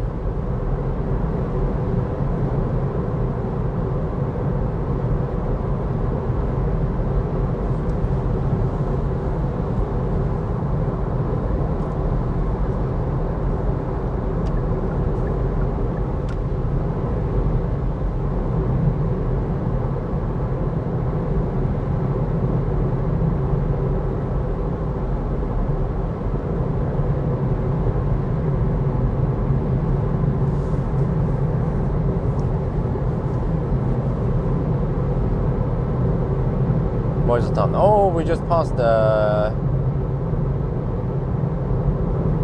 8-hour mark, right?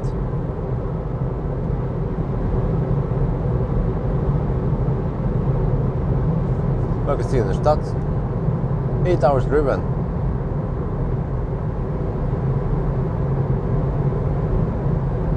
Average speed 89 kilometers per hour. Okay.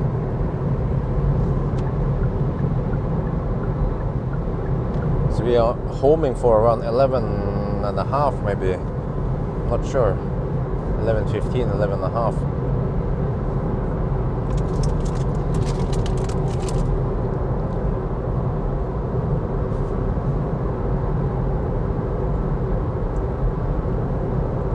Oh, can you guys check Ionity for me? Is it busy? If it's if we have Ladderstad there, then I want to avoid it. Go to Nedlands instead.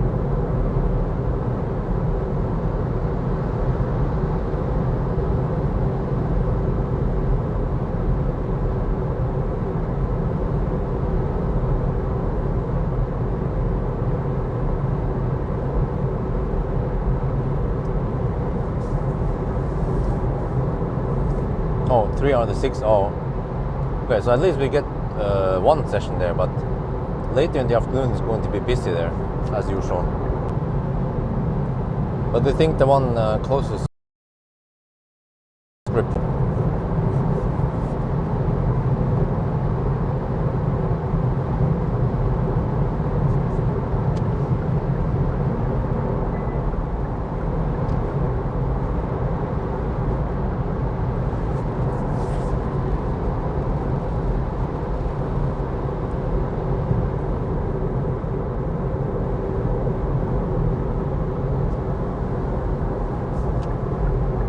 I have to say the roads are getting busy now.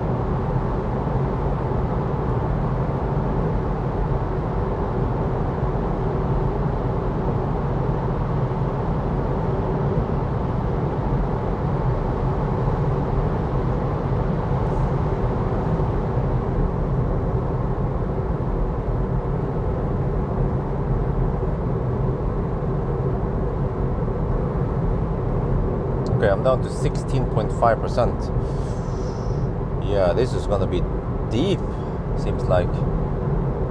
We are still 23 kilometers away from Dal. But I'm prepared to go for Nedlands if we have to.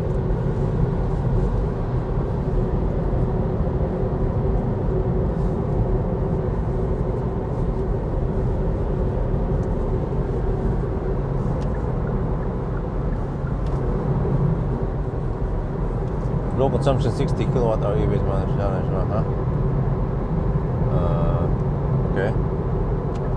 Which car are you talking about? Like Aria maybe? But Aria did it in 1105, huh? That's kind of funny. Aria with a smaller battery even, and it's a bigger car. Okay, low battery warning at 15%.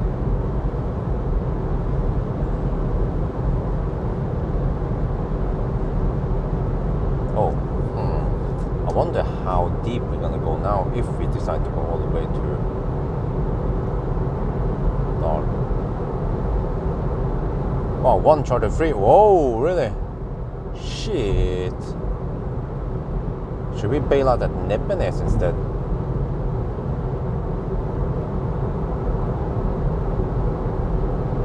Don't want to waste time on Laderstad here.